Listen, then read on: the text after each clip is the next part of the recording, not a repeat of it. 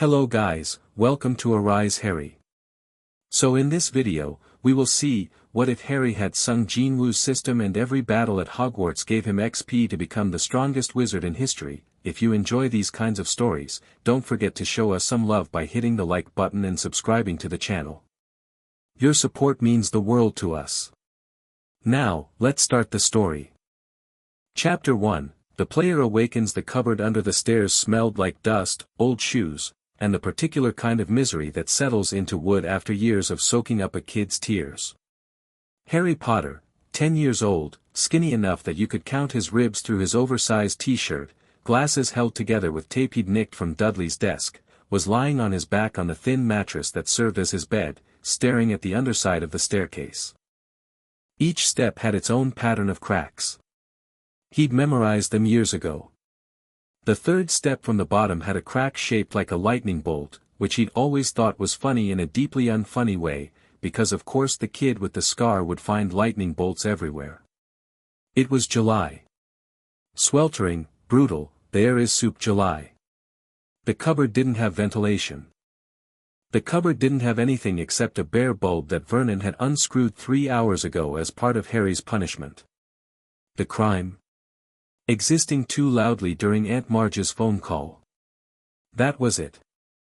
That was literally it. Dudley had been the one slamming doors and screaming about wanting a fourth slice of cake, but when Marge's shrill voice on the other end of the phone had complained about background noise, Vernon's piggy eyes had swiveled to Harry like a heat-seeking missile locking onto its target. Didn't matter that Harry had been sitting quietly in the corner, reading a water-damaged paperback he'd fished out of the recycling bin. Didn't matter that he'd been practically invisible. You! Vernon had bellowed, face going that particular shade of purple that meant someone was about to have a very bad evening. Cupboard. Now. And you're not coming out until I say so. No dinner. No water. No light. Standard Tuesday, really. Harry pressed his palms flat against the underside of the stairs and pushed. Not to open them, he wasn't delusional, but because pushing against something solid helped. It reminded him that his body existed. That he existed. That somewhere beyond this dark, suffocating little box, there was a world that extended past Privet Drive's identical houses and identical lawns and identical people who all looked the other way when a malnourished kid showed up to school in clothes 5 sizes too big. His stomach cramped. He hadn't eaten since breakfast, which had been a single piece of toast he'd managed to grab before Dudley swept the rest into his gaping maw. His mouth was dry. His head ached, that dull, throbbing kind of ache that lived behind his eyes and never fully went away, had never fully gone away for as long as he could remember. He pushed harder against the stairs. I hate this. The thought was so clear, so sharp, it almost surprised him. He thought it a lot, who wouldn't? But tonight it had edges. Tonight it felt less like resignation and more like something alive, something with teeth. I hate this. I hate being small. I hate being weak. I hate that they can just shove me in here like I'm nothing, like I'm a broken toy they don't want but can't be bothered to throw away. His palms were flat against the wood. His arms were trembling, not from effort, but from something else. Something building. I don't want to be this anymore. The light bulb exploded. Not the unscrewed one in his cupboard, every light bulb in the hallway above him. He heard them go in rapid succession, pop pop pop pop, for little detonations that sounded like firecrackers, and Aunt Petunia screamed from the kitchen and Dudley wailed from the living room and Vernon roared something incoherent from upstairs. Harry yanked his hands away from the stairs like he'd been burned. His heart was hammering. This had happened before, weird things, impossible things, things that the Dursleys refused to talk about and punished him for as if he'd done them on purpose. His hair growing back overnight after Petunia shaved it. Ending up on the school roof when Dudley's gang was chasing him. A teacher's wig turning blue. But this felt different. This felt bigger. The air in the cupboard was vibrating, he could feel it on his skin, like standing too close to a speaker at full volume, and there was a pressure behind his sternum, in his chest, expanding outward like a balloon filling with something hot and electric and absolutely furious. The cupboard door rattled on its hinges. Harry's scar burned. Not the usual twinge. This was a white-hot line of agony drawn across his forehead, and he slapped his hand over it and bit down on his tongue to keep from screaming because screaming meant Vernon would come and Vernon coming meant, the pain spiked. And then. System initializing, blue light. Not from the dead light bulb. Not from anything he could see. Just, blue, everywhere, flooding his cupboard like someone had dropped a neon sign into a fishbowl, and Harry scrambled back against the wall with his heart trying to claw its way out of his throat because what the hell, welcome, player. The words hung in the air in front of him. Literally hung there. Glowing blue text, sharp and clean, like someone had typed them on a screen that didn't exist. He could see them perfectly without his glasses, which was its own kind of impossible because without his glasses, everything past 6 inches was a smear of color. System initialization complete. Player identified, Harry James Potter, species, human, magical, age, 10, level, 1, condition, malnourished. Sleep deprived. Minor cranial scarring, cursed. Vision impaired. Multiple healed fractures. Harry stared. The text stared back. It was patient. It wasn't going anywhere. What? He whispered. Yes/no, 2 boxes. Glowing. Hovering. Waiting for him to choose. Harry's hand was shaking. He lifted it slowly and touched the word yes. It was like pressing a button made of light. His finger went through it slightly, a tingling sensation, like pins and needles, and the window dissolved and was immediately replaced by something bigger. Status window, Harry James Potter, level, 1 class, none title, none HP, 45/45 MP, 120/120 STR, 4 AGI, 5 VIT, 3 INT, 11 WS, 8 LUK, 7 available stat points, 0 skills, none quests, daily quest available, tap to view, note, player's physical stats are critically below baseline for age group. Immediate remediation recommended. Harry read it 3 times. Then a 4th. His brain was doing that thing where it cycles through reactions too fast to land on any single one, confusion, fear, excitement, confusion again, disbelief, a tiny hysterical laugh that he swallowed before it could escape. STR4. He didn't know what the scale was, but he had a feeling 4 was bad. Like, really bad. VIT3 was probably worse. Those numbers felt like a medical report written in video game language, and the diagnosis was, this kid is falling apart. But MP 120. That was, high. Relative to everything else, that number jumped out like a spotlight. And INT 11, that was his best physical stat by a mile, which tracked because Harry had always been clever. You had to be clever to survive the Dursleys. You had to notice things, read situations, figure out the angles. Stupidity got you caught. Got you hit. He tapped the daily quest notification.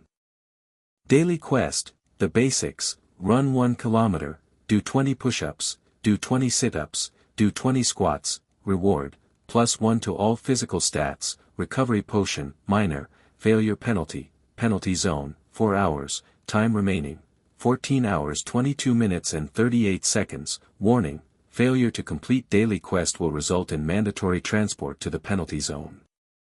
The penalty zone is a survival scenario. Injury and death are possible. Harry's mouth went dry. Well. Drier. Death are possible. He read it again. Death are possible. That wasn't a typo, the system had displayed it with all the casual weight of a terms and conditions page, like it was informing him that his warranty didn't cover accidental damage. Oh, by the way, if you don't do your push-ups, you might die. Cool. Great. Fantastic. He was locked in a cupboard. He was locked in a cupboard and this floating blue death threat wanted him to run a kilometer. For a long moment, Harry just sat there in the dark, surrounded by impossible glowing text, and felt the kind of absurdity that makes you want to laugh and cry simultaneously. Then something shifted inside him, that same hot, electric thing that had blown out the light bulbs, and what came out of it wasn't laughter or tears. It was stubbornness. Pure, bloody-minded, I will not lie down and take this stubbornness, the kind that had kept him functional through 10 years of neglect, the kind that made him get up every morning in this house even though nothing in this house wanted him to exist. He looked at the push-ups first. 20. In a cupboard barely wide enough to lie down in. Okay, Harry whispered to the blue light. Okay. Fine.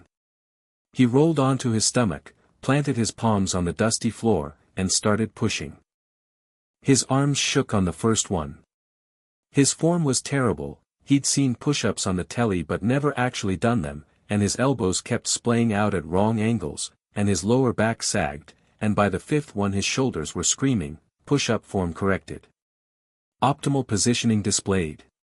A ghostly blue outline appeared on the floor beneath him, like a guide. It showed where his hands should be, the angle of his elbows, the line of his back. He adjusted, gritting his teeth, and the next push-up was slightly less agonizing. 6. 7. 8. His arms gave out at 9. He collapsed face first into the mattress, gasping, sweat already beading on his forehead even though he'd barely done anything. His muscles were jelly. STR4 wasn't just a number, it was a sentence. A description of a body that had been underfed and overworked in all the wrong ways for a decade. He lay there for 30 seconds, breathing hard, then pushed himself back up. 10. 11. 12. Collapsed again at 14. Come on, he hissed at himself, and there was venom in it, real venom, directed not at the Dursleys for once but at his own trembling arms, his own pathetic stats, his own body that couldn't do 20 stupid push-ups without falling apart. 15. 16. 17. He was making sounds on each one now, not grunts, exactly, more like the involuntary noises of a machine being pushed past its tolerance. His shoulders felt like they were filled with ground glass. His wrists ached. A bead of sweat dropped off his nose and hit the mattress. 18. 19. Come on, 20. He collapsed for the final time and rolled onto his back, staring at the underside of the stairs, his arms completely dead, his chest heaving, and the blue text pinged cheerfully, push-ups, 20/20ths, a warmth spread through his arms.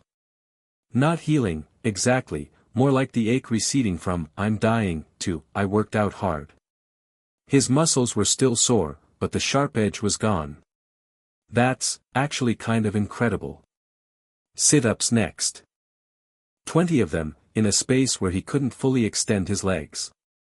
He improvised, wedging his feet under the edge of the mattress for leverage, curling up and down with the blue guide correcting his form, and these were somehow worse than the push-ups because his core was basically non-existent. STR4, VIT3, the body of a kid who'd never been properly fed let alone trained, but he ground through them with his jaw clenched so hard his teeth creaked. Sit-ups, 20/20ths, squats. Awkward in the cramped space. His knees bumped the ceiling on the way up and he had to hunch, but the system accepted each rep as long as his form hit the guide marks. His thighs burned. His knees popped. He kept going. Squats, 20/20ths, 3 down. 1 to go. Run 1 kilometer. Harry looked at the locked cupboard door. He looked at the quest timer. 13 hours 47 minutes and 12 seconds and counting down. He looked at the warning about the penalty zone. Injury and death are possible. Right. He put his hand on the cupboard door and pushed. Locked. Obviously. Vernon had thrown the bolt from the outside, the thick iron one he'd installed specifically for Harry containment purposes, and no amount of pushing was going to, skill discovered, mana manipulation, passive, level 1, your magical energy is responding to your intent. Focus your will on a specific outcome. Harry blinked at the notification. Then he looked at his hand on the door. Then he looked at the notification again. Focus your will on a specific outcome. He'd done it before. Not on purpose, never on purpose, but he'd done it. Made things happen by wanting them badly enough. Hair growing back. Teleporting to rooftops. Turning wigs blue. He pressed his palm flat against the door and thought, very clearly, open. Nothing happened.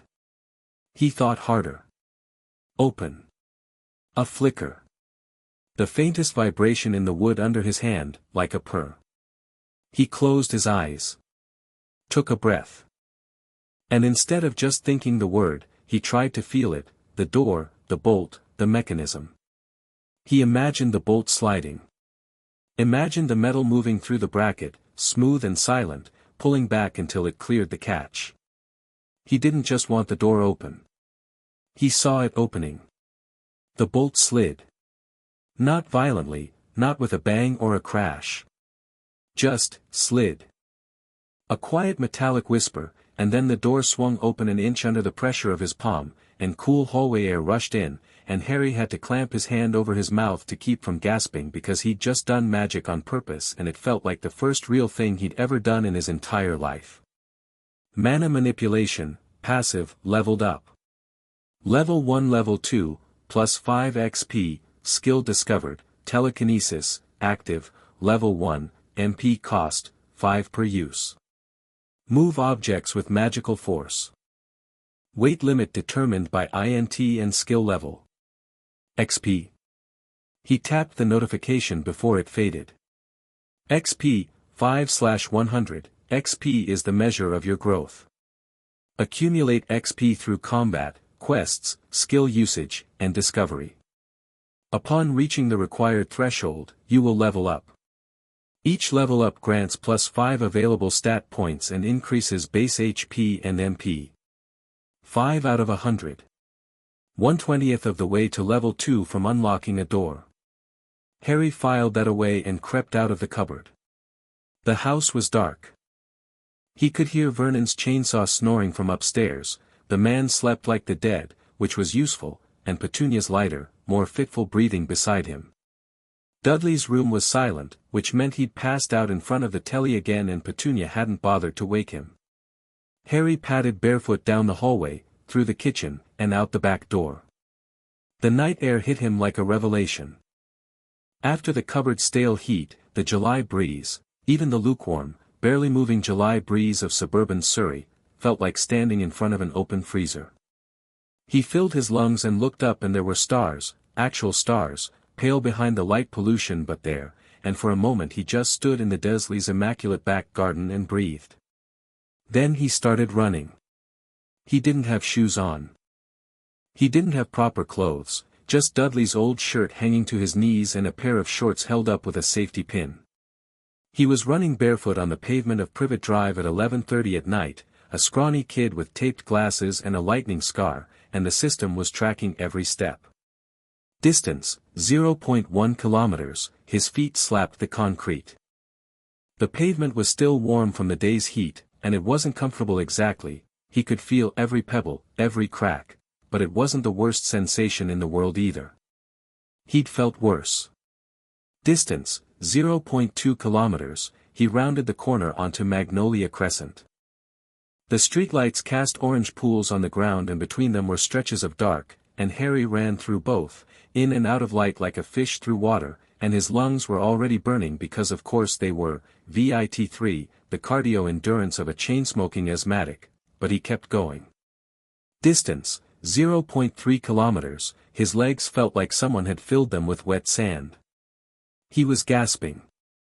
Every breath was a conscious effort, pull air in, push air out, don't stop, and there was a stitch forming in his side that felt like someone had slid a knife between his ribs, but the blue distance counter kept ticking up and that counter was the only thing that mattered right now. Distance, 0.4 kilometers, he passed Mrs. Figg's house. A cat watched him from the wall with lamp-like eyes. He wondered, deliriously, if the cat was judging his form. Distance, 0.5 kilometers, halfway. He wanted to throw up. His vision was tunneling. The stitch in his side had evolved from a knife to a broadsword and someone was twisting it. He stopped. Bent double. Hands on his knees. Gasping like a landed fish. I can't do this. I'm going to pass out and someone's going to find me and Vernon's going to, warning, daily quest timer at 13 hours 22 minutes and 4 seconds. You have time. But stopping reduces training effectiveness by 40%. And then, beneath that, tip, walk if you must. But do not quit. Something about that, the bluntness of it, the lack of sugar coating, the way it acknowledged his weakness without judging it, cracked something open in Harry's chest. He straightened up. His side was screaming. His feet were raw. His lungs were 2 sizes too small. He started walking. Fast. As fast as his shaking legs would carry him. And after 50 meters, when the stitch eased from broadsword to butter knife, he started running again. Not fast. Not gracefully. He was shuffling, really, a stumbling half-jog that would have made any actual runner wince. But he was moving. Distance, 0.6 kilometers, distance, 0.7 kilometers, the world narrowed. There was nothing except the next step. The next breath. The blue numbers ticking up 1/10 at a time, each one a tiny victory against his own limitations. Distance, 0.8 kilometers, his body was talking to him now, and it was not saying kind things. His feet were definitely bleeding, he could feel the wetness on the pavement, and his hamstrings were seizing up and his vision was going spotty at the edges. Distance, 0.9 kilometers, one more. One more tenth. He was back on Privet Drive now, he'd run a rough loop through the neighborhood streets, and the Dursleys' house was right there, dark and sleeping and oblivious, and all he had to do was, distance, 1 kilometer, run 1 kilometer, daily quest complete. Rewards granted, +1 STR, 4-5, +1 AG, 5-6, +1 VIT, 3-4, +1 INT, 11-12, +1 WS, 8-9, recovery potion, minor, added to inventory, +20 XP. Harry collapsed on the Dursleys' front lawn. He lay on his back in the dewy grass, chest heaving, legs twitching, feet throbbing, and stared at the sky. The stars blurred in and out through his sweat-smeared glasses. Every part of him hurt. He was trembling like he'd been electrocuted. And he was smiling. Not a big smile. Not a grin. Just this small, private upward curl at the corners of his mouth, like a secret he was keeping from the entire world. I did it. The stat increases settled into his body like warmth spreading from a cup of tea. It was subtle, he didn't suddenly feel superhuman, but the worst of the ache receded. His breathing steadied a fraction faster than it should have. His vision sharpened by a degree that his glasses didn't account for. He tapped the recovery potion in his inventory, he was getting the hang of this interface thing, and a small blue vial materialized in his hand. It was cool to the touch, the glass smooth, and the liquid inside glowed faintly. He uncorked it and drank. It tasted like someone had liquefied a really good night's sleep. Not sweet, not bitter, just refreshing, in a way that went deeper than his mouth, deeper than his stomach, down into his bones. The blisters on his feet tingled and closed. The stitch in his side vanished. His muscle soreness dropped from a 9 to a 3. HP fully restored. Minor injuries healed. Status effect, malnourished, still active, sustained nutritional deficit cannot be corrected by a single potion. Harry sat up slowly. The world felt clearer. Not dramatically different, but like someone had cleaned a window he hadn't realized was dirty. He looked at his hands. They were still small. Still thin. Still the hands of a kid who'd been kept in a cupboard. But they'd just done 20 push-ups, 20 sit-ups, 20 squats, and run a kilometer. And tomorrow they'd do it again. Daily quest will reset in 13 hours 1 minute and 44 seconds, Harry crept back into the house, locked himself back in the cupboard, bolt slid shut with a thought, telekinesis is stupidly useful, and lay on his mattress in the dark. He opened his status window and just looked at it. Level 1 XP, 25/100 HP, 45 45 MP, 115/120 STR, 5 AGI, 6 VIT, 4 INT, 12 WS, 9 LUK, 7 skills, mana manipulation, passive, LV, 2, telekinesis, active, LV, 1. It wasn't much. He knew that. If this system had high-level players out there somewhere, level 50, level 100, whatever the ceiling was, then level 1 with 5 strength was a joke. A tutorial character. Cannon fodder. But it was his. These numbers were his. And tomorrow, they'd be higher. He closed the window, pressed his face into the lumpy pillow, and fell asleep faster than he had in months. The next 4 weeks were the strangest of Harry's life, and given that his life included spontaneous teleportation and a scar from an event nobody would explain to him, that was saying something. He built a routine. Wake up at 5, before the Dursleys, and sneak out for the daily quest run.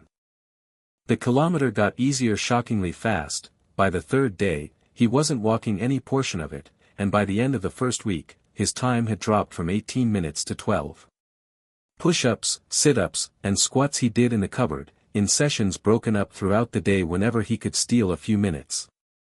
The system awarded the stat bonuses every time he completed the full set, and the compound effect was noticeable. By the end of week 1, STR, 11 AGI, 13 VIT, 11 INT, 19 WS, 16 by the end of week 2, STR, 18 AGI, 20 VIT, 18 INT, 26 WS, 23. The INT and WS gains were climbing faster than the physical stats because Harry was also grinding knowledge.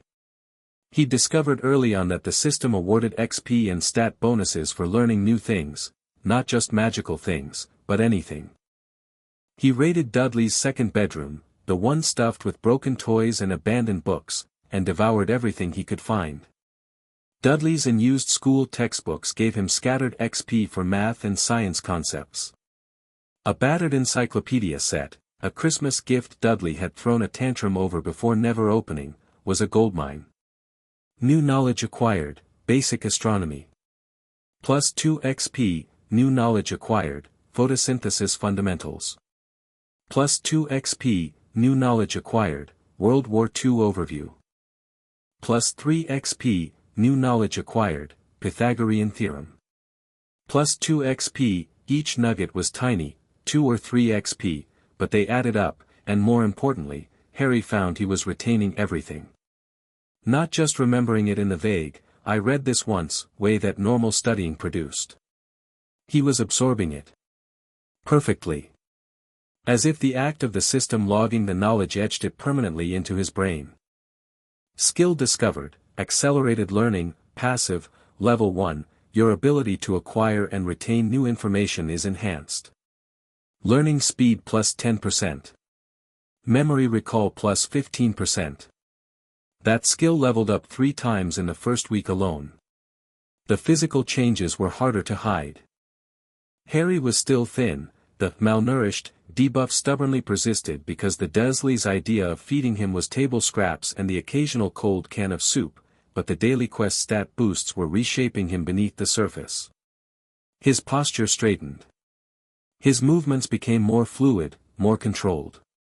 He caught a plate Petunia knocked off the counter with reflexes that made her stare, and he had to fake clumsiness for the rest of the day to cover it. Dudley noticed too. Or rather, Dudley's fists noticed. His cousin swung at him during one of their standard hallway encounters, a casual shove that was meant to bounce Harry off the wall, and Harry sidestepped it. Didn't think about it. Didn't plan it. His AGI stat just handled it. One moment Dudley's meaty hand was coming at him, the next Harry had pivoted and Dudley was stumbling past, carried by his own momentum, crashing into the wall he'd intended Harry to hit. Skill discovered, evasion, passive, level 1, dodge chance increased by 5%. Reaction time enhanced when detecting incoming threats. Dudley had stared at him with something Harry had never seen in those small, piggy eyes before. Confusion. And just a flicker, quickly buried, of something that might have been unease. Harry had looked back with a blank expression and said, "Sorry, Dudley. Lost my balance." And walked away. He wasn't ready to be noticed yet. Not by the Dursleys, not by anyone. The system was a secret, his secret, and the thought of anyone finding out about it, of Vernon trying to take it away or Petunia declaring it freakishness and somehow shutting it down, sent a cold spike of fear through his chest that no amount of stat increases could touch. So he played small. Played weak. Played the same skinny, pathetic Harry Potter that everyone expected to see. And every night, after the Dursleys were asleep, he ran. Not just the quest kilometer anymore. He'd taken to extending his routes, pushing through residential streets into the park at the edge of Little Whinging, sprinting the straightaways and jogging the curves, and the system rewarded distance with AGI and VIT experience even outside of quest parameters. The world at night was his. Foxes watched him from garden walls. Owls, an unusual number of owls, actually, which he filed away as weird, tracked him from telephone poles. Once, he ran past a massive black dog sitting in the shadows of the park entrance and it watched him with eyes that seemed far too intelligent for a stray, but it didn't move and neither did he. Distance run, cumulative 47 kilometers, running skill, level 6, by the end of week 3, the daily quest had updated. Daily quest, intermediate, run 3 kilometers, do 50 push-ups, do 50 sit-ups, do 50 squats, reward, +2 to all physical stats, recovery potion, standard, failure penalty, penalty zone, 6 hours, the numbers had gone up, but so had he. 3 kilometers was manageable now, not easy, not comfortable, but within reach. 50 push-ups took him 3 sets with breaks, but he could finish them without his arms giving out. His body had crossed some invisible threshold where pain during exercise shifted from warning, "You are breaking," to notification, "You are building," and the difference was everything. And then, on the morning of July 31st, his birthday, not that anyone in this house would acknowledge it, 2 things happened. First, he hit level 5. Level up. Level 4 level 5, +5 available stat points, HP increased, 120-145, MP increased, 280-330, milestone, level 5 reached. Feature unlocked, observe, active skill, observe, active, LV1, analyze targets to reveal basic information. Higher skill levels reveal more detailed data. Cost, 2 MP per use. Feature unlocked, quest log, track all active, completed, and failed quests. Feature unlocked, minimap, a basic spatial awareness overlay. Displays nearby entities within a 20-meter radius. Harry was sitting on the edge of his mattress in the cupboard, staring at the cascade of blue windows, and his hands were actually trembling, not from exhaustion this time but from excitement, raw and buzzing, the kind of excitement he'd never had a reason to feel before. He distributed his stat points, he'd been saving them, hoarding them, because he'd noticed early on that the daily quest bonuses were flat additions regardless of his current stats, which meant the most efficient strategy was to use free points to shore up his weaknesses rather than boost what was already growing. He dumped 3 points into LUK, which had been stubbornly low at 7, now 10, and 2 into VIT, never enough VIT, you could never have enough survivability.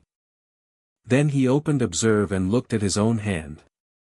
Hand, Harry James Potter, status, healthy. Minor calluses from recent physical training. Trace magical residue detected. Neat. Weird, but neat. He looked at the cupboard door. Cupboard door, reinforced wooden door, material, pine with iron bolt mechanism. Durability, 34/50ths. Note, bolt mechanism has been repeatedly manipulated by telekinetic force, causing minor structural wear.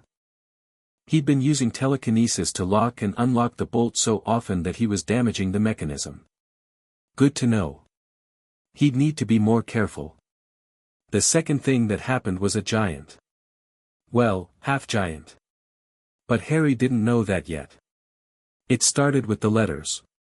They'd been coming for a week, thick parchment envelopes addressed in green ink to Mr. H. Potter, the cupboard under the stairs, and Vernon had been going increasingly nuclear trying to stop them. He'd nailed the mail slot shut. He'd boarded up the chimney.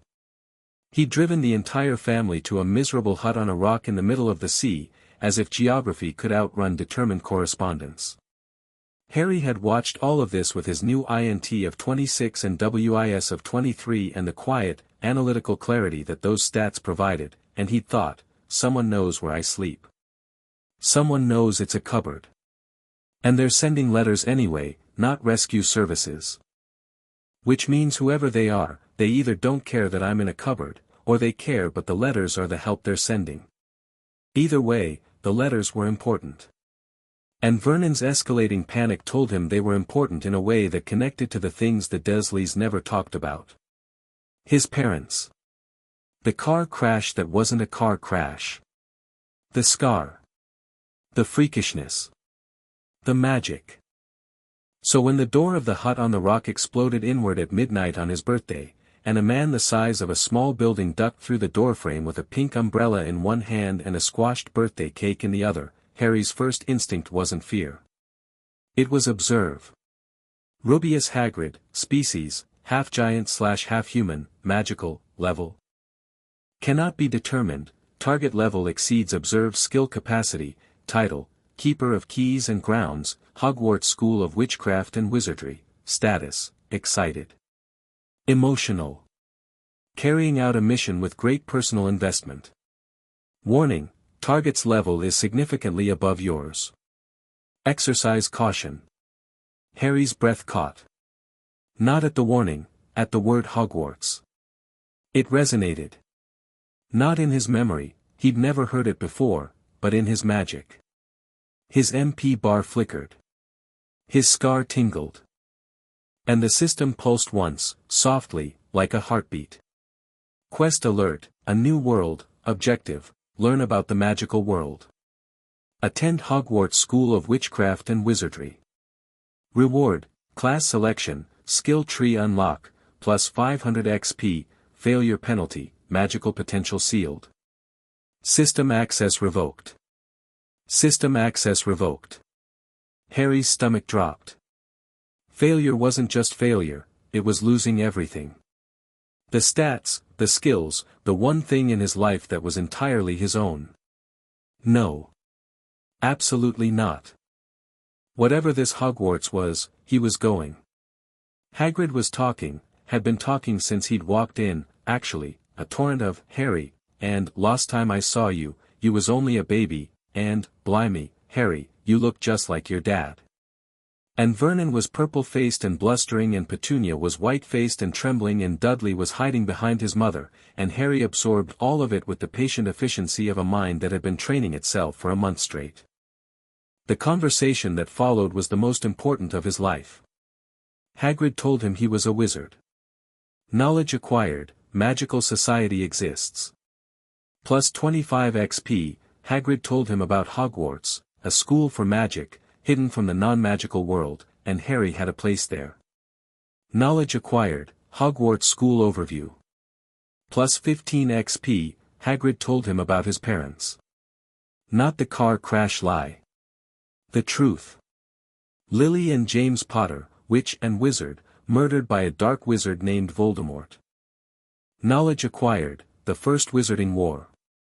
Plus 20 XP, knowledge acquired, Voldemort, identity of parents killer. Plus 25 XP, hidden status updated, scar identified as, cursed wound, killing curse remnant. Additional data locked. And Hagrid told him that he, Harry, had somehow survived the killing curse that had destroyed Voldemort. That he was famous. That the entire wizarding world knew his name. Title earned, the boy who lived, title effect, plus 10% reputation gain with magical beings. Plus 5 luck. Minus 5% stealth effectiveness, famous, people recognize you, dot. Harry looked at that last line and almost laughed. Even the system recognized that fame was a double-edged sword. The LUK boost was nice, his LUK jumped from 10 to 15, but the stealth penalty was annoying for someone who'd spent a month practicing how to move through a house without being heard. Harry? Hagrid was peering at him with concerned beetle-black eyes. Yeah, alright. Lot to take in, I know. Harry realized he'd been quiet for too long, staring at invisible, to everyone else, blue windows while the adults argued around him. He blinked the interface aside and looked up at Hagrid, really looked at him, past the observed data, and saw a man who was genuinely, unambiguously happy to see him. That was, new. I'm alright, Harry said. Better than alright, actually. When do we go? Diagon Alley nearly broke his brain. Not metaphorically. The system actually threw up a warning, alert, excessive sensory and magical input detected. Processing capacity at 87%. Consider reducing stimulus intake. Harry ignored it and kept walking, head swiveling like a kid at a carnival, which, honestly, was exactly what this felt like. Hagrid had tapped a pattern on the brick wall behind the leaky cauldron and the bricks had rearranged themselves into an archway, and beyond it was, everything. Everything all at once. A cobblestone street packed with witches and wizards in robes. Shop windows displaying cauldrons, broomsticks, spell books, crystal phials, dragon liver, and something that appeared to be a barrel of live beetles. Owls hooting from a shop called Elops. A group of kids pressing their faces against the glass of quality Quidditch supplies, gawking at a broomstick called the Nimbus 2000. And the notifications. Oh God, the notifications. Harry's system was going absolutely berserk. Every new magical object, every new concept, every ambient spell he could sense pinging his mana manipulation skill, all of it was generating XP ticks. Small ones, 1 or 2 points each, but there were dozens of them firing simultaneously, and the cumulative effect was like standing in a shower of golden coins. Plus 2 XP, plus 1 XP, plus 3 XP, plus 2 XP, plus 1 XP, plus 2 XP. New knowledge stream detected. Bulk processing engaged. Total ambient XP gained, 47, Hagrid, Harry said faintly, is it always like this? Like what? Like, everything. Hagrid beamed. Wait till ya see Hogwarts. Their first stop was Gringotts, the wizarding bank, which was run by goblins. Actual goblins, short, sharp-featured, sharp-eyed creatures in neat suits who radiated the particular energy of people who knew exactly what everything was worth and exactly what they thought of you. Harry observed one as they entered. Gringotts Goblin Teller, Species, Goblin, Level, 24, Title, Senior Vault Manager, Status, Working. Mildly contemptuous of current customer. Standard operational demeanor. Level 24. A bank teller was level 24. Harry was level 5. The scale of the magical world's power hierarchy was starting to dawn on him, and it was both humbling and exciting. There were mountains to climb here. Real mountains. The vault was a revelation. Not just because it was full of gold, though that was certainly something, stacks of gold galleons and silver sickles and bronze nuts gleaming in the torchlight, but because of what it meant. His parents had left him this. They'd planned for him. They'd wanted him to have resources, opportunities, a life. Currency acquired, 1,247 galleons, 892 sickles, 411 nuts. Note, wizarding exchange rate approximately 5 galleons equals £25 sterling. Total vault value, 6,235 GBP. Sufficient for educational expenses and basic equipment. He wasn't rich, but he wasn't poor. For a kid who'd never had a penny to his name, who'd worn Dudley's garbage and slept in a cupboard, the feeling of having anything was overwhelming.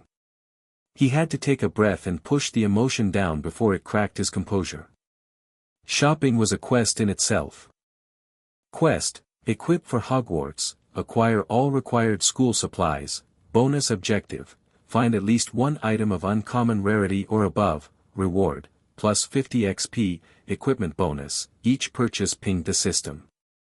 Robes from Madame Malkin's, the measuring tape was enchanted and Harry felt it probe his magical aura, which his mana manipulation skill automatically deflected, earning him a raised eyebrow from Malkin and plus 3 XP. Cauldron, telescope, scales, standard equipment, no notifications beyond purchase confirmation. Books from Flourish and Blots were better, each one adding itself to a mental library that his accelerated learning skill could access. Skill book detected, the standard book of spells, grade 1 by Miranda Goshawk, yes/no, Harry selected yes and felt the information begin to trickle in, not instantly absorbed, but downloading in the background like a file transfer, processing as he walked and talked and continued shopping. He set the other textbooks to queue behind it. By the time they reached Ollivander's, his background processes were humming along at full capacity and he'd already passively absorbed 30% of the standard book of spells. Ollivander's was different from every other shop. Harry felt at the moment he stepped through the door, a heaviness in the air, a density of magic so thick his mana manipulation skill practically vibrated. The shop was small and dusty and crammed floor to ceiling with narrow boxes, thousands of them, and behind the counter stood a thin old man with pale, silvery eyes that seemed to see more than they should. Harry observed him before anything else. Garrick Ollivander, species, human, magical, level. Cannot be determined, title, Master Wandcrafter, status, intensely curious. Has been expecting this customer. Warning, target possesses exceptional perceptual abilities. Concealment of system interface may be compromised in his presence. That warning was new. And alarming. Ah, said Ollivander softly, those silver eyes fixing on Harry with an intensity that made his skin prickle. Yes. I thought I'd be seeing you soon, Harry Potter. His eyes flicked to Harry's scar. Then, and this was the part that made Harry's stomach tighten, they flicked to a point about 6 inches to the right of Harry's head, exactly where his most recent notification was floating. He can't see it, Harry told himself. There's no way he can see it. Ollivander's lips twitched. Not a smile, exactly. More like, acknowledgement. You have your mother's eyes, he said. Then, briskly, let's find you a wand, shall we? Which is your wand arm? What followed was 20 minutes of increasingly bizarre trial and error. Ollivander would hand Harry a wand, Harry would wave it, and something would happen, a vase would shatter, papers would fly, a shelf would catch fire, and Ollivander would snatch the wand back with a delighted, no, no, and pull out another box. Each failed wand gave Harry a notification, wand incompatibility detected. Core resonance, 12%. Insufficient bond. Wand incompatibility detected. Core resonance, 8%. Insufficient bond. Wand incompatibility detected. Core resonance, 23%. Closer, but insufficient. Then Ollivander paused. His eyes went distant for a moment, calculating, and he disappeared into the back of the shop and returned with a single box that he handled with something approaching reverence. I wonder, he murmured. Holly and Phoenix Feather. 11 inches. Nice and supple. Harry took the wand. And the world sang. Not literally, not audibly, but inside him, in his chest, in his blood, in the core of his magic where the system lived.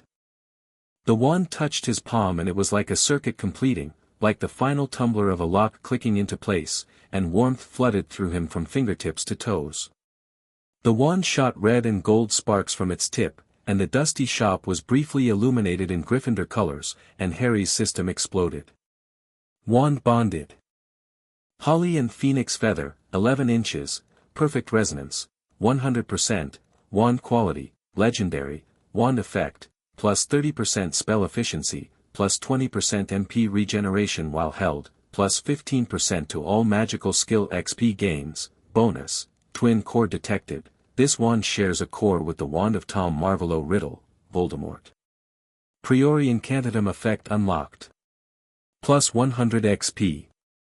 Level up. Level 5 Level 6. Plus 5 available stat points. The level up chime rang in his head like a bell and Harry actually swayed on his feet, the rush of power and knowledge and connection so intense it was almost too much. The wand felt like an extension of his arm. Like it had always been there and he'd just been waiting to pick it up. Ollivander was watching him with those silver eyes, and his expression was unreadable. "Curious," he said softly. "Very curious." "Sorry," Harry managed, "but what's curious?" Ollivander told him about the twin cores. About the phoenix that had given exactly 2 feathers, one for Harry's wand, one for Voldemort's. He told it like a ghost story, quiet and weighted with meaning. "The wand chooses the wizard, Mr. Potter.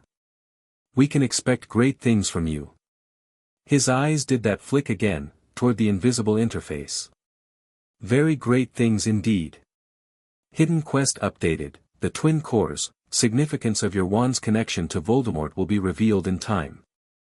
Harry left Ollivander's gripping his wand like a lifeline. The last stop was supposed to be an owl, Hagrid's birthday present, an absolutely gorgeous snowy owl that Harry named Hedwig on instinct, but the system had other ideas. Bonus objective complete, legendary tier item acquired, wand, quest complete, equip for Hogwarts, rewards, plus 50 XP, equipment set bonus, first-year student, title available, title, first-year student, effect, plus 10% XP gain from academic activities. Plus 5% spell learning speed. Duration, until end of first academic year. Harry stacked the title with the boy who lived and felt the combined bonuses settle into his system like layers of armor. He was level 6. His stats were solid, nothing extraordinary by magical world standards, but light years ahead of the broken little boy who'd been locked in a cupboard a month ago. He had a wand that felt like destiny. He had an owl that looked at him with golden eyes full of fierce, immediate loyalty. And he had a train ticket for September 1st, current status level, 6 XP, 67/200 HP, 170/170 MP, 380/380 STR, 20 AGI, 22 VIT, 22 INT, 28 WS, 25 LUK, 15 skills, mana manipulation LV.8, telekinesis LV.4, accelerated learning LV.6, evasion LV.3, running LV.8, observe LV.2 titles, the boy who lived, first-year student not bad for a month's work. But the system window had something new blinking in the corner, something he hadn't noticed until now, main quest, available, he tapped it. Main quest, survive your first year, Hogwarts School of Witchcraft and Wizardry is not as safe as it appears. Threats lurk within its walls.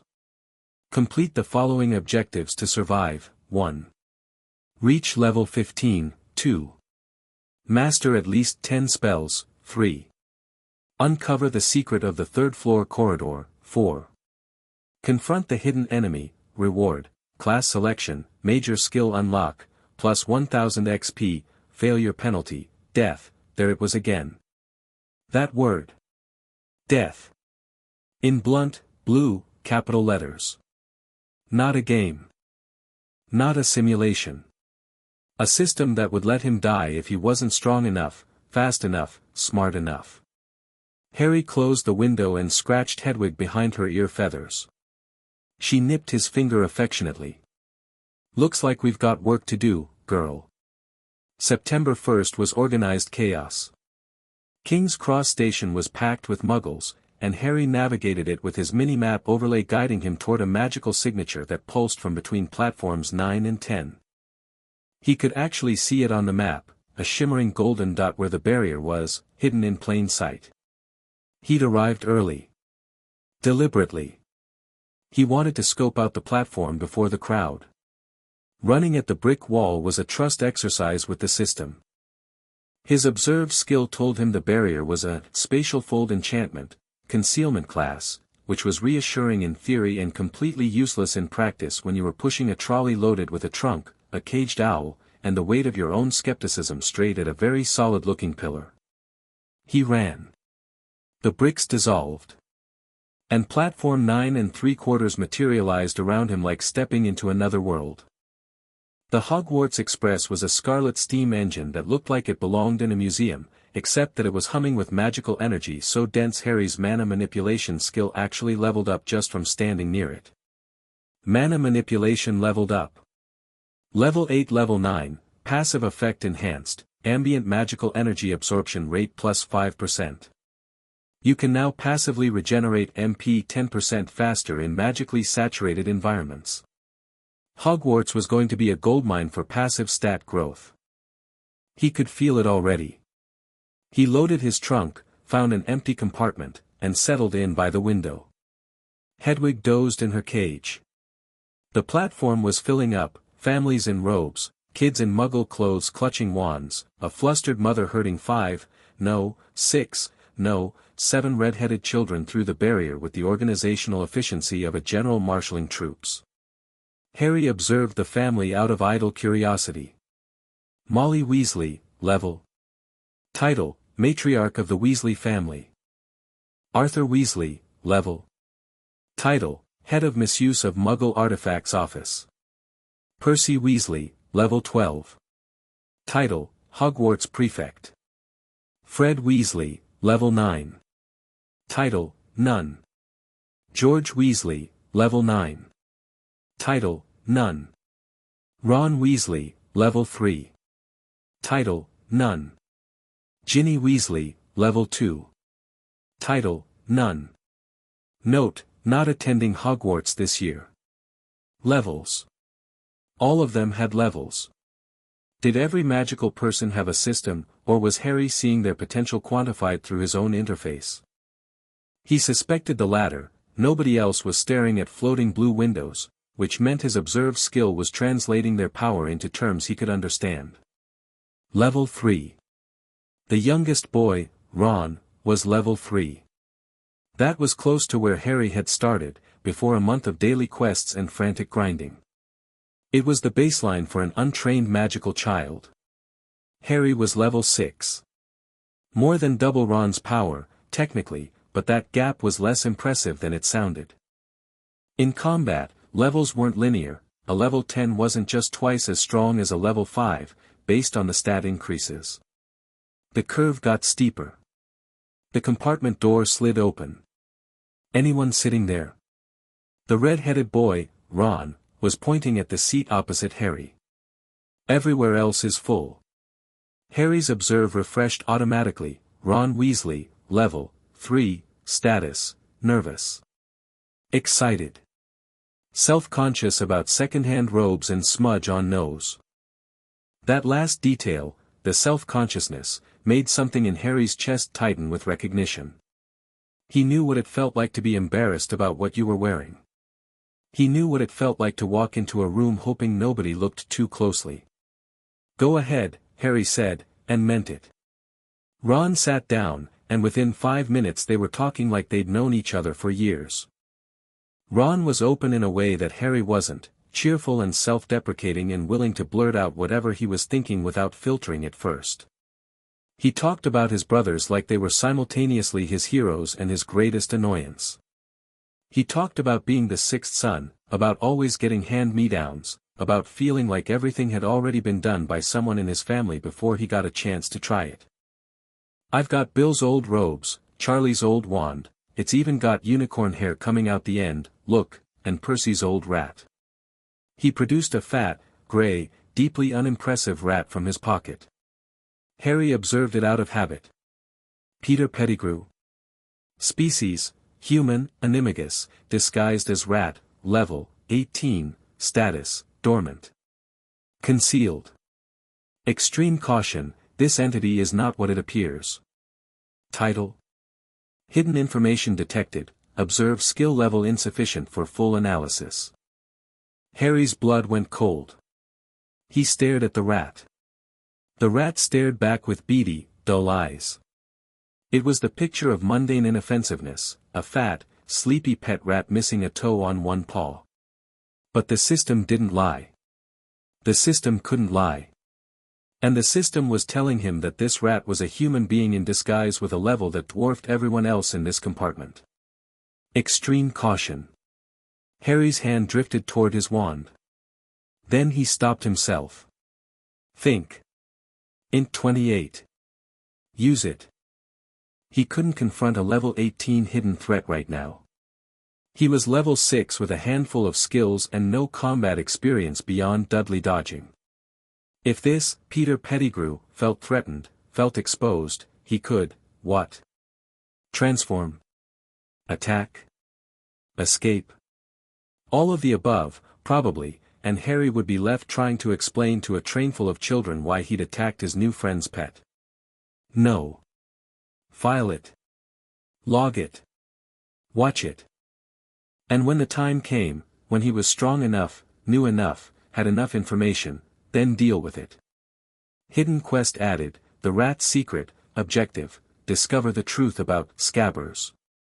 Recommended level, 15+, reward, major storyline advancement, unique skill unlock, current level, 6, proceed with extreme caution.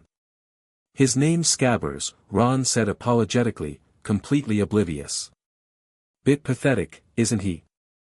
Harry looked at the disguised human sitting in Ron's lap and managed a smile that only felt slightly insane. He's got character, Harry said. You can tell. Ron grinned, pleased, and the moment passed. The compartment door opened again about an hour into the journey. This time, it was a girl. She was already in her Hogwarts robes, her bushy brown hair framing a face that was all sharp curiosity and barely contained energy. She was talking before she was fully through the door, mid-sentence, as if the conversation had started in her head and she was just now letting the rest of the world hear it. Has anyone seen a toad? A boy named Neville's lost one, and honestly, on a train, where could it possibly? She stopped.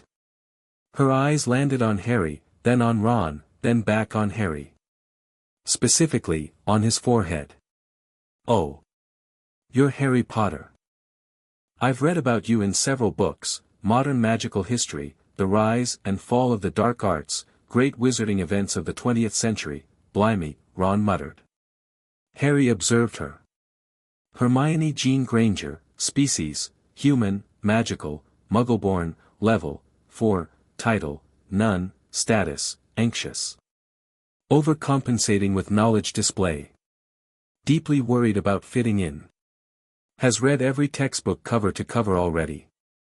INT 22WS 18, note, this individual possesses unusually high INT and WIS for her age and level. Natural learning aptitude in the 99th percentile. Harry blinked. Level 4, higher than Ron, which meant she'd been doing something with her magic, probably studying and practicing obsessively since she got her letter. But it was the stats that caught him. INT 22 and WIS 18 at level 4 with no system-assisted training. That was raw talent. Pure, undiluted intellectual horsepower. And the status line, anxious, overcompensating, deeply worried about fitting in, hit him with the same recognition he'd felt with Ron. She was scared. Underneath the rapid-fire book citations and the I've already memorized everything facade, she was a kid walking into a world she didn't understand, terrified that she wouldn't be good enough. Harry knew that feeling. He'd lived in it for 10 years. I'm Harry, he said, cutting through her monologue, and he didn't say it the way he'd heard other people say their names at him, careful, weighted with expectation. He just said it. Like a person. And yeah, I've been reading the books too. Have you gotten to chapter 7 of Standard Book of Spells yet? The softening charm derivation is actually really elegant. Hermione's mouth, which had been open mid-sentence, closed. Then opened again. Then closed. You've read ahead. She said, and there was something in her voice, surprise, yes, but also something warmer. Relief, maybe. Like she'd been bracing for the same reaction she'd probably gotten her whole life, know-it-all, show off, why do you have to be so much, and instead gotten someone who spoke her language. I've read ahead, sideways, and in some cases diagonally, Harry said, which was true, his accelerated learning skill had chewed through the textbooks at an embarrassing pace. The herbology text is dry but the potions one is fascinating. Did you know that the principle of counterclockwise stirring in cooling potions is actually derived from the same theoretical framework as celestial mechanics? Hermione finished, eyes lighting up. Harry stared at her. She stared at him. Ron looked between them with the expression of someone watching a tennis match being played in a language he didn't speak. Yeah, Harry said, and he was grinning now, a real grin, not the careful, measured smiles he'd been practicing. Exactly that. Social bond formed, Hermione Granger, acquaintance, intellectual synergy detected, conversations with this individual may grant bonus INT and WIS XP. Plus 15 XP, Hermione sat down. What followed was, hands down, the best conversation Harry had ever had. Not the most important, Hagrid's revelation about the magical world still held that crown, but the most enjoyable. Hermione's mind moved fast, dizzyingly fast, and she didn't just recite facts, she connected them. She'd draw a line from transfiguration theory to Muggle physics, from the ethics of love potions to the philosophical implications of time turners, and Harry found himself matching her pace, volleying ideas back and forth, building on each other's points in a way that felt less like conversation and more like jazz. Improvised, collaborative, alive. Plus 3 int XP, plus 2 WIS XP, plus 2 int XP, plus 3 WIS XP. The system was awarding him stat XP just for talking to her. That had never happened before. Daily quests, physical training, knowledge absorption, those gave stats. But a conversation? This was new. Note, genuine intellectual engagement with high INT individuals stimulates cognitive development. This is not a repeatable exploit, the XP gains diminish with familiarity and require novel intellectual territory to maintain. Ah. So the system wasn't going to let him just park next to Hermione and grind INT forever. The gains came from real engagement, new ideas, new challenges, new territory. He'd have to keep pushing, keep growing, keep up. That wasn't a punishment. That was motivation. Ron, to his credit, didn't check out of the conversation. He couldn't match their pace on theoretical magic, he was the first to admit it, but he had something they didn't, practical knowledge of the wizarding world. He'd grown up in it. He knew the culture, the traditions, the unwritten rules. When Hermione wondered aloud about the Hogwarts house system, Ron explained the dynamics with the authority of someone who'd absorbed it through osmosis. Gryffindor's the best, obviously. Sorry, I'm biased, whole family's been in it. Slytherins, well. Not everyone who comes out of Slytherin is dark, but everyone who's dark came out of Slytherin, that's what they say. Ravenclaw's the brainy one, I think I'd be fine with Ravenclaw, Hermione said thoughtfully. And Hufflepuff's where you go if you're not any of the others. That's an incredibly reductive summary of an institution with 1,000 years of, I'm 11, Hermione, not a historian. Harry laughed. Actually laughed, loud, surprised, genuine, and both of them looked at him and something warm shifted in the air of the compartment. The train journey also brought Harry's first encounter with Draco Malfoy. The compartment door slid open for the third time, and a boy with a pale, pointed face and white blonde hair stepped in flanked by two others built like miniature bouncers. Harry observed all three instantly. Draco Malfoy, level 4. Status, confident. Posturing. Has been rehearsing this introduction. Gregory Goyle, level 3. Status, following orders. Vincent Crabbe, level 3. Status, following orders. Is it true? Malfoy said, looking at Harry. They're saying all down the train that Harry Potter's in this compartment. So it's you, is it? There was a rehearsed quality to his delivery, like he practiced this in front of a mirror. Harry's WS stat helpfully contextualized it, this kid was performing. Playing a role he thought was expected of him. Son of a wealthy, presumably important family, approaching the famous boy to establish a power dynamic. "That's me," Harry said mildly. Malfoy introduced himself, threw shade at Ron's family, red hair, hand-me-down robes, "You must be a Weasley," and offered Harry his hand with the air of someone bestowing a tremendous favor.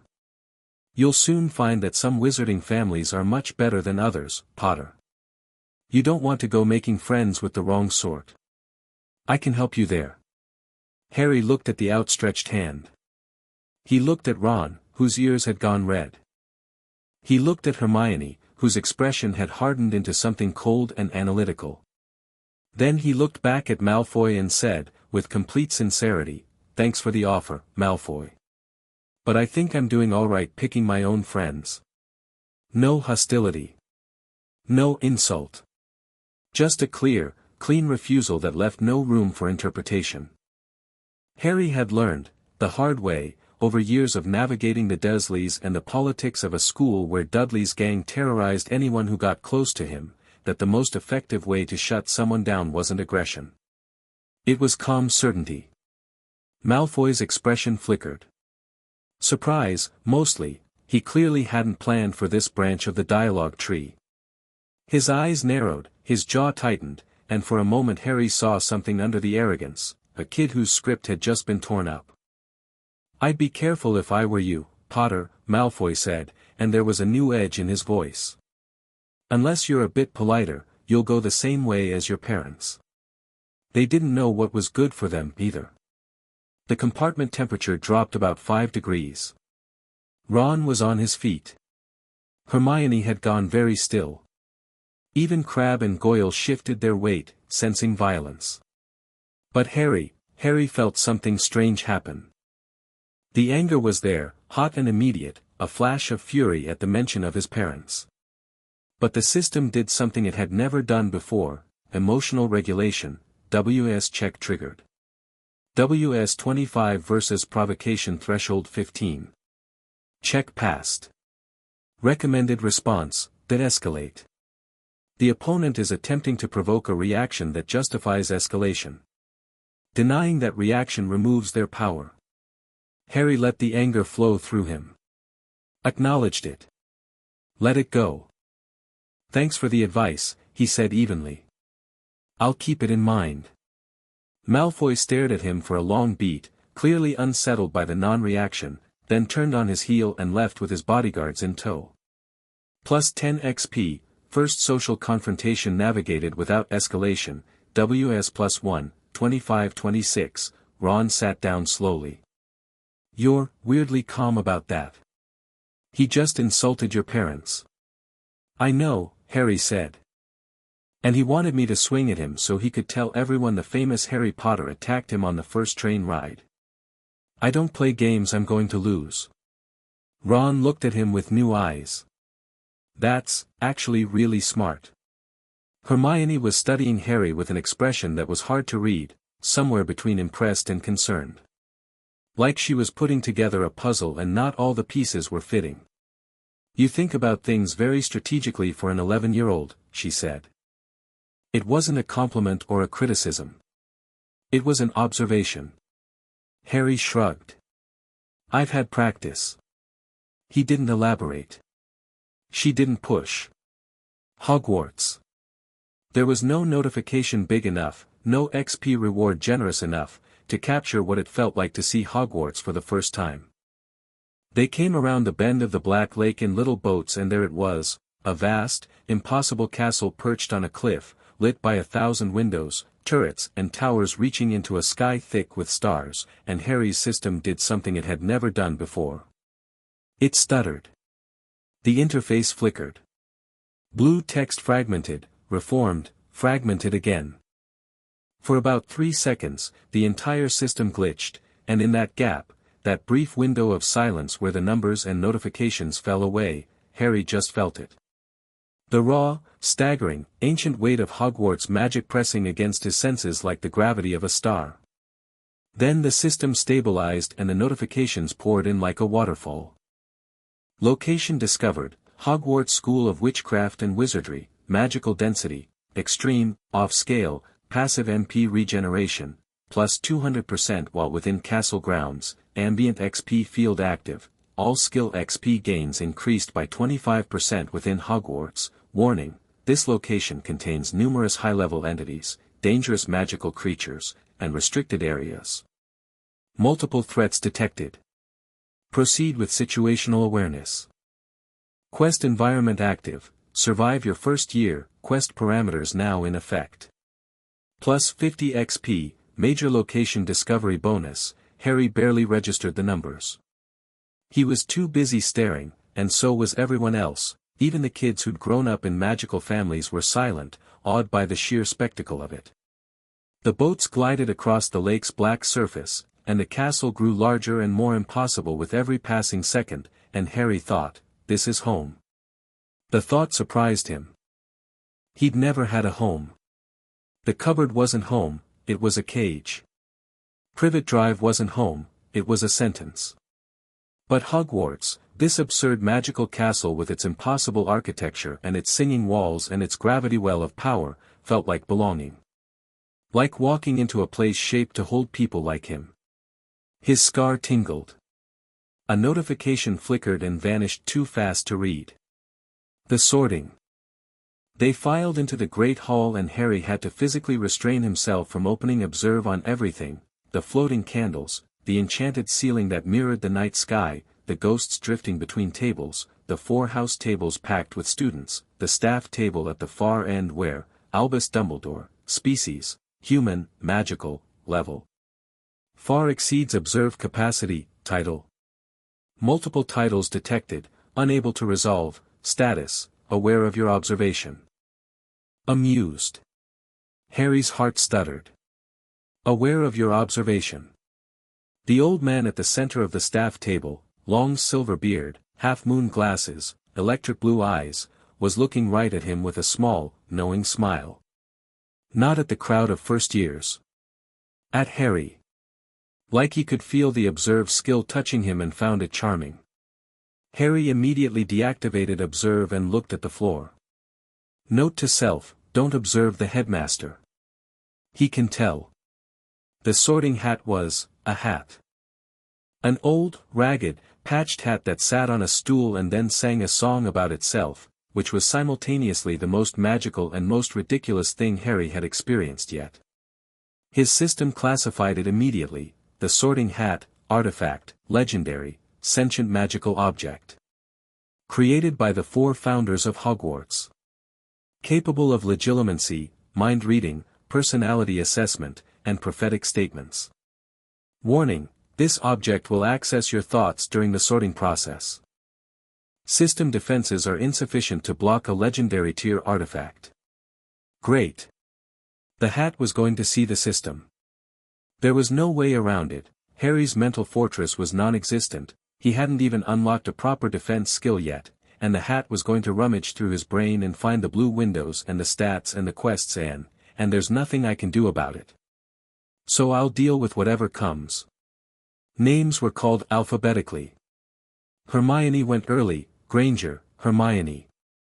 And the hat sat on her head for almost a full minute before shouting, Gryffindor. She caught Harry's eye as she went to the table, grinning, and something in his chest warmed. More names. Malfoy was Slytherin. Before the hat even fully touched his head, Harry suspected the hat appreciated people who were easy to sort.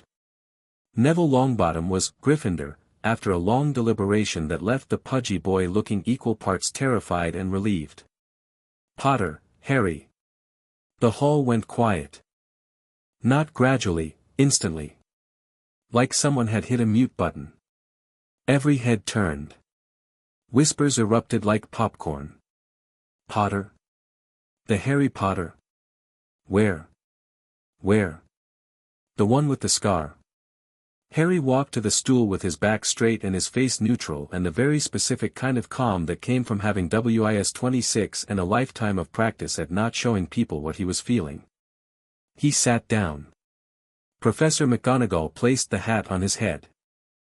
It fell over his eyes, blocking out the hall, and, "Oh," said a small voice in his ear. "Oh my. This is unexpected." You can see it, Harry thought. Not a question. See it? Dear boy, I'm inside it. This system of yours, it's quite remarkable. I've sorted thousands of students and I've never encountered anything like this. A quantified magical interface embedded in the soul. Extraordinary. Are you going to tell anyone? A pause. I am the sorting hat. My purpose is to sort, and my oath is to the students who sit beneath me. What I see in your mind stays between us. That has been my covenant for 1,000 years, and no curiosity, however unprecedented, will break it. Harry let out a breath he didn't know he'd been holding.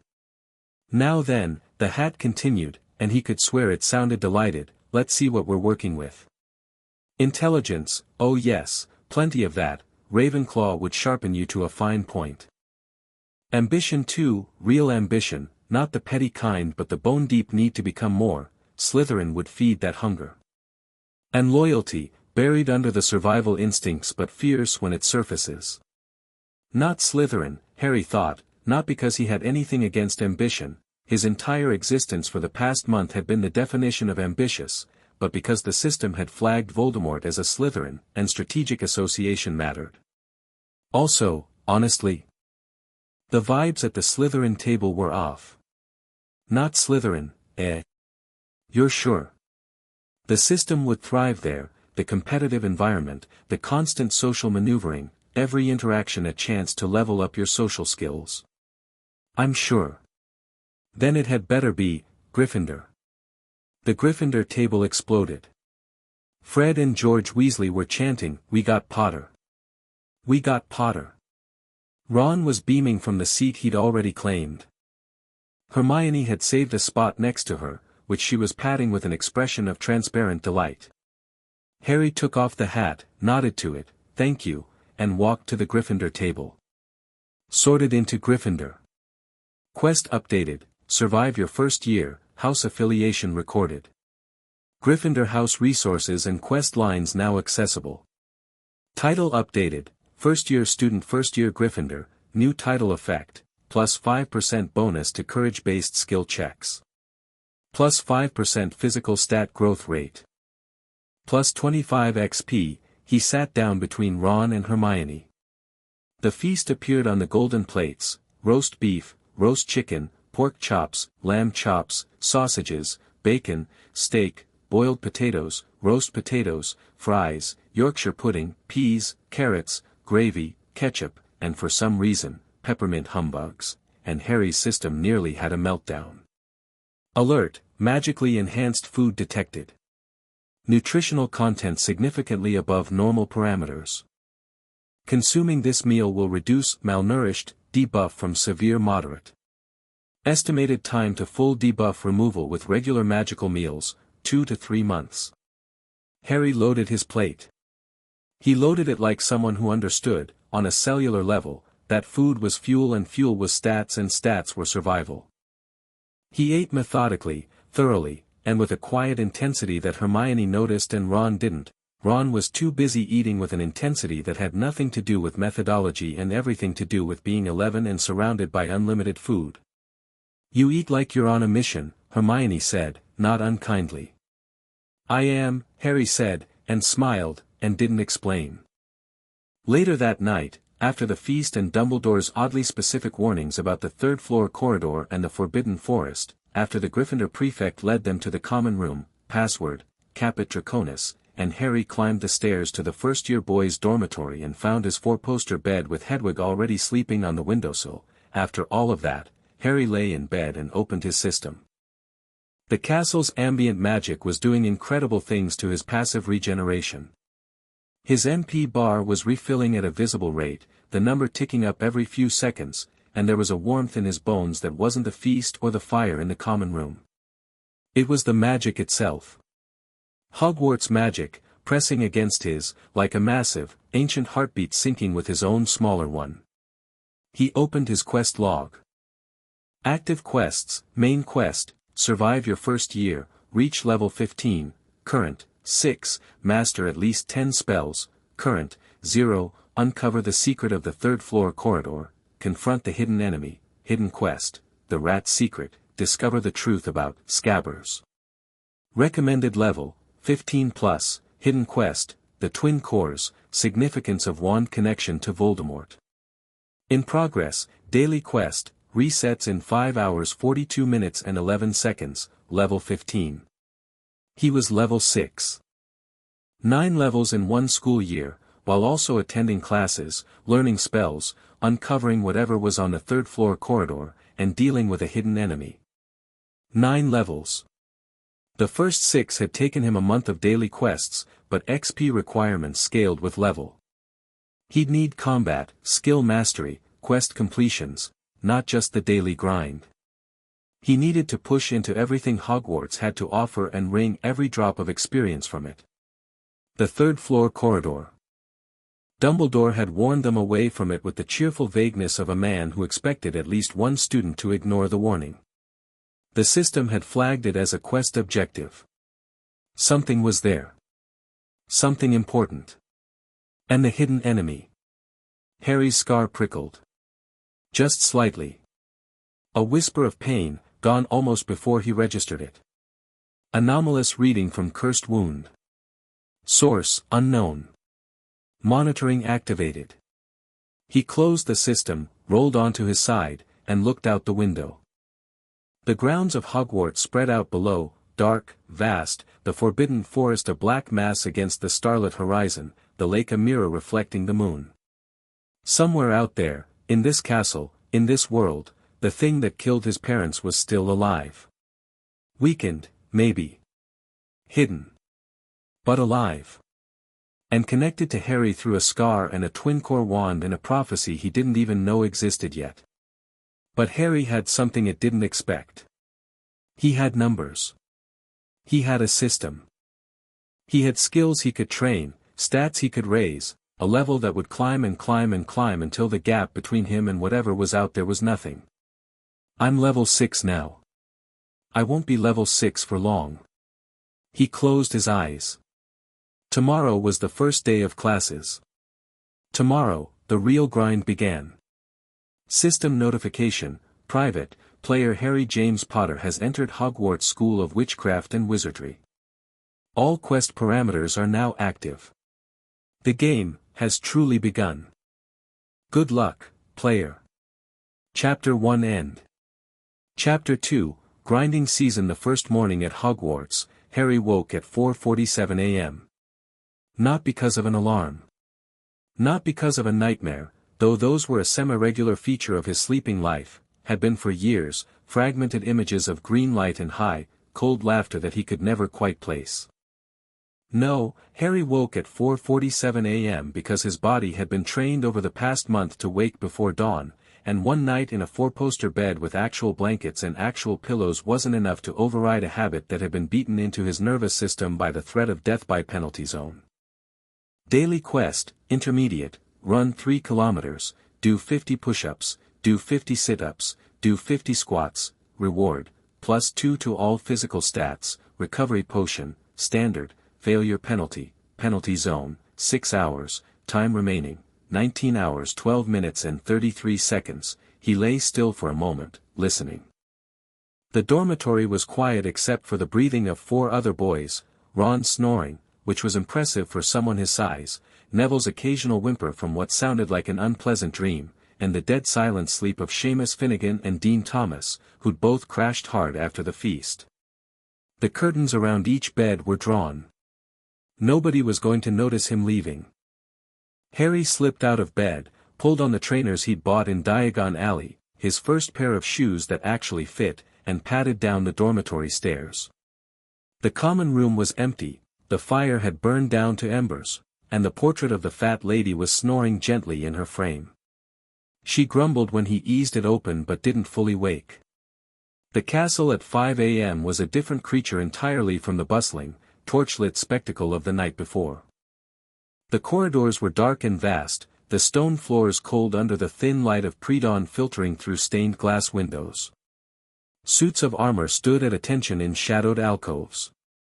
Portraits slept in their frames, some of them snoring, some of them muttering.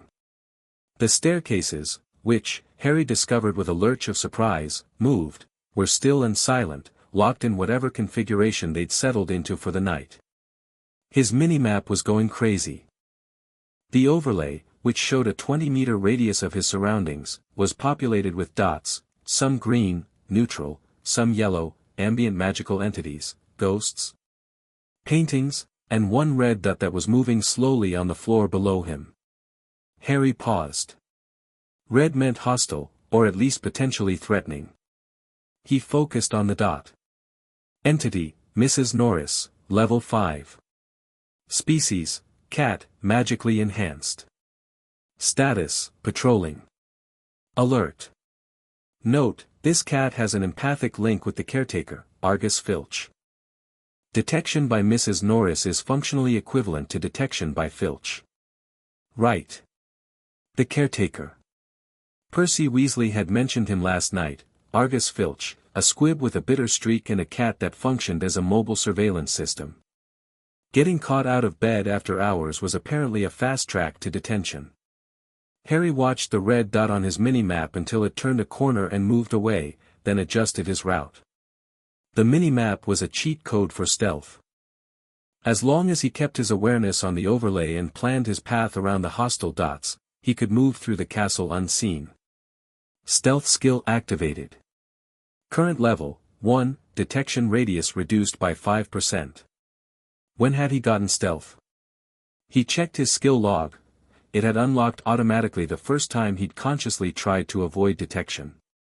The system rewarded intent. You didn't learn skills from a menu, you learned them by doing the thing the skill represented, and the system recognized and quantified it.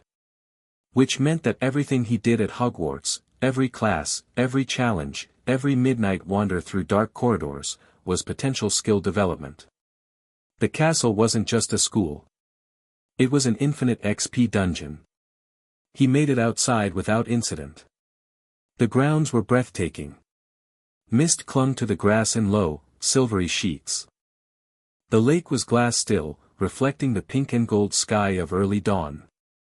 The Forbidden Forest was a dark wall at the edge of the property, and even from here Harry could feel its magic, dense, wild, distinctly unwelcoming. He started running.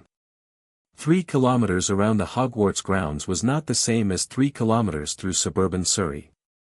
The terrain was uneven, hills, slopes, rocky patches near the lake. The ambient magic made the air thick, heavy with energy that his lungs processed differently. Every breath pulled in mana along with oxygen, and his mana manipulation skill hummed in the background, passively absorbing the castle's excess magical radiation. Mana manipulation leveled up. Level 9 Level 10, milestone, Level 10 passive skill. New passive effect unlocked, Mana Sense. You can now perceive ambient magical energy as a faint visual overlay. Magical objects, enchantments, and beings will glow faintly in your peripheral vision. Harry stumbled mid-stride and had to catch himself. The world had just changed. Not dramatically, not like someone had flipped a switch. But at the edges of his vision, in the soft periphery where things were usually vague and unfocused, there was now light. The castle behind him glowed. Not with visible light, the stones themselves were dark, but with something deeper, something layered beneath the surface, a vast lattice of interconnected magical energy that pulsed like a circulatory system. The lake had its own glow, cooler, bluer. The Forbidden Forest was a dark smolder of deep green and shadow black, magic so old and tangled it looked like a neural network. And his own hands, when he looked at them, his hands glowed too. A warm amber light concentrated in his palms and his chest, flowing through his body in channels he could almost trace. Whoa, Harry breathed. He stood there for 10 full seconds, just looking at the world through his new sense, and it was like seeing color for the first time after a life in black and white. Everything was alive. Everything was connected. The magic wasn't separate from the world, it was woven through it, underneath it, the hidden infrastructure of reality itself. Then his quest timer ticked down by a second and he snapped back to focus. Existential revelations could wait. He had 2.4 kilometers left to run. He finished the run, did his push-ups and sit-ups and squats on the dew-wet grass by the lake, startling a family of ducks who clearly hadn't expected to share their morning with a sweaty 11-year-old, and collected his rewards. Daily quest complete. +2 STR, 2224, +2 AGI, 2426, +2 VIT, 2426, +2 INT, 3032, +2 WS, 2830, recovery potion, standard, added to inventory. He was back in the common room by 6:15, showered, the Gryffindor bathrooms had hot water and soap and he'd stood under the spray for a full 5 minutes just because he could, and dressed in his robes by 6:30. The common room was still empty. He settled into an armchair by the dying fire, opened the standard book of spells, grade 1, and began actively studying. The difference between passive and active study was significant. Passive study, the background processing he'd been running since Diagon Alley, gave him comprehension at about 30% retention per hour. Active study, where he focused entirely on the material, engaged his accelerated learning skill, and cross-referenced with his existing knowledge base, ran at nearly 90% per hour. Active study session initiated. Subject, Standard Book of Spells, Grade 1. Accelerated Learning, LV, 7, active. Learning speed plus 17%. Memory recall plus 22%. He was on Chapter 12, Unlocking Charms, when the first other student came downstairs. It was Hermione. Of course it was Hermione. She had her school bag already packed, her robes perfectly pressed, and her hair in an ambitious but ultimately losing battle with a hairband that was fighting for its life. She stopped short when she saw Harry in the armchair, book open, notes spread across the armrest. "You're up early," she said. "Couldn't sleep." "Me neither. I've been going over the Transfiguration notes. Professor McGonagall is supposed to be incredibly strict and I want to make sure I'm—" She stopped herself. Took a breath. "I'm nervous," she admitted, and it clearly cost her something to say it that plainly. Harry closed his book. "So am I. You don't look nervous." "I've had practice not looking like things." He moved his notes off the armrest. "Want to quiz each other?" "I've been working through the charms material." Her face lit up. She sat down in the adjacent armchair, pulled out her own copy of the textbook, and for the next 45 minutes they drilled each other on wand movements, incantation pronunciation, and the theoretical underpinnings of first-year spell work. It was exactly the kind of focused, high-intensity intellectual exchange that the system loved. +4 INT XP, +3 WIS XP, social bond updated, Hermione Granger, acquaintance-friendly. Note, bond progression is not a metric of relationship depth. It reflects mutual investment and trust. Genuine connection cannot be quantified. Harry paused on that note. It was the first time the system had explicitly told him that something couldn't be quantified. He filed it carefully and kept going. Ron appeared at 7:30, bleary-eyed and yawning, and found them deep in a debate about whether the levitation charm Swish and Flick was functionally necessary or just a training aid. "It's literally the first morning," he said. "You two are already studying. This is going to be a long year, isn't it?" "The longest," Harry said cheerfully. "Breakfast?" "Now you're speaking my language." Classes began. And Harry threw himself into them like a man trying to drown in knowledge. Charms with Professor Flitwick was first, and it was everything Harry had hoped for. Flitwick was a tiny wizard who stood on a stack of books to see over his desk, and he vibrated with enthusiasm for his subject in a way that was genuinely infectious. The first lesson was theoretical, the nature of charm magic, the relationship between intent, incantation, and wand movement, and Harry absorbed every word while his system tracked the XP. Charm theory, basic understanding acquired. +10 XP, Professor Flitwick's teaching method has enhanced learning efficiency. +5% bonus to Charms XP for the duration of his classes. When Flitwick asked the class to attempt a simple Lumos charm, Harry had been preparing for this moment for days. He'd studied the theory. He'd practiced the wand movement without casting. He understood the principle, channeling mana through the wand and shaping it into light, the simplest possible magical output. He raised his wand and said, "Lumos." Light blazed from the tip.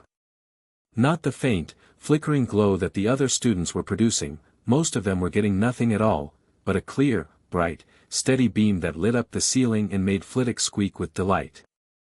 Skill acquired, Lumos, active, rank E, produces magical light. Brightness and duration determined by MP input and skill rank. MP cost, 3 per minute, plus 15 XP, first spell mastered at Hogwarts. Quest progress, master at least 10 spells, 1 out of 10, excellent. Flitwick cried. Oh, wonderful. 5 points to Gryffindor. Your mother was a natural at charms too, Mr. Potter.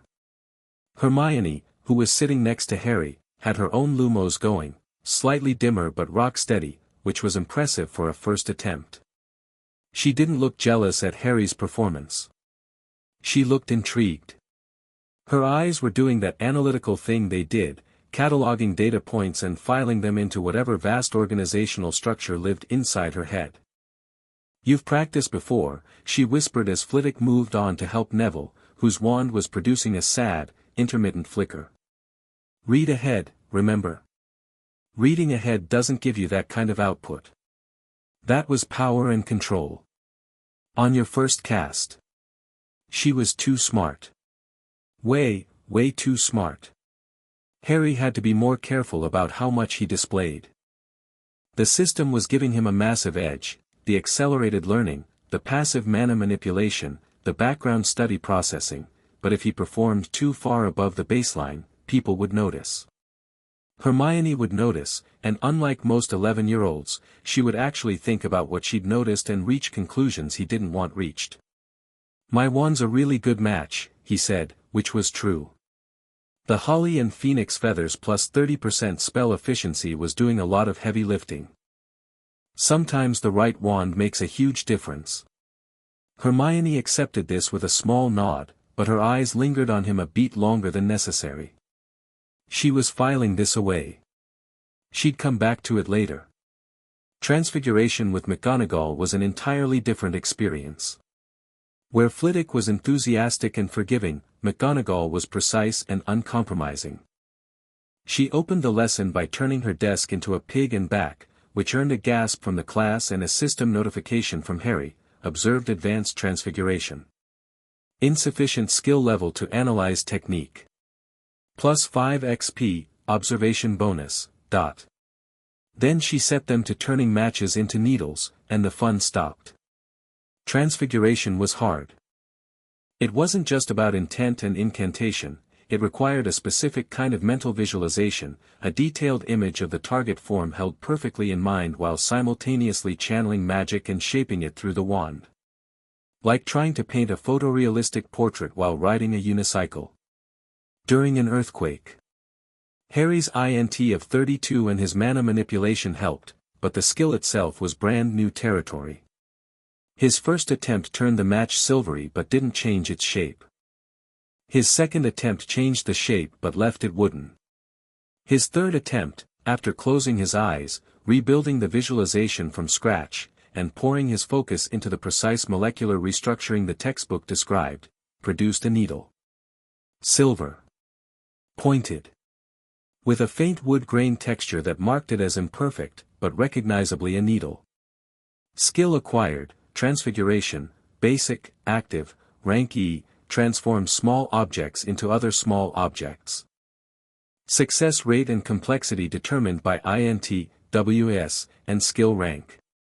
MP cost, 8 per transformation attempt, plus 20 XP, quest progress, master at least 10 spells, 2/10. McGonagall picked up his needle, examined it with raised eyebrows, and held it up for the class.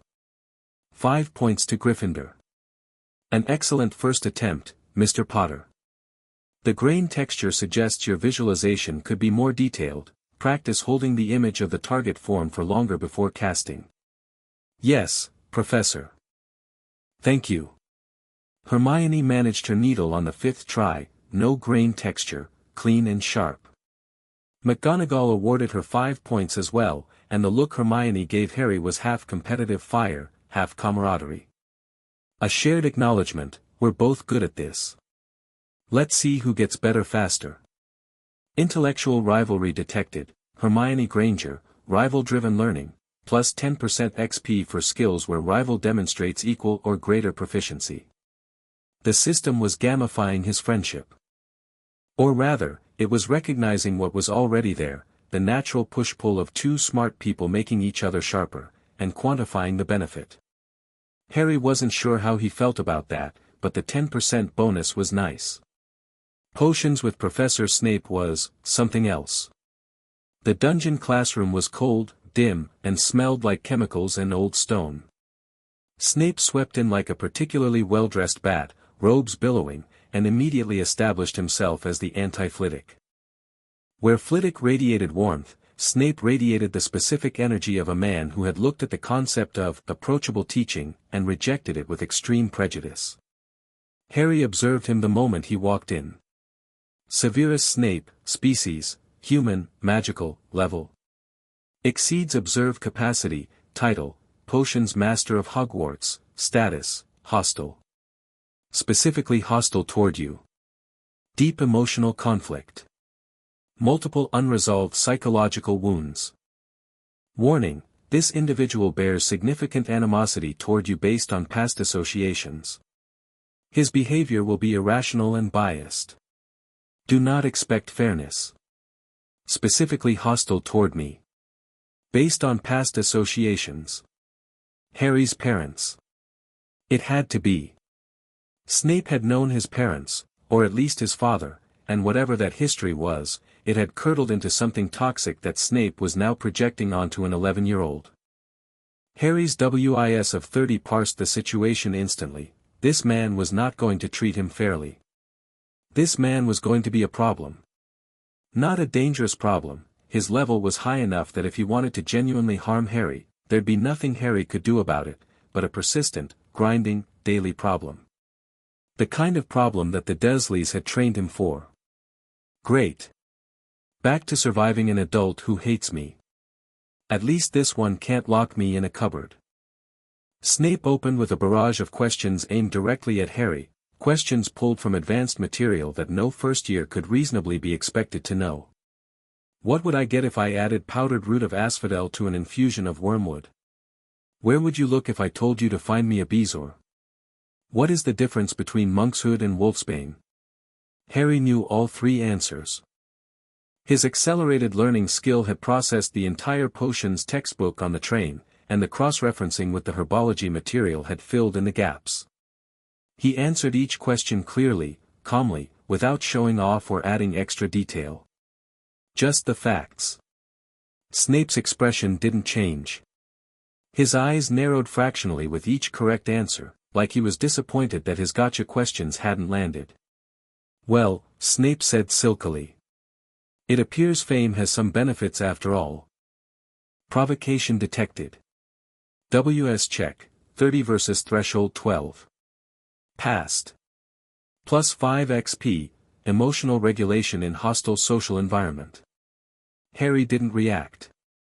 Didn't flinch, didn't smile, didn't look down. He held Snape's gaze for exactly the right amount of time, long enough to show he wasn't intimidated, short enough to avoid being confrontational, and then returned his attention to his notes. Hermione, sitting next to him, had her hand raised so high she was practically levitating. She'd known all three answers too and was visibly frustrated that she hadn't gotten to give them. Harry felt a brief pang of guilt. Snape had targeted him specifically, and in doing so had denied Hermione the chance to demonstrate her knowledge, which for Hermione was basically a form of emotional cruelty. The actual potion making was better. Snape was a terrible person but, grudgingly, a decent teacher. His instructions were precise, his demonstrations flawless, and the subject itself was fascinating. Potions was chemistry with magic, and Harry's INT-enhanced mind took to it like a fish to water. The boil cure potion they brewed was straightforward, and Harry's came out a perfect clear blue. Skill acquired, potion brewing, basic, active, rank E, brew simple potions with correct ingredients and instructions. Success rate determined by INT, WS, and skill rank. Warning: failed potions may produce dangerous effects. Plus 15 XP, Snape examined Harry's potion, found absolutely nothing wrong with it, and moved on without comment. Harry considered that a victory. The first week established a pattern. Every class was XP. Every spell was a potential skill. And Harry was running the numbers. Herbology gave him plus 10 XP per lesson and unlocked the plant knowledge skill. Astronomy was pure INT XP, the star chart synced beautifully with his accelerated learning. History of magic was taught by a ghost named Professor Binns who was so monotonous that half the class fell asleep, but Harry used the time to run background study processes on other subjects while Binns droned, which was arguably more efficient than actually listening. Defense against the dark arts was disappointing. Professor Quirrell was a nervous wreck of a man who jumped at loud noises and stuttered his way through lectures that felt deliberately dumbed down, like he was teaching around the subject rather than about it. Harry observed him on the first day. Quirinus Quirrell, species, human, magical, level, 22, title, Defense against the Dark Arts Professor, status, afraid. Concealing something. Turban contains. Danger. System error, partial data corruption detected during observe. Source, external interference from entity. Displaying available information only. Harry's blood went cold for the second time since arriving at Hogwarts. The first had been the rat. Now this. The system was being censored. Something in or around Quirrell was actively interfering with observe, blocking data, corrupting the readout. The words behind the redaction bars were trying to form. Harry could feel his system straining against the interference, but whatever was hiding in that turban had enough power to contest a direct information skill. And the corrupted label for Quirrell's status, danger, was unambiguous. Harry spent the rest of that Dada lesson sitting very still, maintaining perfect eye contact with his textbook, and not looking at Quirrell's turban. His scar hurt for the first time since arriving at Hogwarts. Not the sharp, blinding pain of the system's initial activation. A low, dull throb, like a bruise being pressed.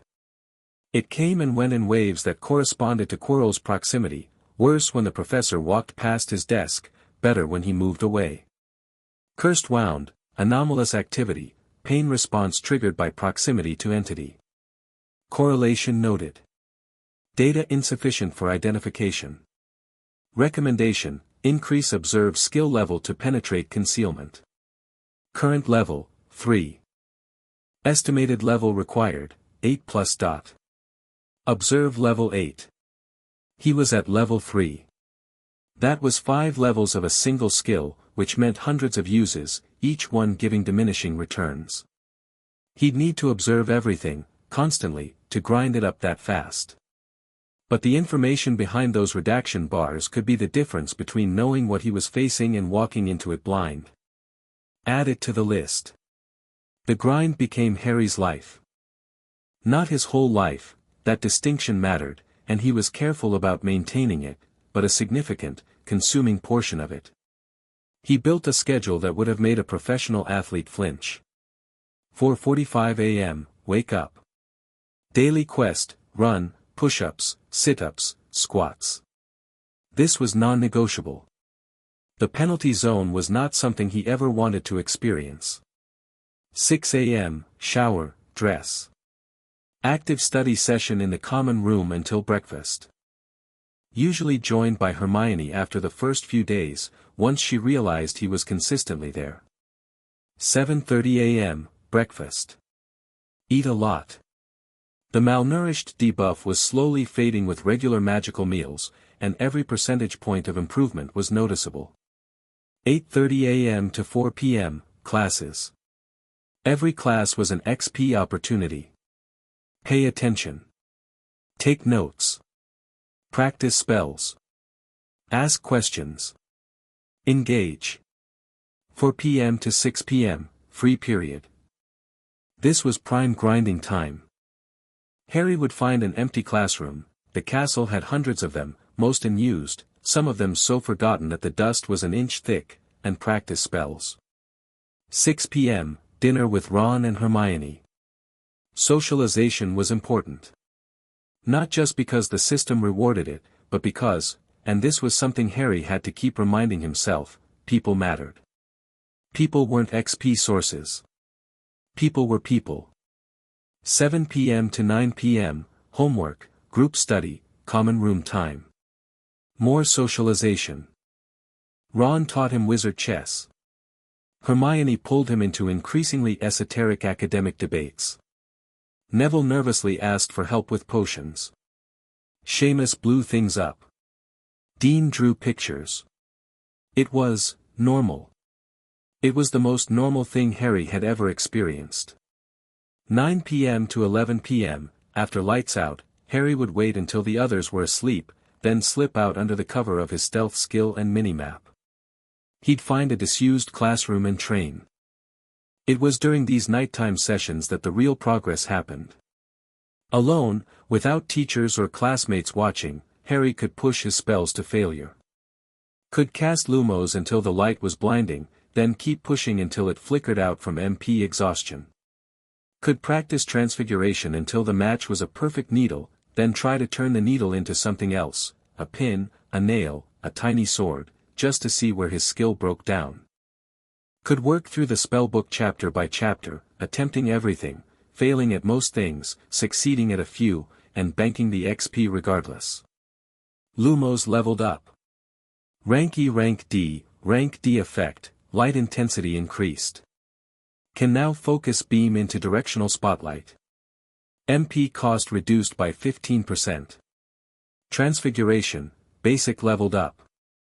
Rank E, Rank D effect, can now transform medium-sized objects. Success rate on small objects increased to 85%. Skill acquired, Nox, active, Rank E, countercharm to Lumos. Extinguishes magical light sources.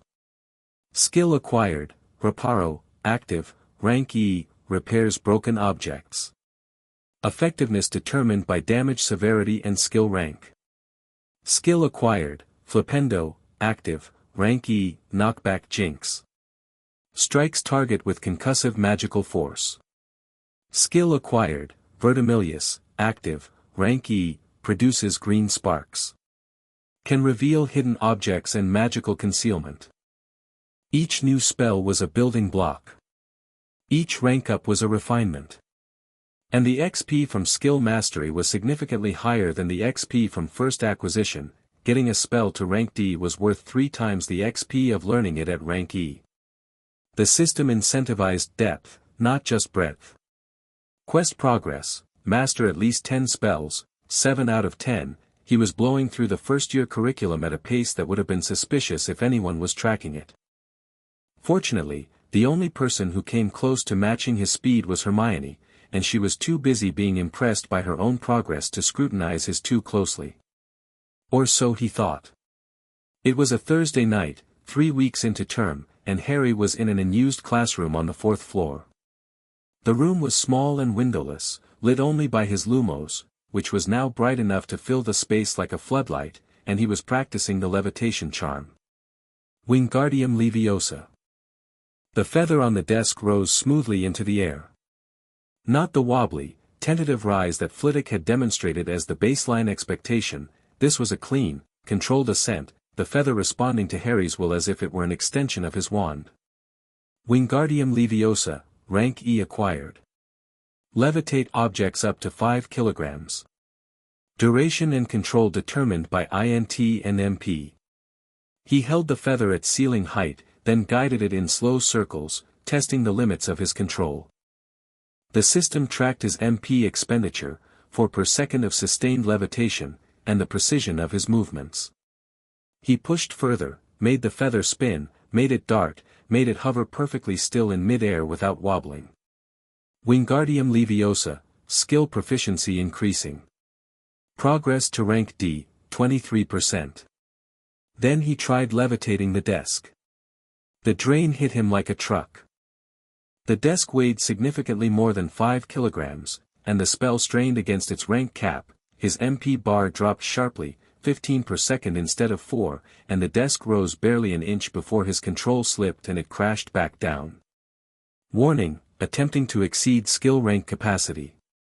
MP drain increased by 275%. Risk of skill backlash if sustained. Good. That was useful information. The rank caps weren't hard ceilings, he could push past them, but the MP cost scaled brutally. Efficiency only came with rank ups. That was impressive. Harry's wand snapped toward the voice. Reflexive, AGI 26, Evasion LV 4, a body that had spent years learning to react to unexpected sounds because unexpected sounds at the Dursleys meant pain. His lumos flared brighter, spotlighting the doorway. Hermione was standing there. She had her school bag over one shoulder and her wand in her hand, lit with her own lumos, which she'd apparently used to navigate the dark corridors, and her expression was the most complicated thing Harry had seen on a human face. There was curiosity, yes. Fascination. But also hurt. And under that, something harder to name, determination, maybe. The look of someone who'd been assembling puzzle pieces for weeks and had finally found enough of them to see the picture. How long have you been there? Harry asked, lowering his wand slowly. Long enough to see you try to levitate a desk 3 weeks before we're supposed to learn the charm. She stepped into the room and closed the door behind her. Long enough to see you succeed at it, too, which should be impossible. Flitwick hasn't even introduced Wingardium Leviosa yet. That's a November lesson. I read ahead. Harry. Her voice was patient in the way that a person's voice got when they were done accepting inadequate explanations. I've read ahead too. I can barely do the levitation charm, and I've been practicing in my dormitory every night. You just held a feather at ceiling height for 2 minutes, did precision maneuvers, and then attempted a desk. That's not reading ahead. That's something else. The room was very quiet. Harry's lumos cast sharp shadows. Hermione's eyes were steady, unblinking, bright with intelligence and the barely restrained frustration of someone who knew she was missing a piece of the puzzle and couldn't stand it. Harry weighed his options. Option 1, lie. Deflect. Come up with some explanation about natural talent or his wand's compatibility or whatever. This had been working so far, but Hermione wasn't, so far. Hermione was someone who'd literally tracked him to a secret training room at 11 o'clock at night. She wasn't going to accept a surface answer. She'd keep digging. She'd keep watching. And eventually she'd figure out enough to be a problem. Option 2, tell her everything. Show her the system. Hope she didn't freak out, didn't tell anyone, didn't look at him like he was a freak. Risk everything on the trust of someone he'd known for 3 weeks. Option 3, tell her something. Enough truth to satisfy her curiosity without revealing the full picture. Enough to build trust without making himself completely vulnerable. WS assessment, option 3 is the strategically optimal choice. But, note, trust is not built on strategic optimization. The strongest bonds are formed through genuine vulnerability. This is a qualitative assessment and not a quantifiable recommendation. Harry closed his eyes. Took a breath. Can you keep a secret? Hermione's eyebrows rose. Then her expression settled into something solemn. Yes. I mean really keep it. Not tell anyone. Not the teachers, not Ron, not your parents. Just between us. She studied him for a long moment. Whatever she saw, the seriousness in his eyes, the tension in his jaw, the slight tremor in his wand hand that he couldn't quite control, it convinced her. I promise, she said. And she meant it.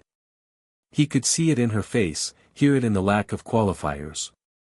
Not, I promise unless it's dangerous, not, I promise but only if, just I promise.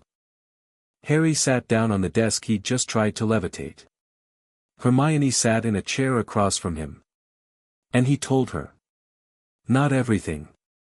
He didn't show her the system, he wasn't ready for that, and more importantly, he didn't know if the system was visible to anyone but him.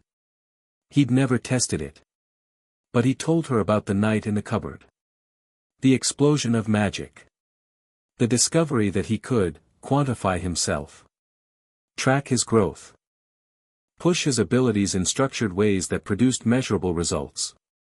He described it in abstract terms, like a training program that's built into my magic, and watched her face cycle through surprise, fascination, skepticism, more fascination, and finally the expression she wore when she encountered a genuinely new piece of information, wide-eyed, lips slightly parted, brain running at full speed. "That's remarkable," she said. "Like a magical diagnostic interface. Self-monitoring spell development.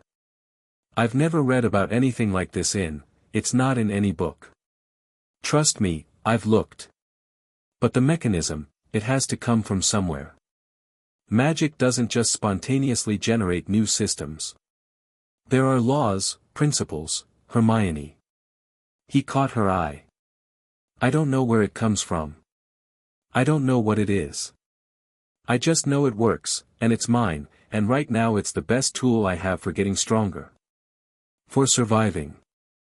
The word surviving landed between them with a weight that shifted the conversation's center of gravity. "Surviving what?" Hermione asked quietly. Harry thought about the main quest. About the hidden enemy. About Quirrell's redacted status and the thing hiding in his turban. About the third-floor corridor that Dumbledore had warned them away from with the cheerful casualness of a man setting a trap. "I don't know yet," he said. "But something's coming.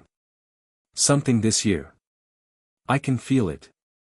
Hermione was quiet for a long time. Then she nodded, once, crisply, in the way she nodded when she'd made a decision. "Then we need to prepare," she said. "Both of us.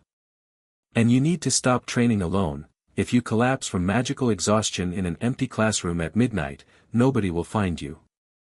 At least with me here, there's a safety net. You want to train with me? I want to understand what you can do and help you do it better. I'm a researcher, Harry. Give me a problem and I will solve it." Her chin lifted. "And I want to get stronger too. If something's coming, I refuse to be the person who can't help because she didn't prepare."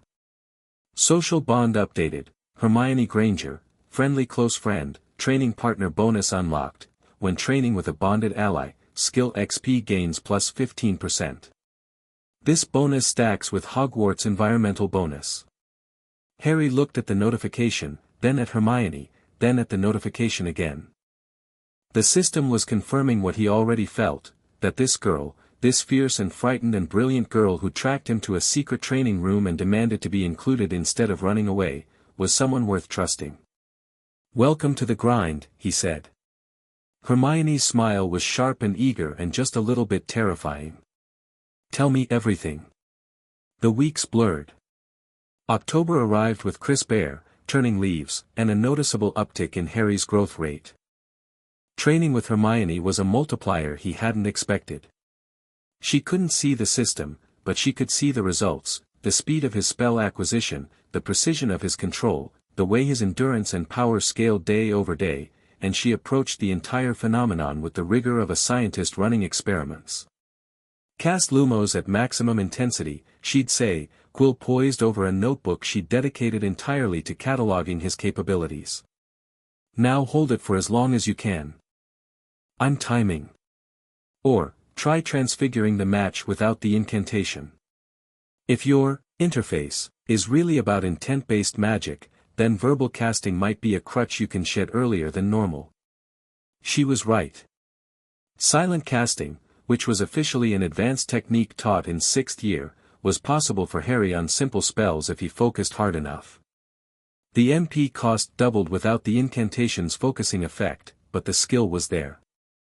Skill acquired, silent casting, active, level 1, cast spells without verbal incantation. MP cost plus 100%. Effectiveness minus 30%. Improves with level. "That's supposed to be a 6th year skill," Hermione said flatly, staring at the needle Harry had silently transfigured. You just did it in your first term. The cost is brutal. I can barely manage it for basic spells. You just did 6th-year magic in your first month. She wrote something in her notebook with the aggressive penmanship of someone having a paradigm shift.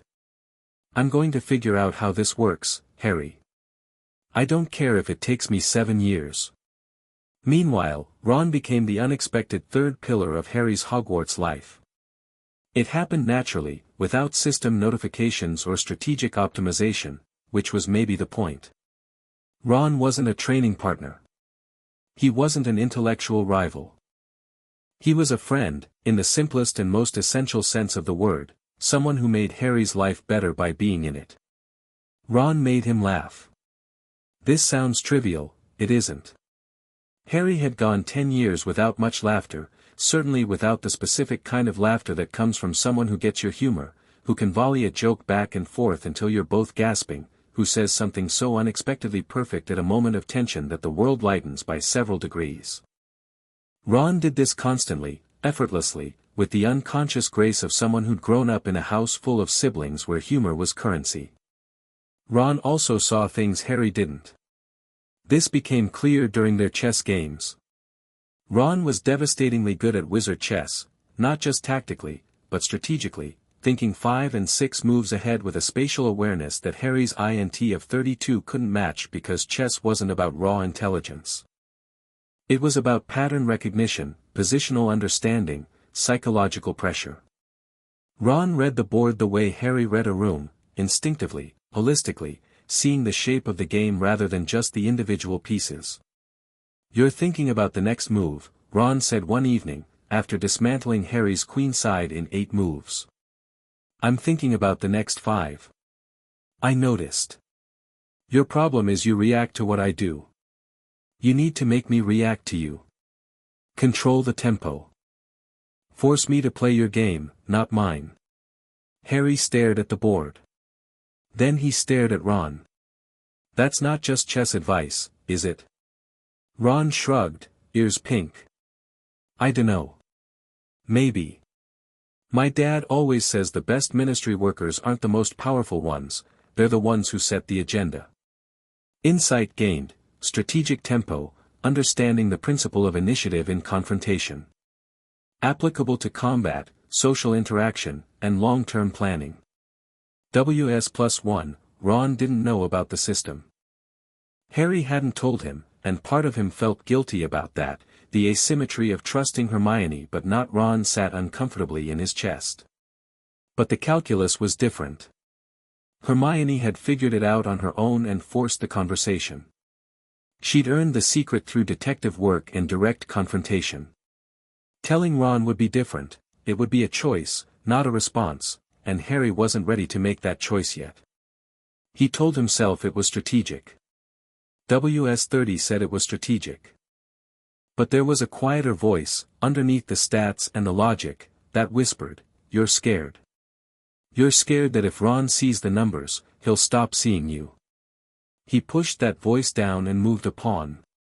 Flying lessons started in the second week of October, and Harry discovered that he was absurdly, hilariously, almost obnoxiously good at flying. Madame Hooch lined them up on the Quidditch pitch with school brooms, ancient, splintery things that vibrated when you touched them, and had them command the brooms into their hands. Harry's came up on the first call. Skill acquired, broom handling, active, level 1, then they mounted. Then they kicked off. And Harry flew. The broom shot upward and everything clicked. His AGI of 26, his VIT of 26, his reflexes honed by months of daily quests, all of it translated seamlessly to aerial movement. The broom responded to his shifts in weight, his lean, his intent, like it was reading his nervous system directly. He banked, dove, pulled up, spiraled, and the wind was in his face and the ground was far below and his heart was hammering, but it wasn't fear, it was joy, pure and uncomplicated, the kind of happiness that exists only when your body and mind are perfectly aligned in a single activity. Broom handling leveled up. Level 1 Level 3, aerial movement speed, plus 15%, aerial agility, plus 10%, stability bonus in turbulence, plus 20%, natural aptitude detected, your affinity for aerial movement significantly exceeds baseline. XP gains for flight-related skills doubled. Skill tree unlocked, aerial combat, passive, level 1, improves combat effectiveness while airborne. Accuracy, evasion, and spell targeting enhanced when flying. The incident with Neville's Remembrall happened during that lesson. Neville fell off his broom, his VIT was low, his confidence lower, and the school broom bucked him like a bronco, and Madame Hooch rushed him to the hospital wing. The moment she was gone, Malfoy snatched Neville's Remembrall from the grass. "Look at this," Malfoy crowed, holding up the glass ball. Maybe if the fat lump had given this a squeeze, he'd have remembered to fall on his fat. "Give it back, Malfoy." Harry's voice came out flat. Calm. The specific kind of calm that sat on top of controlled anger like a lid on a pot. Malfoy's eyes lit up. This was the reaction he'd been mining for since the train, the chance to prove that Harry Potter could be provoked, that the famous boy was just as impulsive and stupid as everyone else. He kicked off on his broom, Remembrall in hand, and soared to a height that would have been terrifying for someone who hadn't spent a month running at dawn and facing the void of a penalty zone countdown. "Come and get it, Potter." Harry mounted his broom. Harry, no, Hermione started, but he was already airborne. The chase was brief. Malfoy was a decent flyer, probably trained from childhood on expensive brooms, but decent wasn't enough against someone whose stats were purpose-built for this. Harry closed the gap in seconds, his broom cutting through the air like the wind itself was getting out of his way, and Malfoy's expression shifted from smugness to surprise to something approaching alarm in the span of 3 heartbeats. Malfoy threw the Remembrall. Hurled it toward the castle wall, a last ditch, if I can't have it, nobody can move. Harry dove. The ground rushed up. The wall rushed closer. The Remembrall was a tiny glass sphere falling at terminal velocity, and Harry was falling faster, leaning into the dive until his broom was nearly vertical, the wind screaming past his ears, his eyes locked on the ball with the same tunnel vision focus he used during transfiguration visualization. He caught it. One hand. 6 inches from the wall. Pulled out of the dive with a twist of his hips that the school broom shouldn't have been capable of, and landed on the grass in a controlled skid that left 2 furrows in the turf. Feet, extreme aerial recovery, performed a high-speed dive recovery within critical proximity to obstacle. Plus 50 XP. Broom handling leveled up. Level 3 Level 5, aerial combat leveled up. Level 1 Level 2, AGI plus 1, 26-27, the Gryffindors exploded. Cheering, screaming, Ron bellowing from the ground with his arms raised. Malfoy landed, pale and silent. And from the castle, striding across the grass with an expression that should have been angry but somehow wasn't, came Professor McGonagall. Harry Potter. Oh. 20 minutes later, Harry was standing in a corridor while McGonagall introduced him to a burly 5th year named Oliver Wood. "Wood," McGonagall said, and there was something in her voice that Harry had never heard from an authority figure directed at him before. "Pride, I've found you a seeker." Quest acquired, the youngest seeker, join the Gryffindor Quidditch team and play in your first match. Reward, plus 100 XP, aerial combat skill tree advancement, unique title. Oliver Wood looked at Harry like Christmas had come early. "You caught that Remembrall? At that angle? On a school broom?" "Yes." "Can you do it again?" "Probably." Wood turned to McGonagall with an expression of religious ecstasy. "Professor, we're going to win the cup." Quidditch practice became a new axis of Harry's training regimen. Wood was a fanatic, the word was not an exaggeration, the man ate, slept, and breathed Quidditch strategy with the intensity of a war general planning a campaign, and he drove the team through drills that pushed Harry's flight skills into entirely new territory. Seeker drills were all about perception and reaction.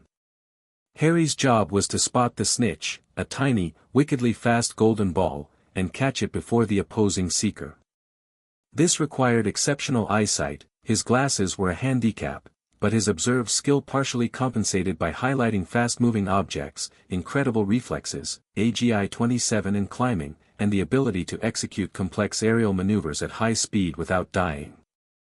The Nimbus 2000 that McGonagall arranged for him, sent by anonymous benefactor, though Harry suspected Dumbledore, was a revelation after the school brooms. It responded to his thoughts, practically. His broom handling skills synergized with the Nimbus's enchantments, and within a week of practice, Harry was pulling maneuvers that Maid would alternately cheer and hyperventilate. Broom handling leveled up. Level 5 Level 8, new maneuver learned, Wronski feint, D-rank, high-speed dive intended to deceive opponent into following. Requires AGI 25+ and broom handling LV, 6+. New maneuver learned, Sloth grip roll, E-rank, evasive barrel roll while maintaining broom contact. Effective against bludger attacks. Aerial combat leveled up. Level 2 Level 4, the first match was Gryffindor vs Slytherin, and it was chaos. The Quidditch pitch was packed. 700 students in the stands, screaming themselves hoarse, scarves and banners in house colors. Harry circled above the pitch on his Nimbus, the November wind cutting through his robes, and his system overlay was feeding him real-time data, player positions, bludger trajectories, wind speed, the probability vectors of the snitch's movement pattern. Match analysis, active, Gryffindor vs Slytherin, first match of the season, objective, catch the snitch. Plus 150 points to your team's score. Secondary objective, survive. Multiple players on the opposing team have been instructed to target you specifically. The game was rough. Slytherin played dirty, fouls that the referee, Madam Hooch, caught about half of, and targeted aggression toward Harry that went beyond standard seeker harassment. Marcus Flint, the Slytherin captain, had clearly designated Harry as the primary threat, and the Slytherin beaters were sending bludgers his way with alarming frequency. Harry dodged them. AGI 27, Evasion LV 5, Aerial Combat LV 4, the bludgers came and he wasn't there, sliding aside with the minimum movement necessary, conserving energy, keeping his eyes on the sky. Then his broom jerked. Not a bludger. Not the wind. His broom bucked, a violent, impossible lurch that threw him sideways and nearly broke his grip. His mana sense flared. Something was wrong with the broom's enchantments, they were being overridden, hijacked by an external magical force. Warning, broom enchantments compromised. External jinx detected. Source, unknown. Jinx is being maintained by sustained eye contact from. The redacted source again. The same corruption pattern as Quirrell's observe readout. Harry's stomach dropped even as his hands white-knuckled the broom handle. Someone was jinxing his broom. And the system was telling him, without being able to say it directly, that the source was connected to whatever was hiding in Quirrell's turban. The broom bucked again. Harder. Harry's feet slipped. He was hanging on with one hand now, 50 meters above the ground, his body dangling, the crowd screaming below, HP, 170/170. Current threat, fall damage. Estimated impact at this height, lethal. His minimap pinged. He scanned the crowd, couldn't see who was casting, couldn't identify the caster from this distance with his observe only at level 4, but he could feel the magic. His mana sense showed it as a dark thread stretching from the stands to his broom, pulsing with intent. Then the thread snapped. The broom stabilized. Harry hauled himself back on, gasping, his arms shaking, and he didn't waste time wondering what had happened, he could investigate later. The snitch was there. Right there, a golden glint 20 meters below him, hovering near the grass. He dove. The Slytherin seeker, Terrence Higgs, saw it a second later and dove too, but a second was an eternity when Harry was on a Nimbus 2000 with broom handling level 8 and the single-minded focus of someone who just stared death in the face and chosen forward. He caught the snitch. Not gracefully, he overshot the dive, hit the ground rolling, tumbled 3 times across the turf, and came up on his knees with the snitch clutched in his fist and grass stains covering his entire body. Snitch caught. Gryffindor wins, 170-60, plus 150 XP. Level up. Level 8 Level 9.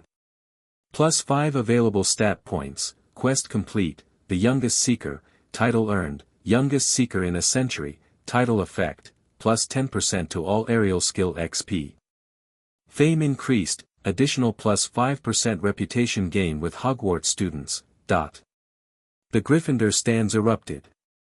Ron was on his feet, screaming so hard his face matched his hair. Hermione was jumping up and down, which was so out of character that it circled back around to being charming.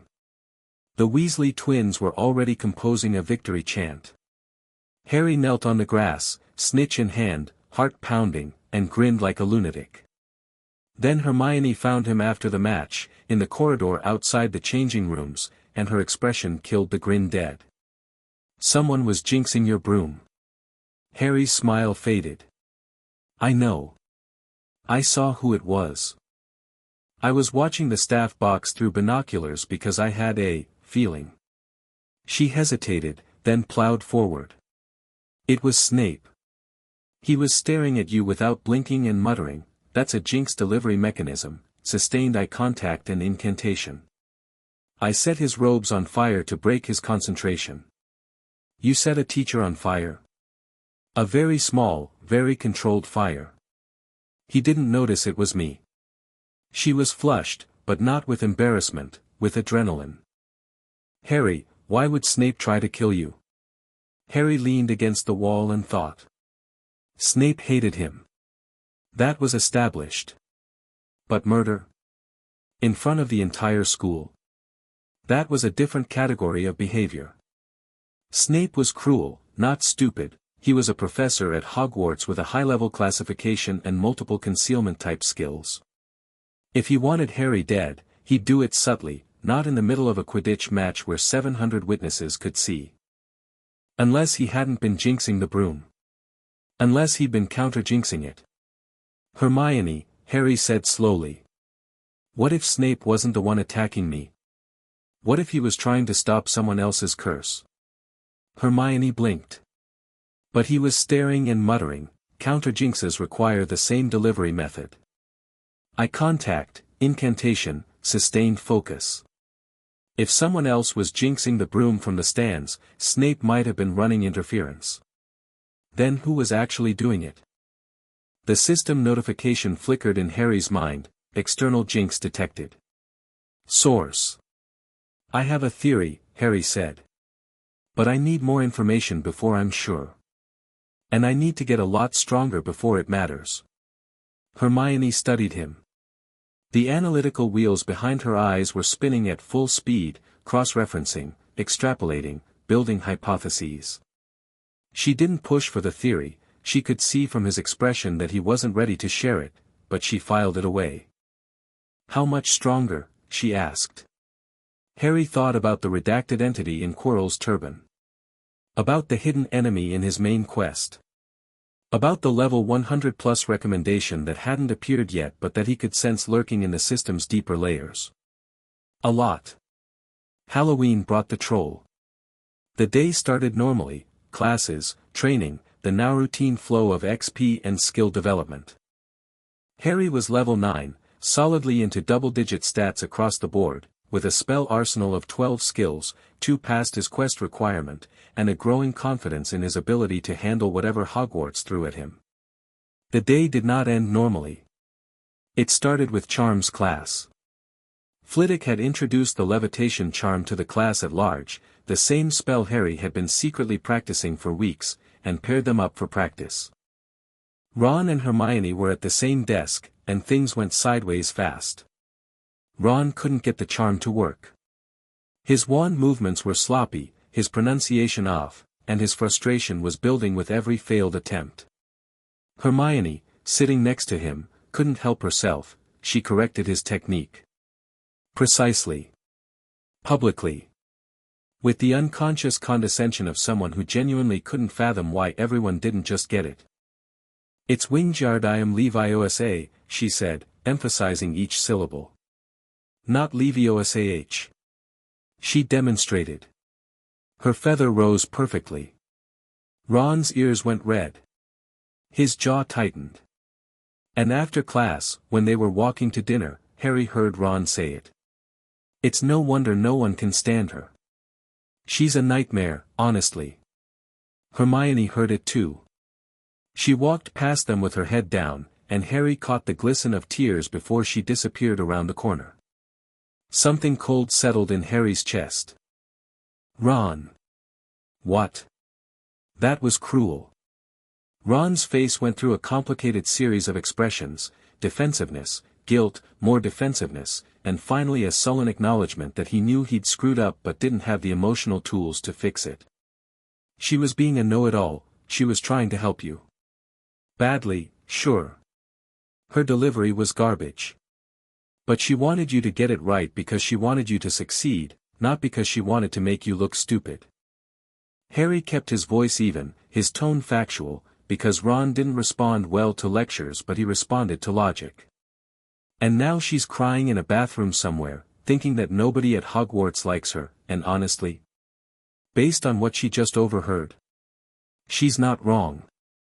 Ron opened his mouth. Closed it. Opened it again. I'm an idiot, he said quietly. Yeah. But you can fix it. How? Apologize. Not the sorry if you were offended kind. The real kind. The kind that cost something. Ron looked miserable, but he nodded. They didn't get the chance to find Hermione before dinner. And at dinner, Quirrell burst through the great hall doors, turban askew, face white, screaming about a troll in the dungeons before fainting dead on the floor. Pandemonium. Students screaming.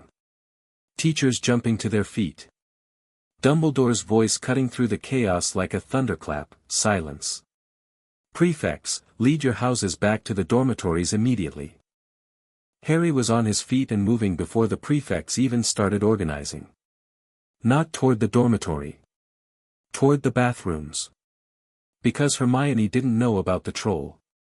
Hermione was crying in a bathroom somewhere and had no idea that a 12-foot mountain troll was loose in the castle, and nobody, not one single person in this entire room, had thought to check if she was safe. Ron. Harry's voice was sharp. Hermione doesn't know. She's in the bathrooms. Ron's face went white. Then it hardened. Let's go. They ran. The corridors were chaotic, students streaming in every direction, prefects shouting instructions, the distant sounds of something large and heavy moving through the castle with the grace of a demolition ball. Harry's mini-map was tracking two things, his own green dot moving through the castle, and a massive red dot on the first floor that was pulsing like a heartbeat. The troll. It was close. And it was moving toward the girls' bathroom.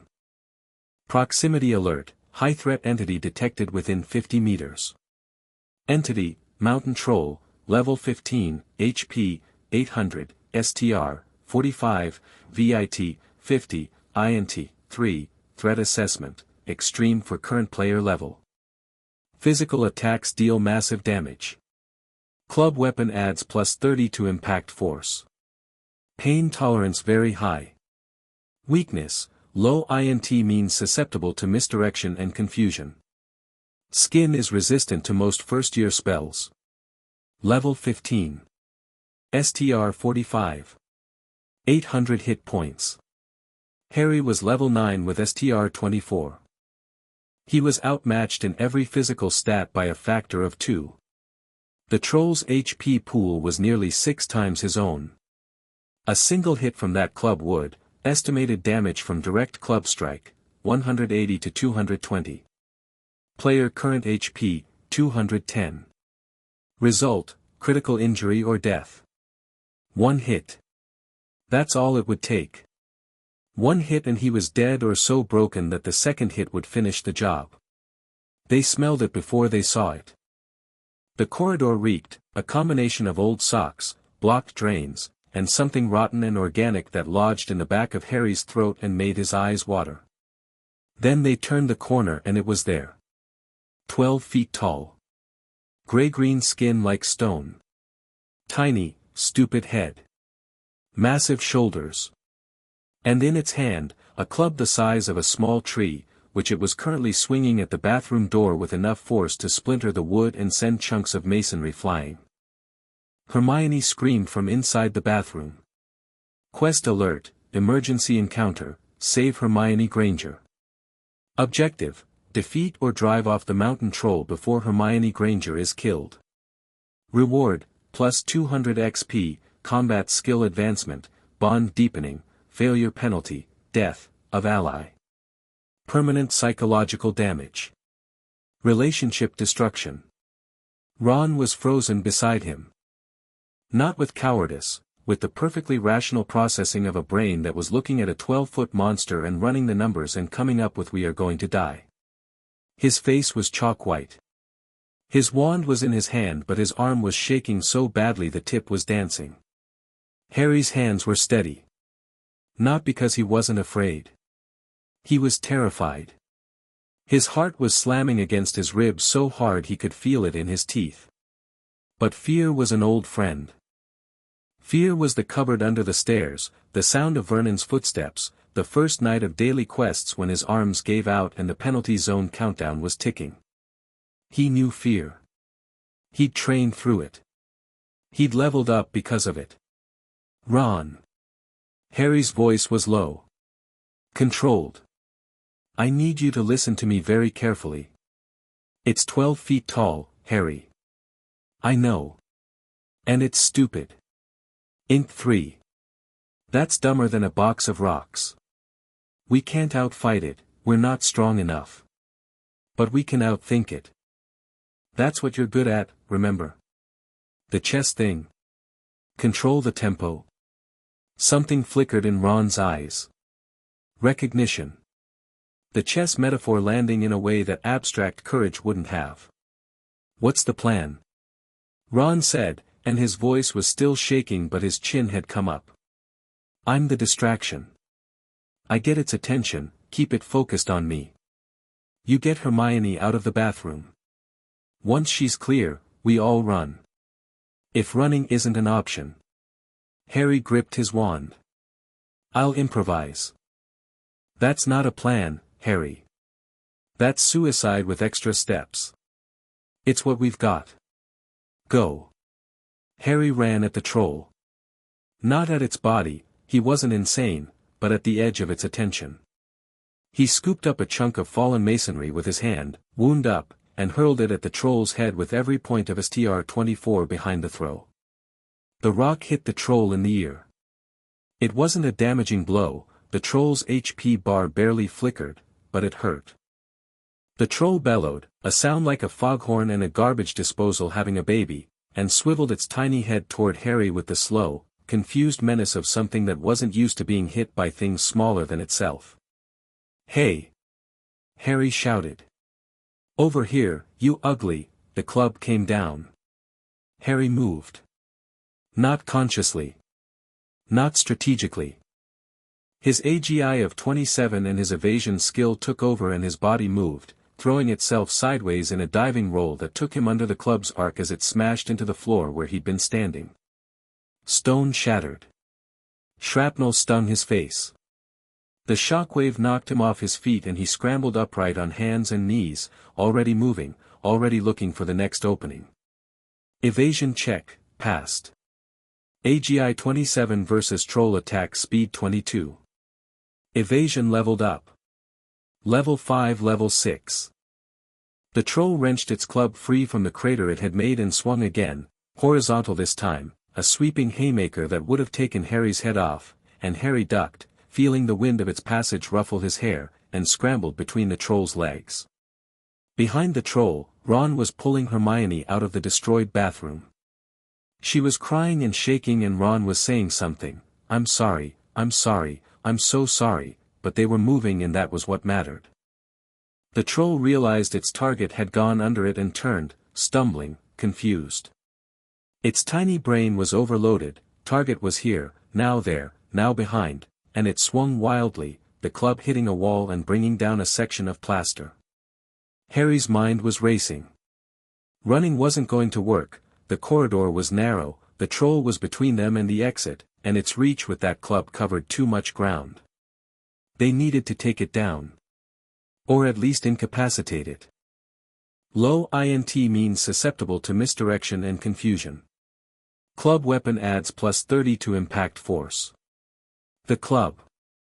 The club was the threat. Remove the club, Ron. Harry shouted. The club. Wingardium Leviosa on the club. Ron, halfway down the corridor with Hermione, turned back. His eyes went wide. His face went through a rapid calculation, the same kind of calculation he made over a chessboard, weighing risk against reward, fear against necessity, and then he raised his wand. Wingardium Leviosa. The club was heavy. Way heavier than anything Ron should have been able to levitate. Flitwick's class had covered feathers, not tree-trunk-sized weapons. But adrenaline did something to magic. Fear did something. The desperate, frantic need to protect the people you cared about did something. The club tore free of the troll's grip. It rose into the air, wobbling, unstable, Ron's face red with effort, his wand arm trembling, and hung 12 feet above the troll's head. Ron let go. The club dropped straight down and hit the troll on the crown of its skull with a crack that echoed through the corridor like a gunshot. The troll's eyes crossed. Its legs buckled. And it went down like a felled oak, hitting the floor with a whomp that Harry felt through the soles of his shoes. Mountain Troll defeated. Party XP awarded, 300, Harry Potter, plus 150 XP, Ron Weasley, plus 150 XP, shared encounter, level up. Level 9 Level 10. Milestone, level 10. Plus 5 available stat points, HP, 250-280, MP, 430-480, milestone bonus, level 10 feature unlock. Feature, inventory expansion, inventory capacity increased from 10 to 25 slots. New category, equipment. Feature, combat analysis, active, level 1. During combat, receive real-time tactical recommendations based on enemy behavior patterns, environmental factors, and ally positioning. Cost, 5 MP per minute. Combat skills updated, evasion, level 6 level 7, flipendo, rank E rank D, combat usage bonus, title earned, troll slayer, title effect, plus 10% damage against creatures classified as beast. Plus 5 STR when fighting opponents larger than yourself. Harry stood over the unconscious troll, breathing hard, hands shaking, adrenaline crashing through his system like electricity, and thought, I'm alive. We're alive. We did it. Hermione was staring at the troll. At Ron. At Harry. At the troll again. Tears were still wet on her cheeks, but her expression had shifted from terror to something else, something fierce and wondering and new. Ron was staring at his own wand like it had just performed a miracle. Which, in a sense, it had. You just dropped a club on a troll's head, Harry said. Yeah. With a levitation charm. Wingardium Leviosa, Harry said, and couldn't help the grin. Ron looked at him. Harry looked at Ron. And then they were both laughing, the kind of laughter that comes after mortal terror, high and wild and slightly unhinged, the kind that meant we should be dead and we're not and everything is absurd and wonderful. Hermione watched them laugh. And then, slowly, shakily, she started laughing too. The teachers arrived 30 seconds later, McGonagall in the lead, white-faced and terrified, with Snape and Quirrell behind her. They found 3 first-years standing over an unconscious mountain troll in a destroyed corridor, laughing like lunatics. Hermione took the blame. Smoothly, calmly, with the practiced ease of a girl who decided that if Harry and Ron were willing to risk their lives for her, the least she could do was take a hit to her academic record. She told McGonagall she'd gone looking for the troll because she'd read about them and thought she could handle it, and Harry and Ron had come to rescue her. McGonagall didn't believe a word of it. But she awarded Gryffindor 5 points for sheer dumb luck and docked Hermione 5 for serious misjudgment, which netted to 0 and was, Harry suspected, the professor's way of acknowledging what had actually happened without having to officially condone first year's fighting trolls. Social bond updated, Hermione Granger, close friend, bond deepened, social bond updated, Ron Weasley, acquaintance friend close friend, note, bonds forged in crisis are qualitatively different from bonds formed in comfort. This does not make them stronger or weaker, it makes them different. Handle with care. The three of them walked back to Gryffindor Tower together, and something had shifted. Not dramatically, there was no declaration of eternal friendship, no blood oath, no dramatic moment of swearing allegiance. Just three kids walking in comfortable silence through a castle corridor, united by the knowledge that they'd stared down a troll together and won. Ron broke the silence first. Harry. Yeah. Next time you need a distraction plan, maybe don't make yourself the bait. Noted. And Hermione? Yes. I'm really sorry about what I said. You're not a nightmare. You're the reason I got the charm right. He paused. Also, your delivery when you're correcting people is terrible. Work on that. Hermione opened her mouth, probably to argue, then closed it. A small, reluctant smile crept across her face. Fair, she said. November and December blurred into a montage of progress. Harry hit level 12 by the end of November.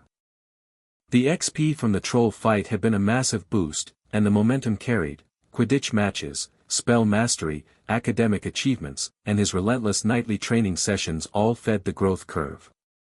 Current status, end of November, level, 12 XP, 340/800 HP, 340/340 MP, 580/580 STR, 32 AGI, 36 VIT, 34 INT, 40 WS, 38 LUK, 20 active skills, 14 Lumos, C, Transfiguration Basic, C, Wingardium Leviosa, D, Flipendo, D, Reparo, D, Nox, D, Vertimilius, D, Observe, LV. 5, Telekinesis, LV.6, Silent Casting, LV.3, Combat Analysis, LV.2, Potion Brewing Basic, D, Incendio, E, Protego, E, Passive Skills, 7 Mana Manipulation, LV.12, Accelerated Learning, LV.9, Evasion, LV.8, Stealth, LV.5, Broom Handling, LV.9, Aerial Combat, LV.5, Mana Sense, LV.3, the third floor corridor called to him. It had been calling since September, a constant, low-level pull in his quest log, the uncompleted objective blinking with quiet insistence. Harry had resisted investigating too early. Rushing into unknown danger with insufficient levels was a classic rookie mistake, the kind that got characters killed in the stories he'd read in Dudley's abandoned books. He wanted information first. He wanted to be ready. The information came from multiple sources. Hagrid, who was terrible at keeping secrets and let slip about Nicholas Flamel and Dumbledore's business over cups of tea that Harry visited him for regularly. Hermione, who attacked the Flamel mystery with the research intensity of a heat-seeking missile and eventually cracked it in a library book about alchemy. Ron, who contributed the crucial insight that if something was being guarded that heavily, someone had to be trying to steal it. Nicholas Flamel. The Philosopher's Stone. An object that could produce the elixir of life, immortality, essentially, and transmute any metal into gold.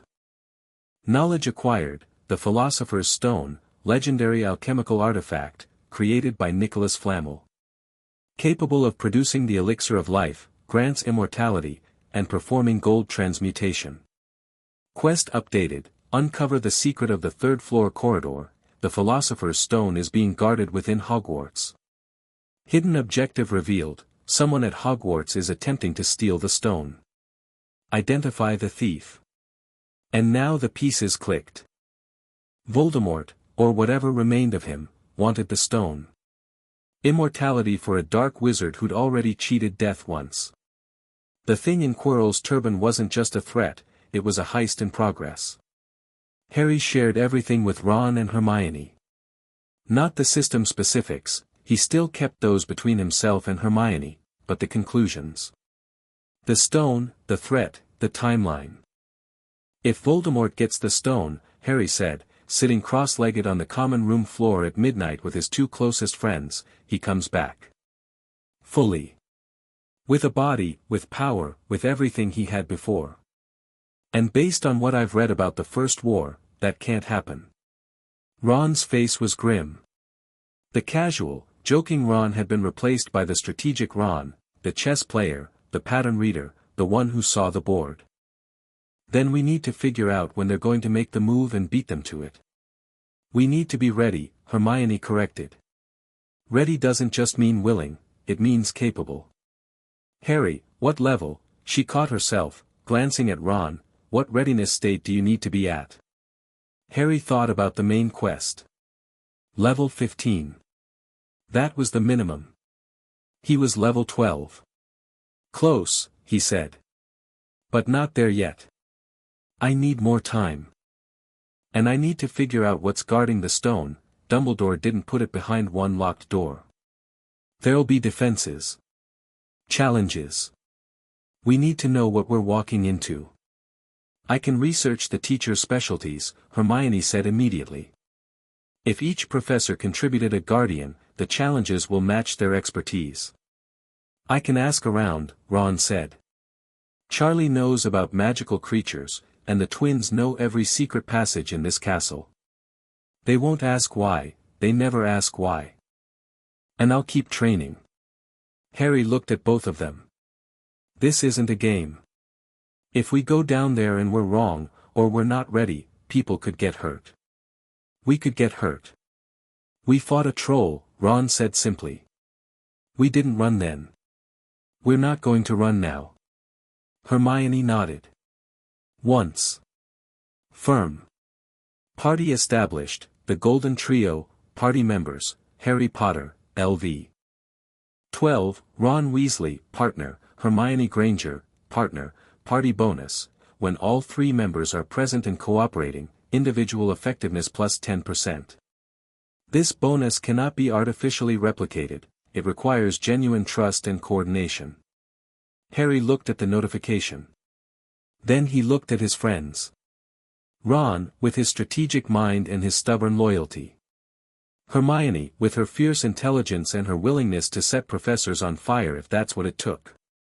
He'd started this year alone. A kid in a cupboard with a system and a death threat. He wasn't alone anymore. Christmas at Hogwarts was magic. Not the spell kind, the other kind. The kind that existed in the gap between the lights on the tree and the warmth of the fire and the sound of Ron laughing at a joke that wasn't even funny but was perfect because of when he said it. Hermione had gone home for the holidays. Ron had stayed, and so had Harry, because the Dursleys didn't want him back and he didn't want to go, and for the first time in his life, that mutual rejection felt like freedom rather than pain. They had the Gryffindor common room almost to themselves. They played chess, Harry was getting better, Ron was still devastatingly superior, explored the castle's empty corridors, ate their weight in Christmas feast food, and existed in the particular peace that comes from having nowhere to be and someone to be nowhere with. On Christmas morning, Harry woke to presents at the foot of his bed. Presents. For him. The concept was so alien that he sat there for a full minute, staring at the wrapped packages, before his brain accepted that they were real. A hand-knitted sweater from Mrs. Weasley, emerald green, with a golden H, Ron must have told her Harry wasn't expecting anything from home. The sweater was warm and slightly lumpy and the most thoughtful thing anyone had ever given him. Gift received, Weasley family sweater, uncommon, effect, plus 5 VIT when worn. Warming charm, passive. Note, this item's value is primarily emotional. A box of chocolate frogs from Hermione, with a note that said, "Don't just eat these, read the cards." Each one is a mini-biography of a notable witch or wizard, and I've cross-referenced the knowledge gaps in your study materials. You're missing at least 12 historical figures. Happy Christmas. He laughed. Of course she'd turned a gift into a study assignment. And then there was the last package. No card. No name. Just a note in thin, looping handwriting. Your father left this in my possession before he died. It is time it was returned to you. Use it well. Harry unwrapped it and something fluid and silvery spilled over his hands like water made of moonlight. Item identified, Cloak of Invisibility, quality, legendary, one of the Deathly Hallows. Renders the wearer perfectly invisible. Cannot be detected by most magical means. Duration, unlimited. Effect, plus 100% stealth effectiveness while worn. Invisibility is total, visual, magical, and thermal concealment. Only the most powerful magical perception can penetrate this cloak. Warning, this artifact has deep historical and magical significance. Its presence in your possession is not coincidental. Plus 150 XP, legendary artifact acquired, level up. Level 12 level 13. Plus 5 available stat points. Harry stared at the cloak. His father's cloak. James Potter had worn this.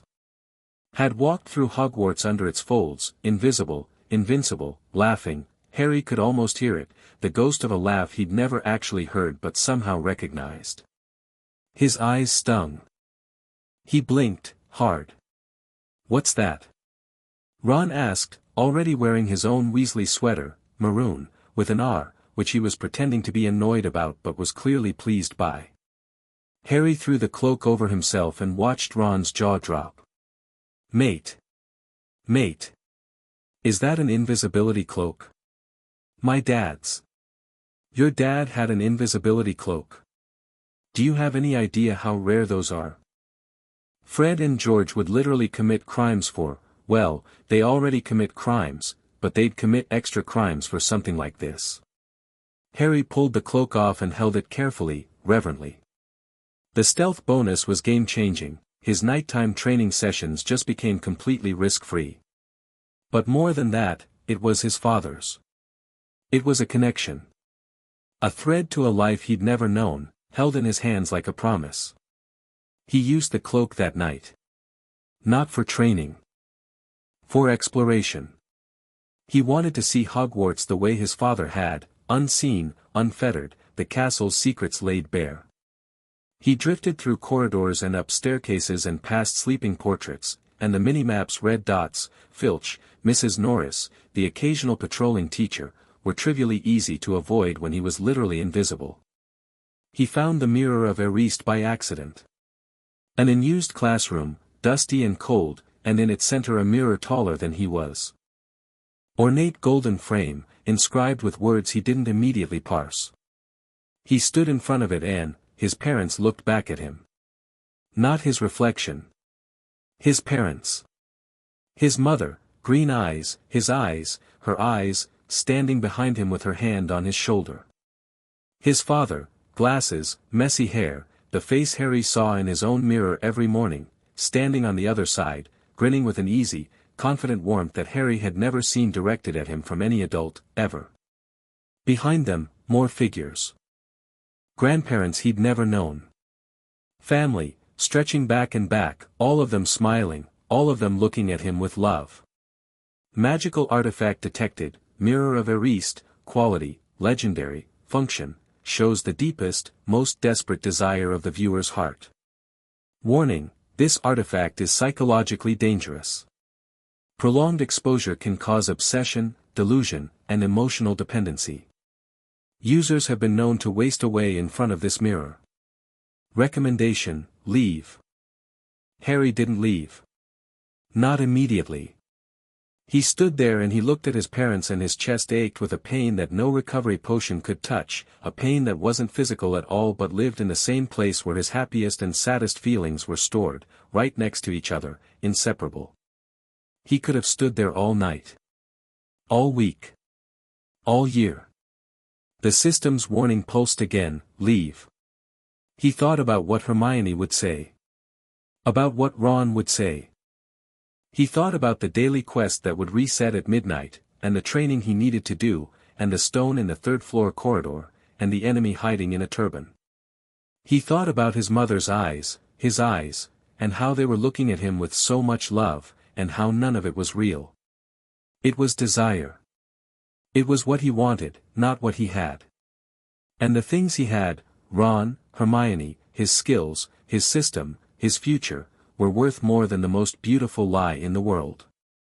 "I'll make you proud," he whispered to the mirror. Then he pulled the cloak over his head and left. Mental fortitude check, passed, WS +2, 40-42, hidden achievement, resisted the mirror of Erised on first exposure. Few have done this. Plus 50 XP, he went back twice more.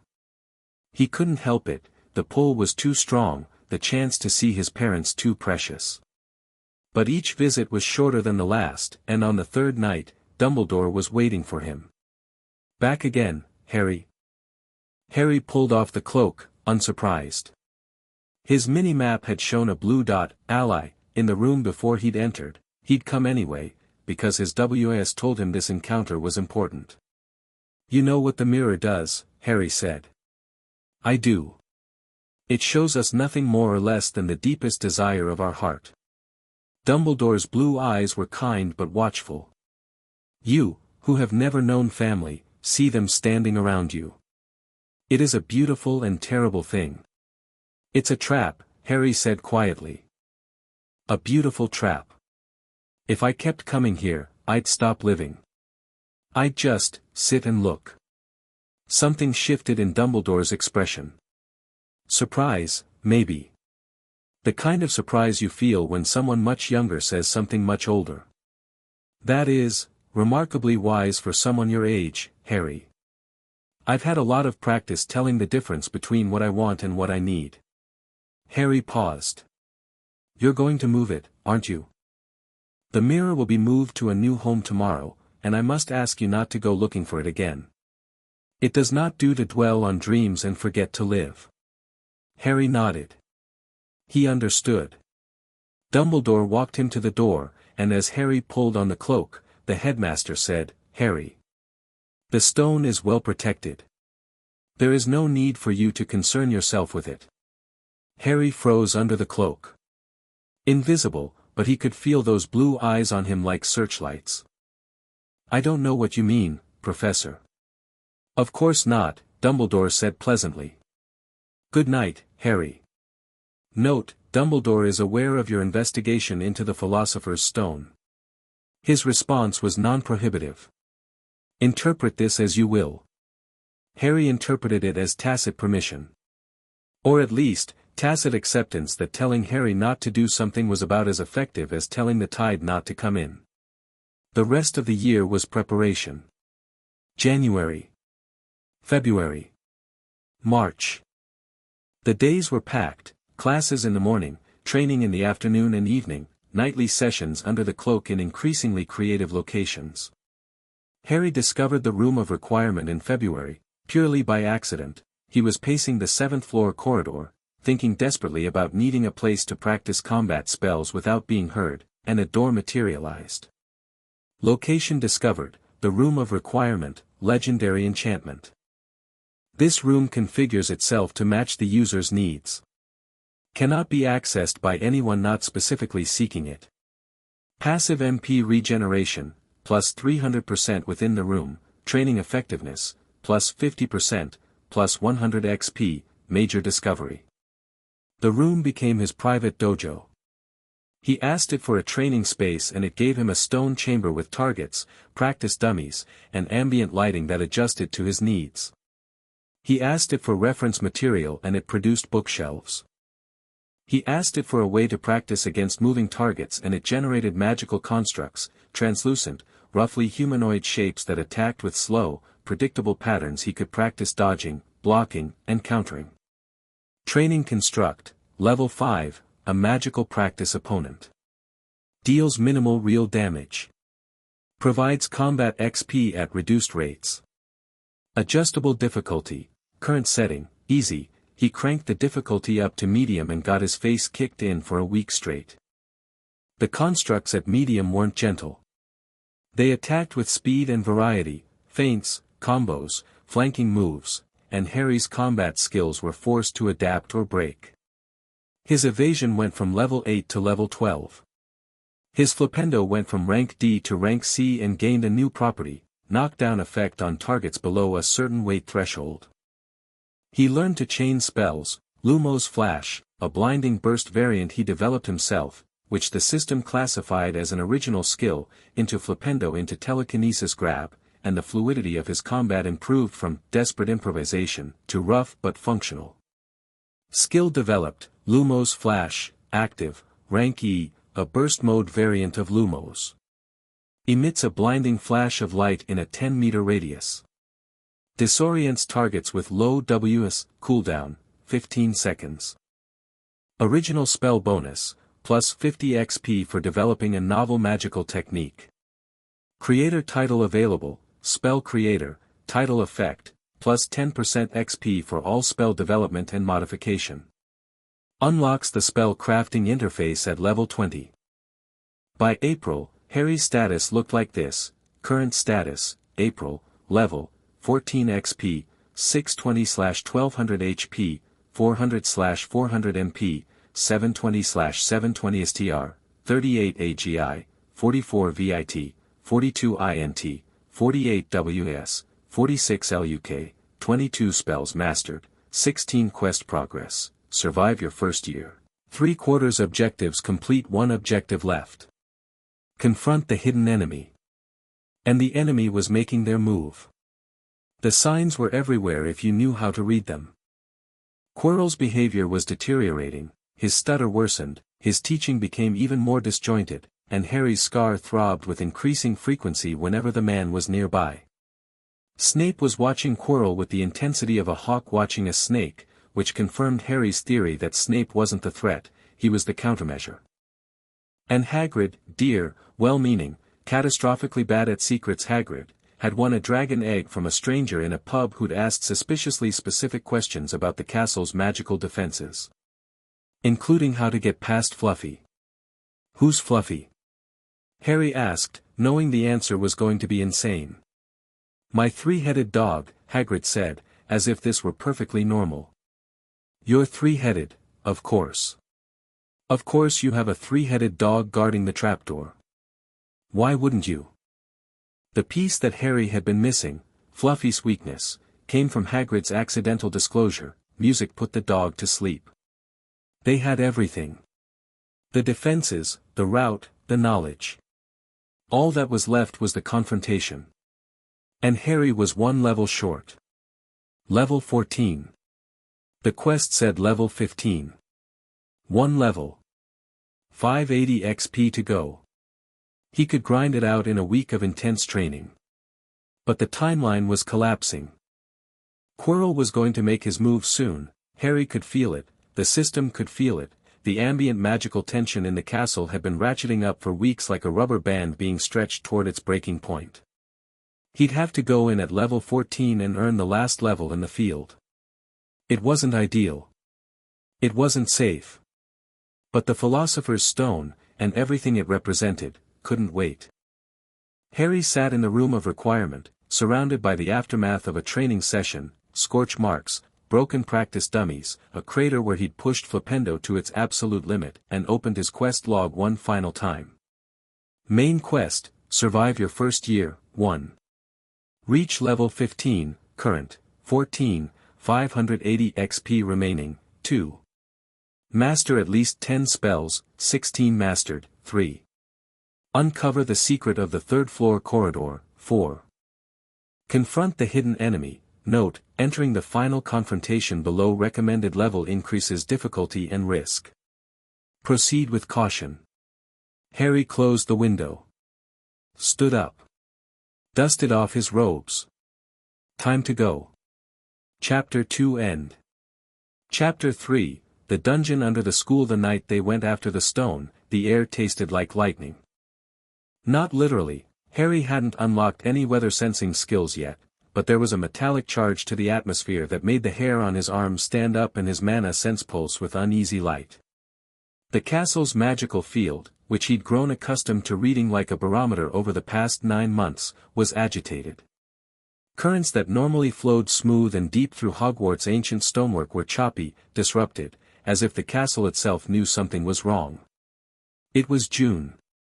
Exams had finished that afternoon. The sun had set 3 hours ago and the Gryffindor common room was mostly empty, a few older students playing Exploding Snap by the fire, Percy Weasley reading in a corner with the self-important air of someone who wanted everyone to notice how studious he was. Normal evening. Nothing to see. Harry sat in his usual armchair with a book open in his lap, Quidditch Through the Ages, for appearances, and watched the common room empty out one student at a time. Hermione was across from him, pretending to review her charms notes. Ron was on the floor between them, setting up a chess board with the careful deliberation of someone whose hands needed something to do while his mind worked overtime. They'd been planning this for weeks. The trigger had come that morning. Harry had found Hagrid in his hut, excited and miserable in equal measure, excited because his dragon, Norbert, had been successfully smuggled out of the castle by Ron's brother Charlie, miserable because he missed the murderous little reptile. During the conversation, over tea and rock cakes, Harry had asked one final question.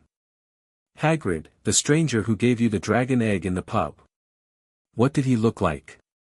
Dunno, kept his hood up. Pretty common in the Hog's Head. But I remember he was dead interested in Fluffy. Asked how to handle a beast like that, and I told him, after Fluffy, the trick is just to know how to calm the thing down. Play a bit of music and he goes straight off to sleep. Hagrid had gone pale mid-sentence. Harry hadn't needed to say anything. The realization had landed on Hagrid's face like a brick. I shouldn't ha' told ya that, Hagrid whispered. I shouldn't have told him that. Harry, don't go doing anything, we need to tell Dumbledore, Harry had said firmly. And they'd tried. They'd gone straight to McGonagall, who informed them crisply that the headmaster had been called away to the ministry on urgent business and wouldn't return until the following day. Called away. On the exact night that the final piece of the puzzle, how to get past Fluffy, had fallen into the wrong hands. Quest alert, final confrontation, tonight, the hidden enemy will attempt to steal the Philosopher's Stone while Dumbledore is absent. Objective, reach the stone before the enemy. Prevent its theft. Bonus objective, identify and confront the hidden enemy directly. Failure penalty, the Dark Lord returns. Everything changes. Time limit, before dawn, not a coincidence. Dumbledore's absence was engineered. Someone had lured him away to clear the path. Tonight was the night. At 11:30, the last of the common room stragglers headed upstairs. Percy went to bed with a yawn that suggested he'd been waiting for an acceptable time to stop pretending to study. The fire popped and settled. The room was theirs. Harry closed his book and looked at his friends. Ready? Ron's jaw was set. His eyes had that chess player focus, sharp, calculating, already running scenarios. He'd spent the past week memorizing every scrap of information they'd gathered about the defenses. He knew what was down there better than Harry did, in some ways, because Ron thought in terms of sequences and contingencies while Harry thought in terms of raw capability. Ready, Ron said. Hermione had her wand in her hand. She'd been practicing non-stop, not just the curriculum spells but situational magic, defensive charms, anything she thought might be useful in a gauntlet of unknown challenges. Her spell repertoire wasn't as deep as Harry's, nobody's was, thanks to the system, but what she had, she'd honed to a razor edge. One condition, she said. If it gets too dangerous, if any of us is seriously hurt, we pull back. No heroics. Define too dangerous, Ron said. Define heroics, Harry said. This is why I have conditions, Hermione muttered. Because neither of you has self-preservation instincts. Harry grinned despite everything. Then he pulled the invisibility cloak from his bag. It couldn't cover all three of them, they'd tested this, and while it technically rendered them invisible, the spatial logistics of 3 11-year-olds trying to walk in synchronized lockstep under a sheet of fabric was, in Hermione's words, a logistical nightmare that would get us caught faster than not being invisible at all. So Harry wore it alone, scouting ahead, while Ron and Hermione followed at a careful distance using the route he'd mapped with his mini-map. The castle was different at night during exam week. Quieter than usual, even Filch seemed to be sleeping, and Mrs. Norris's red dot on Harry's mini-map was stationary on the second floor, curled up by a radiator. The ghosts were absent. The portraits slumbered. It was as if Hogwarts itself was holding its breath. They reached the third-floor corridor without incident. The door was already open. Harry stopped. Under the cloak, invisible, he stared at the open door and felt his stomach turn to ice. They hadn't opened it. Which meant someone else had. Recently. "It's open," he whispered, pulling the cloak off. No point in stealth now, whoever had gone through this door was ahead of them, and speed mattered more than concealment. From beyond the door came the sound of music. A harp, playing itself, tinkling, gentle notes that drifted through the corridor like a lullaby. And beneath it, a deeper sound, breathing.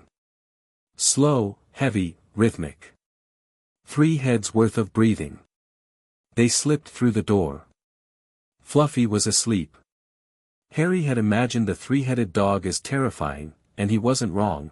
The thing was enormous, filling the room like a furry, drooling mountain, each head the size of a small car. But it was deeply, thoroughly unconscious, all 3 mouths slightly open, all 3 sets of nostrils flaring with each thunderous exhale. A self-playing harp sat in the corner, its strings glowing faintly with the residue of an enchantment. Harry observed the dog. Fluffy, 3-headed dog, species, Cerberus, magical beast, level, 38, HP, 3, 200/3, 200, status, magically asleep. Enchanted harp is maintaining sleep state. Warning, enchantment is degrading. Estimated time to waking, 8 to 12 minutes. Threat assessment, do not engage. This creature is catastrophically above your combat capacity. Level 38. 38. Harry was level 14. The power differential wasn't a gap, it was a canyon. If that dog woke up, they weren't fighting it. They were running, and even running might not be fast enough. 8 minutes, Harry said tightly. The harp spell is fading. We need to move. The trapdoor was between Fluffy's massive paws. Ron and Hermione helped him haul it open. It was heavy, reinforced, and the hinges groaned in a way that made all 3 of them freeze and stare at Fluffy's nearest head. The dog snorted. Shifted. Didn't wake. Below the trapdoor was darkness. Complete, impenetrable darkness, the kind that swallowed Harry's lumos like a candle in a hurricane. "I'll go first," Harry said. "If I yell, don't follow me." "If you yell, we're absolutely following you," Hermione said flatly. He jumped. The fall was longer than expected, 5 seconds of free fall in total darkness, his mana sent screaming about magical presence below him, his stomach in his throat, and then he landed on something soft. Soft, and moving. Tendrils wrapped around his ankles immediately. Thick, ropey, plant-based tendrils that tightened with a slow, deliberate strength, pulling his legs down into what felt like a nest of living cables. More tendrils reached for his arms, his torso, his neck. Threat, Devil's Snare, level 12, a sentient magical plant that ensnares prey through constriction. Strength increases in proportion to target's resistance. Weakness, sunlight and fire. Relaxation reduces constriction speed. Combat initiated, it's Devil's Snare. Harry shouted upward. It's safe to jump but don't struggle when you land. He forced himself to go limp. Every instinct screamed fight, pull free, move, but his INT of 48 overrode the panic, cross-referencing the herbology textbook data with the system's real-time analysis. Devil's Snare fed on resistance. The more you fought, the tighter it squeezed. Relaxation was the counter. The tendrils around his legs loosened fractionally. Not releasing, testing. Waiting for him to panic. Ron landed beside him with a yelp and immediately started thrashing. The tendrils latched onto him like a straitjacket, arms pinned, legs wrapped, a thick vine creeping toward his throat. Ron! Stop moving. Relax. Relax? It's strangling me and you want me to. Hermione landed on Harry's other side. She took one look at the situation, the tendrils, the plant, the darkness, and her reaction was so fast it barely qualified as a pause. Incendio. Fire bloomed from her wand. Bright, hot, real fire, not the tentative flame of a first-year practice session but a controlled jet of combustion that she directed at the base of the devil's snare with surgical precision. The plant shrieked, a high, thin sound like steam escaping, and the tendrils recoiled, releasing all three of them simultaneously. They dropped through the loosened mass of vines and landed on cold stone below. Devil's Snare, defeated, environmental damage, plus 30 XP, partial credit, ally dealt primary damage. Harry picked himself up, breathing hard, and looked at Hermione.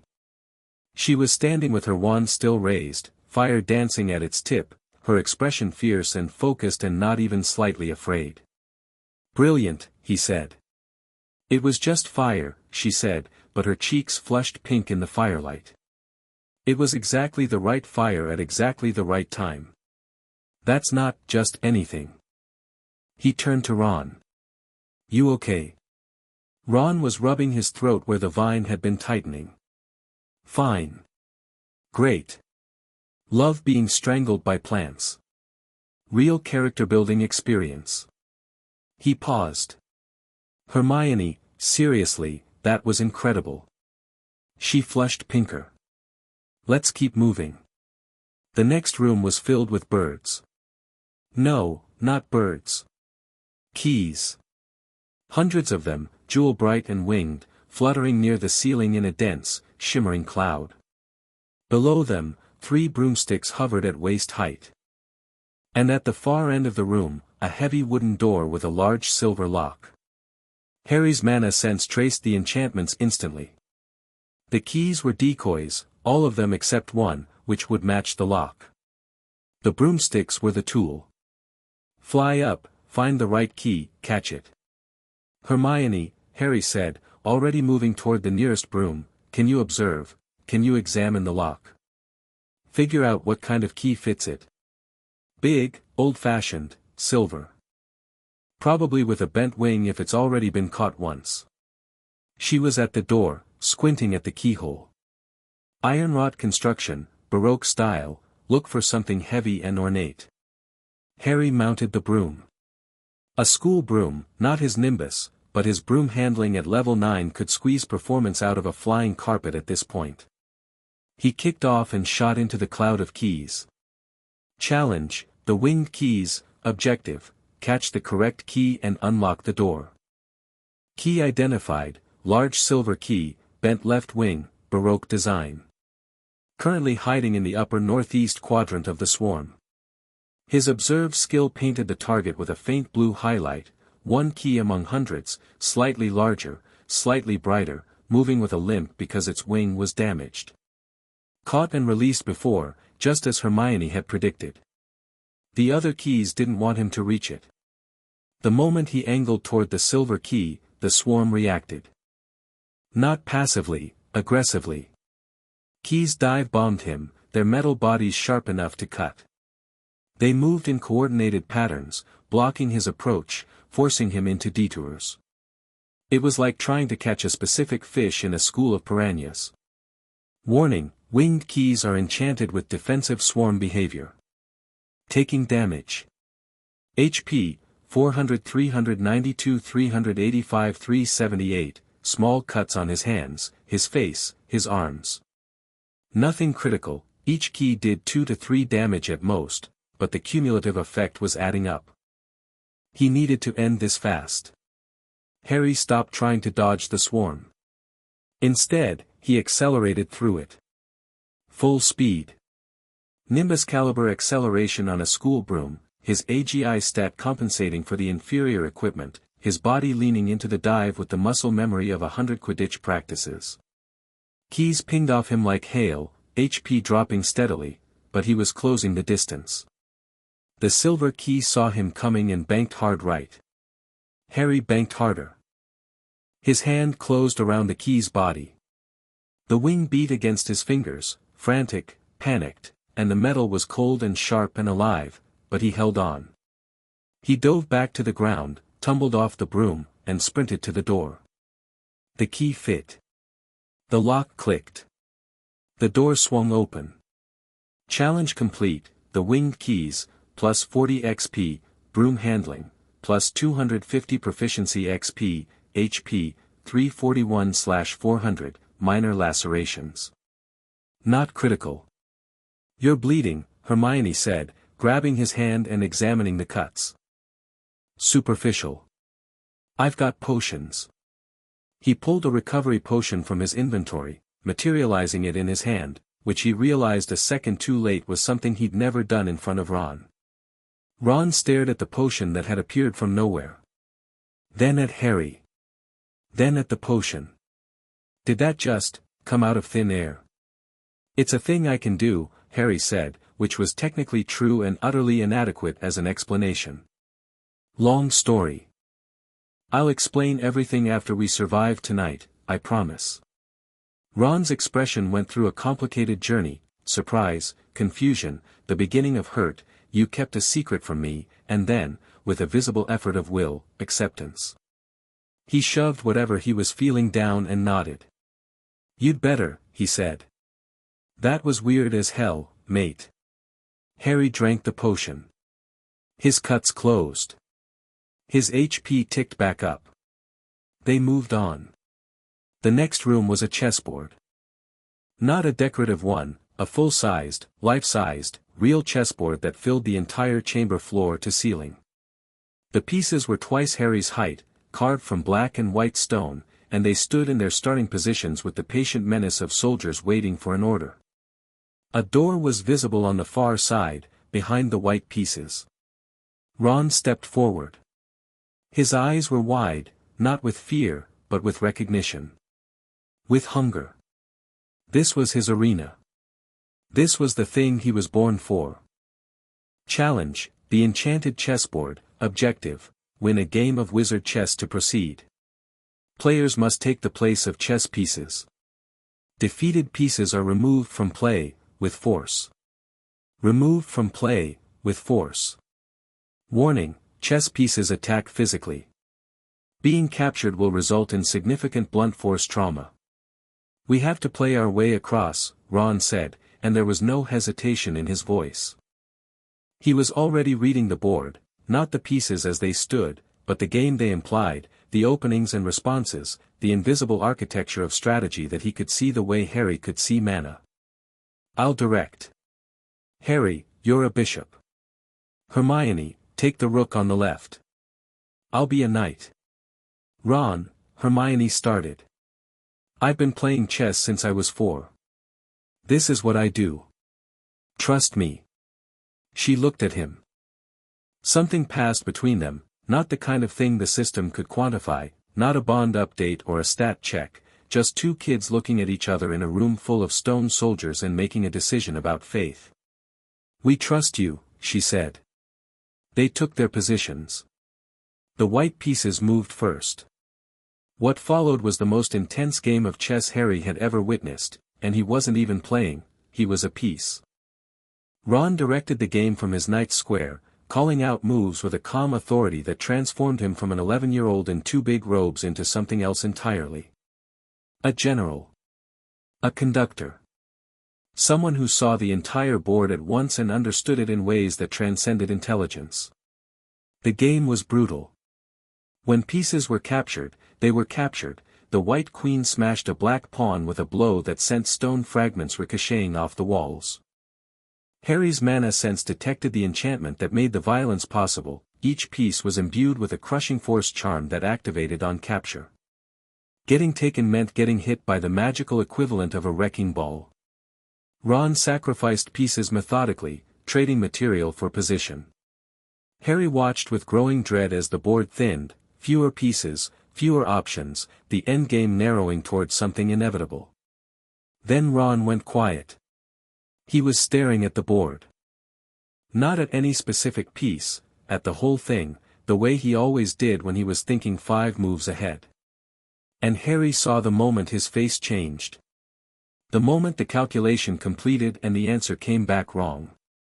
Ron, Harry said carefully, because he'd seen that look before. During their practice games. It was the look Ron got when he found the winning line and it cost something he didn't want to pay. I have to be taken, Ron said. No. Harry, listen to me. There's a sequence. Queen takes knight, that's me, which opens the diagonal for Harry to reach the king. Checkmate in 2 after that. It's the only line that works. Every other variation leads to stalemate or loss. Find another way. There isn't another way. Ron's voice was steady. Calm. The chess player had taken over completely, and the chess player was ruthless with sacrifice when the position demanded it. This is how the game works. Sometimes you give up a piece to win. I'm the piece. You're not a piece, you're my, Harry. Ron looked at him.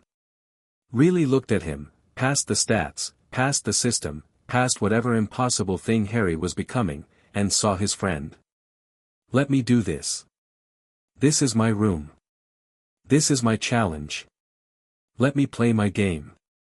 Hermione made a sound, small, choked, the kind of sound that comes from someone trying very hard not to cry and almost succeeding. Ron, you can't, Queen takes knight, Ron said to the board. That's my move. He stepped forward. The White Queen turned toward him. Stone grinding on stone, the sound enormous in the enclosed chamber. She raised her arm, a massive stone limb ending in a stone fist, and Ron stood in her path, red-haired and freckled and 11 years old, and didn't flinch. The blow caught him in the side and sent him tumbling across the board like a ragdoll. He hit the stone floor, rolled twice, and lay still. Ron. Harry was already moving, not toward Ron, toward the king. Because Ron had made his sacrifice and the game was still in play and the only way to make it mean something was to finish it. His body moved to the diagonal Ron had opened, 3 squares forward and 1 left, and the White King dropped his crown. Checkmate. Challenge complete, the enchanted chessboard, plus 60 XP, note, this victory belongs to Ron Weasley. XP credit shared. Harry and Hermione ran to Ron. He was alive. Breathing. Unconscious, with a bruise forming across his ribs that was going to be spectacular and at least 1 cracked rib based on the way he winced when Harry gently turned him onto his back. Observe, Ron Weasley, HP 34/95. Status, unconscious. Injuries, 2 cracked ribs, minor concussion, multiple contusions. Prognosis, will recover fully with medical attention within 24 hours. Not in immediate danger. He needs the hospital wing, Hermione said, her voice tight and controlled in the way it got when she was channeling panic into functionality. He needs Madame Pomfrey, and we need to keep going. Harry pulled a recovery potion from inventory, his second to last one, and tipped it carefully into Ron's mouth. The unconscious boy swallowed reflexively, and some color returned to his face. The bruising didn't disappear, but his breathing steadied. Ron Weasley HP, 34/62/95. Stabilized. Cracked ribs partially mended. Hermione, can you stay with him? Get him to the hospital wing? Absolutely not. Her voice was sharp. Final. I'm not leaving you to go in there alone. Someone needs to, I'll send a message. She raised her wand and did something Harry hadn't seen before, a complex wand movement that produced a wisp of silver light. Not a full Patronus, she didn't know that spell, but a communication charm she'd found in a library book, designed to deliver short messages to a specific recipient. Professor McGonagall. Ron Weasley is injured on the enchanted chessboard, third floor corridor. Harry Potter and I are continuing forward. The stone is in danger. The wisp of light zipped away through the wall, trailing silver sparks. There, Hermione said. McGonagall will come. Ron will be found. Now let's go. Harry opened his mouth to argue. Closed it. Hermione was looking at him with an expression that could have cut diamond, and his WIS of 46 told him with absolute clarity that this was not a negotiable moment. Okay, he said. Together. They left Ron on the chessboard, carefully positioned, cloak folded under his head as a pillow, and went through the next door. The smell hit them first. Troll. The acrid, rotting stench of mountain troll, identical to the one they'd fought at Halloween. But when they entered the room, the troll was already down, sprawled on the floor, unconscious, a massive lump on its head suggesting someone had dealt with it before them. Mountain troll, level 16. Status, unconscious. Already defeated by a prior entrant. Whoever was after the stone was ahead of them. And they were powerful enough to drop a troll solo.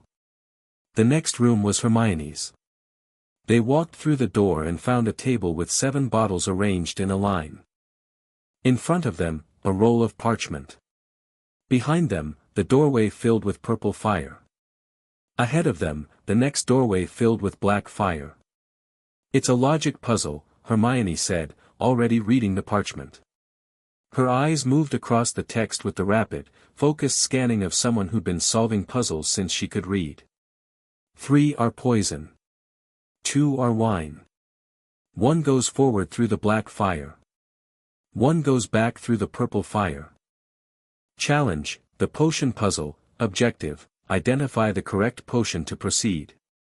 Logic-based, no magical solution. Note, this challenge is not solvable by system analysis. The puzzle requires human deductive reasoning. Observe and combat analysis cannot assist. Harry looked at the notification and felt a chill. The system couldn't solve this. It was logic, not magic. Not stats, not skills, pure thinking.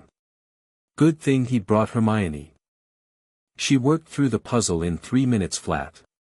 Harry watched her, not the parchment, not the bottles, but her, and saw the process happening in real time.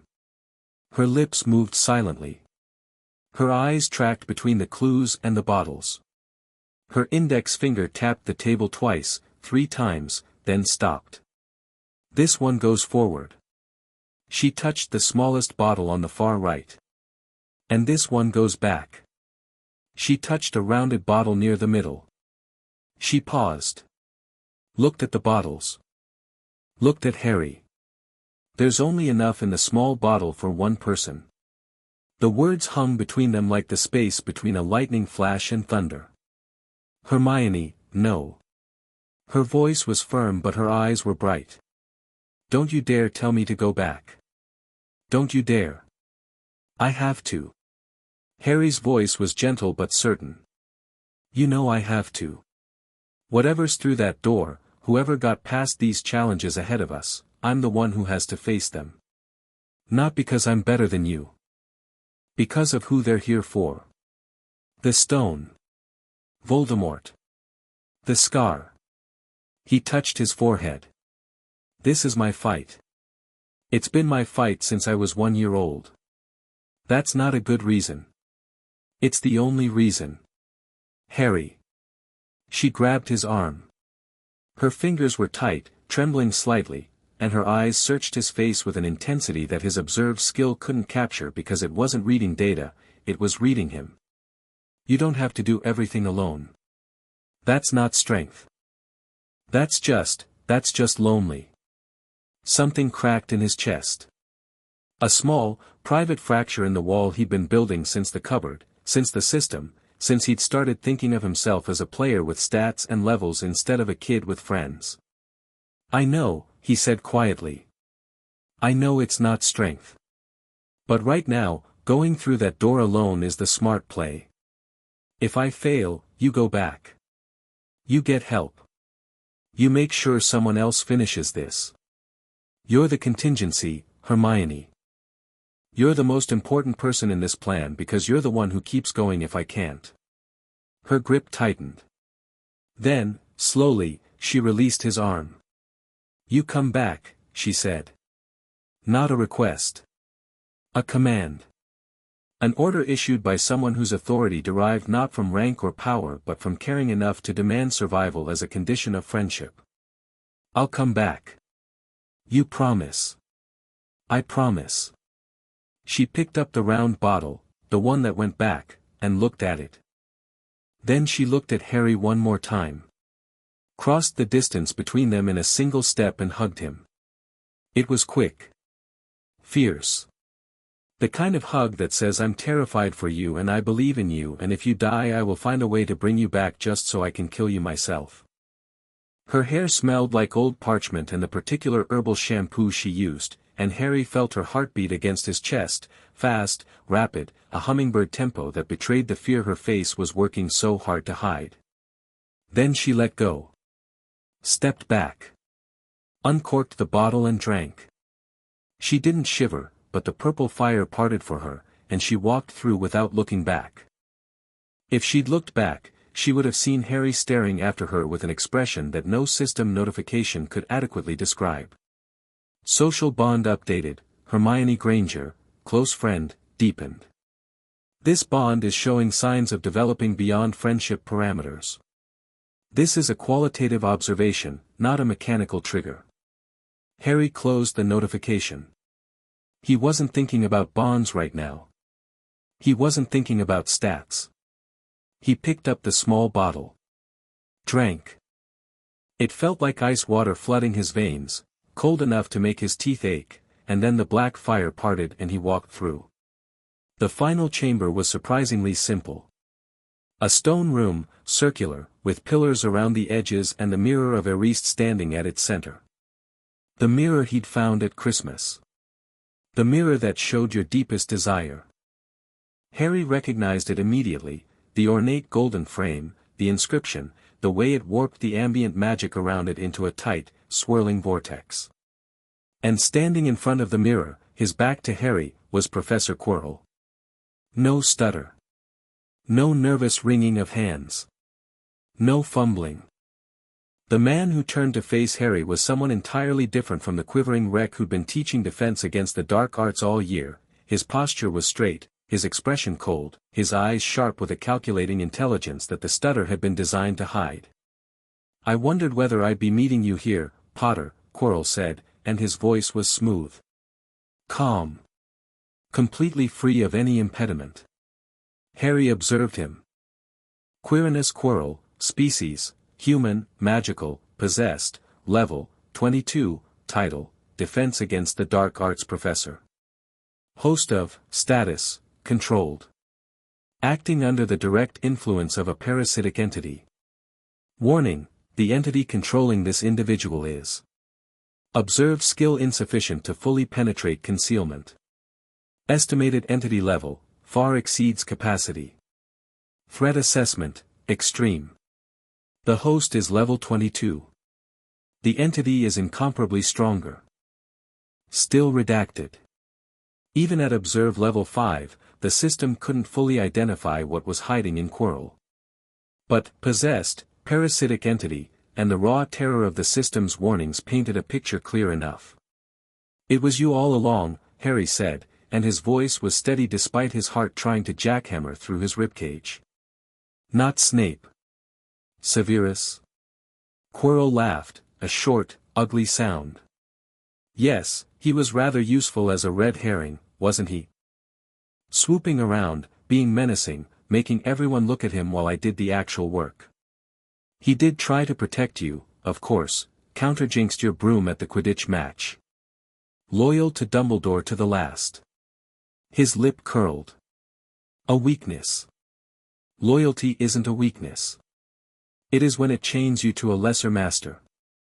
Quirrell turned back to the mirror. Now, this mirror, the last defense. I can see the stone, I can see myself presenting it to my master, but I can't get it. The enchantment is elegant. Dumbledore's work. Harry's mind was racing. The mirror showed what you desired most. Dumbledore had hidden the stone inside the mirror, meaning the only person who could retrieve it was someone who wanted to find the stone but not use it. Someone who wanted the stone for its own sake, as an object, not for the immortality or gold it could provide. If Quirrell, who wanted the stone to give to Voldemort, couldn't get it, then the mirror's defense was holding. As long as nobody who wanted the stone without wanting to use it stood in front of the mirror, the stone was safe. Which meant Harry needed to stay the hell away from that mirror. "Use the boy," said a voice. Harry's scar detonated. Not throbbed. Not tingled. Detonated. White-hot agony that split his forehead like a cleaver, so intense that his vision whited out and his HP dropped. HP, 400-372, damage source, proximity to parasitic soul entity. Cursed wound resonance. Not a physical attack, psychic/spiritual damage. Entity proximity damage, 28 HP. Warning, damage will increase with closer proximity. The voice had come from Quirrell. But not from his mouth, from the back of his head. From under the turban. A voice like dry leaves scraping stone, thin and high and old, and it carried a weight of malice so concentrated that Harry's mana sense actually recoiled, the way a hand recoils from a flame. "Use the boy," the voice repeated. "He can get the stone." Quirrell turned to Harry. Snapped his fingers, and ropes appeared from thin air, binding Harry where he stood. Status effect, bound. Movement restricted. STR check required to break free.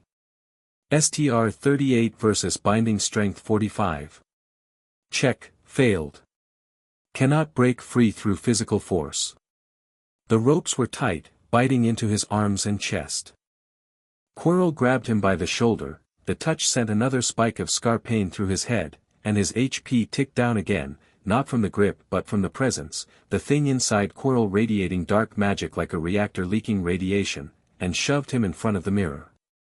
Harry looked into the mirror of Erised. He saw himself. Just himself, this time, not his parents, not his family. His reflection stood in the stone chamber, looking back at him with calm green eyes. And then his reflection smiled, reached into its pocket, and pulled out a blood-red stone. Winked. And put the stone back.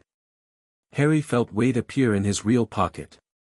Item acquired, the Philosopher's Stone, quality, legendary, the Philosopher's Stone, created by Nicholas Flamel.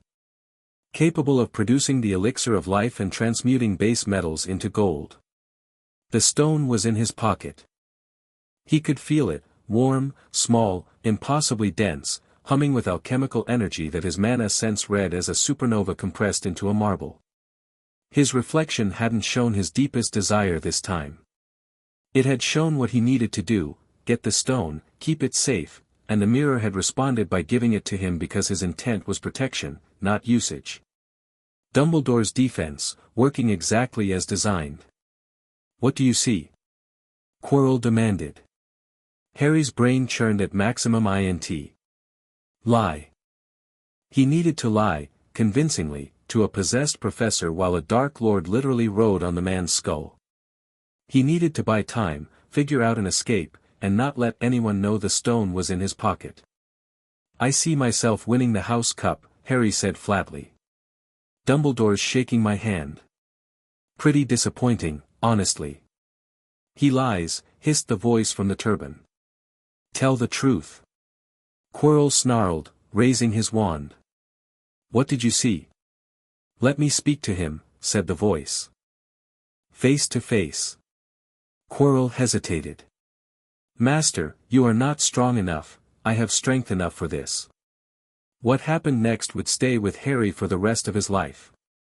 Quirrell reached up and unwound his turban.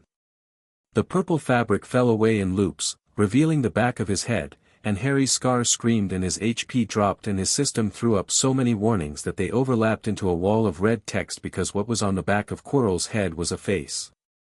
A terrible face. Chalk white, with red eyes like slits, and a nose that was barely more than 2 flat nostrils.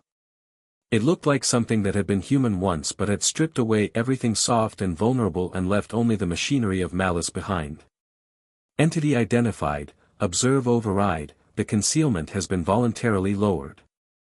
Full identification now possible.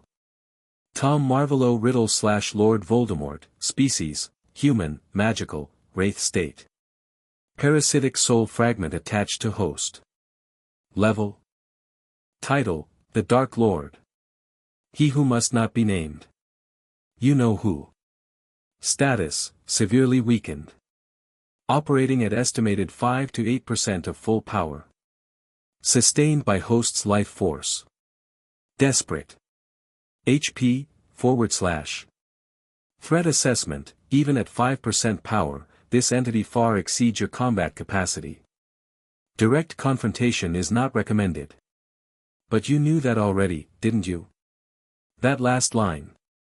Harry had never seen the system editorialize like that before. It felt less like a notification and more like a whisper from something that was watching him with bated breath. Harry Potter, Voldemort said. The face on the back of Quirrell's head was looking at him. Quirrell had turned so that the face was forward, the professor's body now facing backward, an obscene puppet arrangement that made Harry's stomach lurch. See what I have become. Mere shadow and vapor. I have form only when I can share another's body. But there have always been those willing to let me into their hearts and minds. Unicorn blood has sustained me these past months, the blood of something so pure sustains you even on the brink of death, but it cannot give me my own body. Only the stone can do that. Red eyes locked onto Harry's. Give me the stone, boy. Quest update, confront the hidden enemy, active, the Dark Lord demands the Philosopher's Stone. Options, 1. Surrender the stone. Consequence, Voldemort returns. Failure cascade initiated. 2. Refuse. Consequence, combat. Survival probability at current level, 12%. 3. Stall for time. Consequence, unknown. Depends on external variables. 12%. Harry looked at that number and felt something strange happen inside his chest. Not fear, he'd burned through fear earlier, used it up as fuel during the chess room and the devil's snare and the long dark corridor leading here. What he felt now was quieter. Colder. A settling, like sediment drifting to the bottom of a glass. 12% meant 88% chance of death. 12% also meant 12% chance of living. He'd take those odds. He'd taken worse. No, Harry said. Voldemort's expression, grotesque, inhuman, pressed flat against another man's skull, twisted. Bravery, he whispered. Your parents had it too. Tell me, boy. You killed my parents, Harry said, and his voice was iron. And now you're offering to bring them back as a bribe for the weapon you need to kill more people. No. Foolish boy. Seize him. Quirrell lunged. Harry's binding still held, STR-38 against binding force 45, but Quirrell wasn't attacking the bindings. He was going for Harry's pocket. His hand reached toward the stone and Harry did the only thing he could think of. He channeled every point of MP he had into his telekinesis skill and shoved. Telekinesis, level 6. Force output, maximum. MP, 720-615, the invisible force hit Quirrell in the chest and hurled him backward, not far, maybe 3 meters, but enough to buy Harry a second. Quirrell stumbled, caught himself, and raised his wand. Petrificus totalis. Harry couldn't dodge, he was bound, but his mana manipulation was already working, instinct and system syncing together. He felt the spell coming, felt its magical signature in the air like a pressure wave, and he pushed back with raw mana. Not a spell. Not a skill. Just will, desperate and unfocused, a wall of magical resistance thrown up between himself and the curse. Skill discovered, mana shield, active, level 1. Project raw magical energy as a defensive barrier. Blocks or weakens incoming spells. Effectiveness based on MP invested and shield level versus spell power. MP, 615-510, the bodybind curse hit his makeshift shield and shattered. Not cleanly, fragments of the spell got through, making his legs go stiff for a second before his VIT stat fought off the partial effect, but the full force hit didn't land. Quirrell's eyes widened. Impossible. A first year shouldn't be able to kill him. Voldemort screamed from the back of his head. Quirrell raised his wand again, and Harry knew, with the cold clarity of combat analysis running at full power, that he couldn't block another spell while bound. The first mana shield had been a desperation move, burning 105 MP in a single burst. Another one would drain him further, and Quirrell could cast all day. The math didn't work. The position was losing. So Harry changed the game. He didn't try to block. He didn't try to dodge. He threw his entire body forward, ropes and all, and headbutt Quirrell in the chest. It was absurd. Tactically indefensible. The kind of move that would never appear in any combat manual or strategic analysis. But it worked because it was the one thing neither Quirrell nor Voldemort expected, a bound 11-year-old kid launching himself like a guided missile into a grown man's torso. They went down together.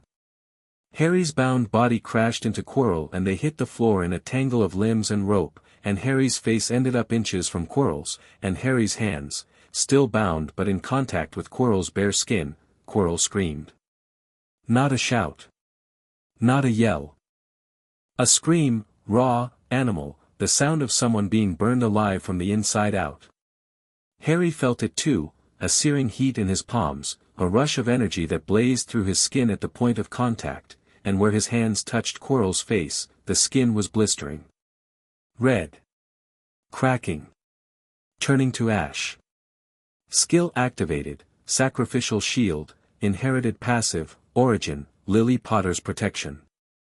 Maternal sacrifice magic, quantified as a permanent defensive enchantment bound to your blood and skin. Effect, physical contact with anyone possessed by or in service to Voldemort causes catastrophic damage to the possessing entity and its host. This is not a spell, it is a condition of your existence. Damage output, extreme to Voldemort-affiliated targets. Warning, contact damage is mutual. You are also taking damage from proximity to the Dark Lord's soul fragment. HP, 400 358 312 271 224, Harry's scar was a white-hot brand. His HP was dropping fast, the proximity to Voldemort's soul, channeled through Quirrell, was hammering him with psychic damage that felt like someone was driving nails into his skull. But Quirrell was dying faster. The professor's face was disintegrating under Harry's hands, skin crumbling to ash, and Quirrell was screaming and thrashing and Voldemort was screaming too, a high, inhuman shriek of rage and pain and something Harry had never associated with the Dark Lord before, fear. Kill him. Kill the boy. Quirrell tried to fight back, tried to push Harry away, but every point of contact was another burn, another patch of ash, and his motor control was failing as his body literally crumbled. Harry held on. HP, 224 187 143 108, his vision was going dark. Not the darkness of unconsciousness, a deeper dark, a pulling, a gravity at the edge of his awareness trying to drag him down. His system was screaming warnings that he could barely read through the agony. HP critical, 108/400, HP critical, 76/400, HP critical, 41/400, he held on. I promised Hermione I'd come back. HP, 23/400, Quirrell stopped screaming. His body was ash. All of it, skin, bone, robes, disintegrating in Harry's grip like a sandcastle in a wave. The thing that had been a professor collapsed into a pile of grey powder, and from it rose something dark and formless and shrieking, Voldemort's wraith, torn free of its host, the spectral face contorted in fury and agony and hatred. The wraith passed through Harry on its way out. Entity attack, Voldemort's wraith, passing damage, HP, 23/4, status effects, cursed wound aggravated. Spiritual trauma. System instability. Warning, player HP at critical minimum. Consciousness failing. Warning, parasitic soul fragment in Scar is destabilized. System interference detected. Warning, 4 hit points. Harry watched the wraith scream through the ceiling and vanish, and the room was silent except for the settling ash and his own ragged breathing, and his legs buckled and his vision tunneled and the floor came up to meet him. The last thing he saw before consciousness left was a cascade of blue text, Mountain defeated. Quest complete, confront the hidden enemy, all objectives complete, survive your first year, calculating rewards, level up. Level up. Level up. Level 14, Level 15, Level 16, Level 17, main quest reward unlocked, class selection, but first, rest, player. You've earned it. Harry woke up in the hospital wing. White sheets. Sunlight. The smell of healing potions and clean linen. His body ached in ways that had nothing to do with physical injury, a deep, bone-level exhaustion, like he'd been wrung out at the cellular level. His HP, when he summoned the status window with bleary eyes, was back to full. Madame Pomfrey's healing magic was no joke, but the spiritual trauma status effect was still listed in yellow, slowly fading. HP, 400/400, fully healed by medical magic, status, spiritual trauma, fading, 72% recovered. Cursed wound, stable. Malnourished, mild, nearly resolved, Time unconscious, 3 days, 3 days. He'd been out for 3 days.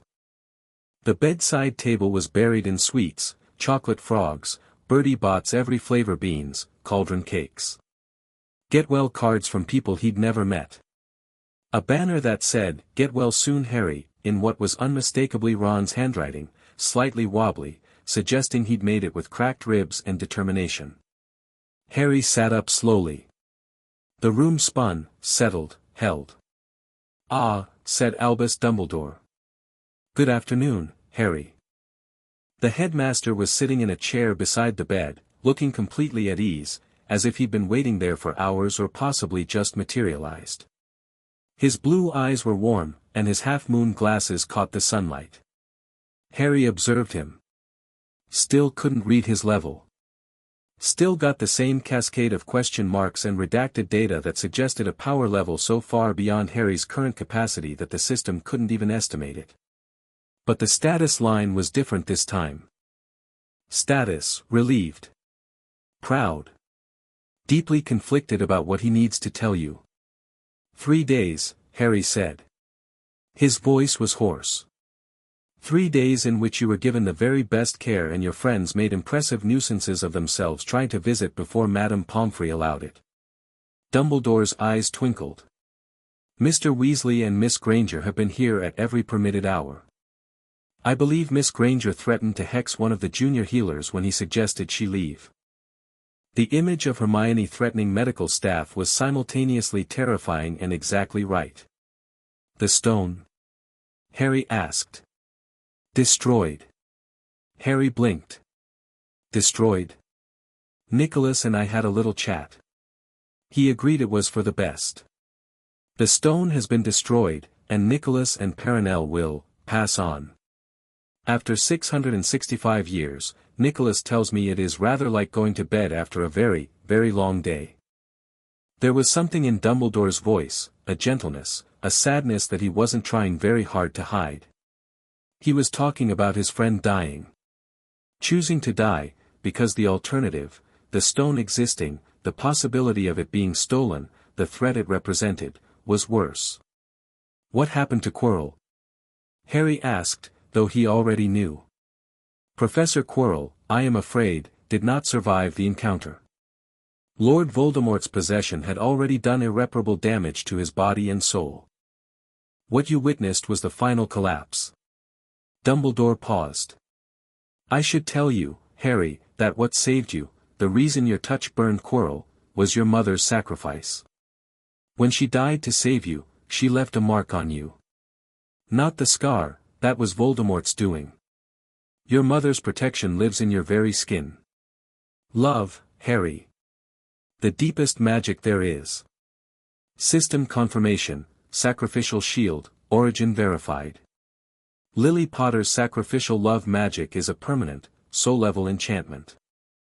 It cannot be replicated, purchased, or artificially enhanced.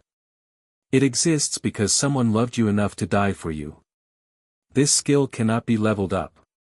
It is already at maximum. Harry stared at the notification. Already at maximum.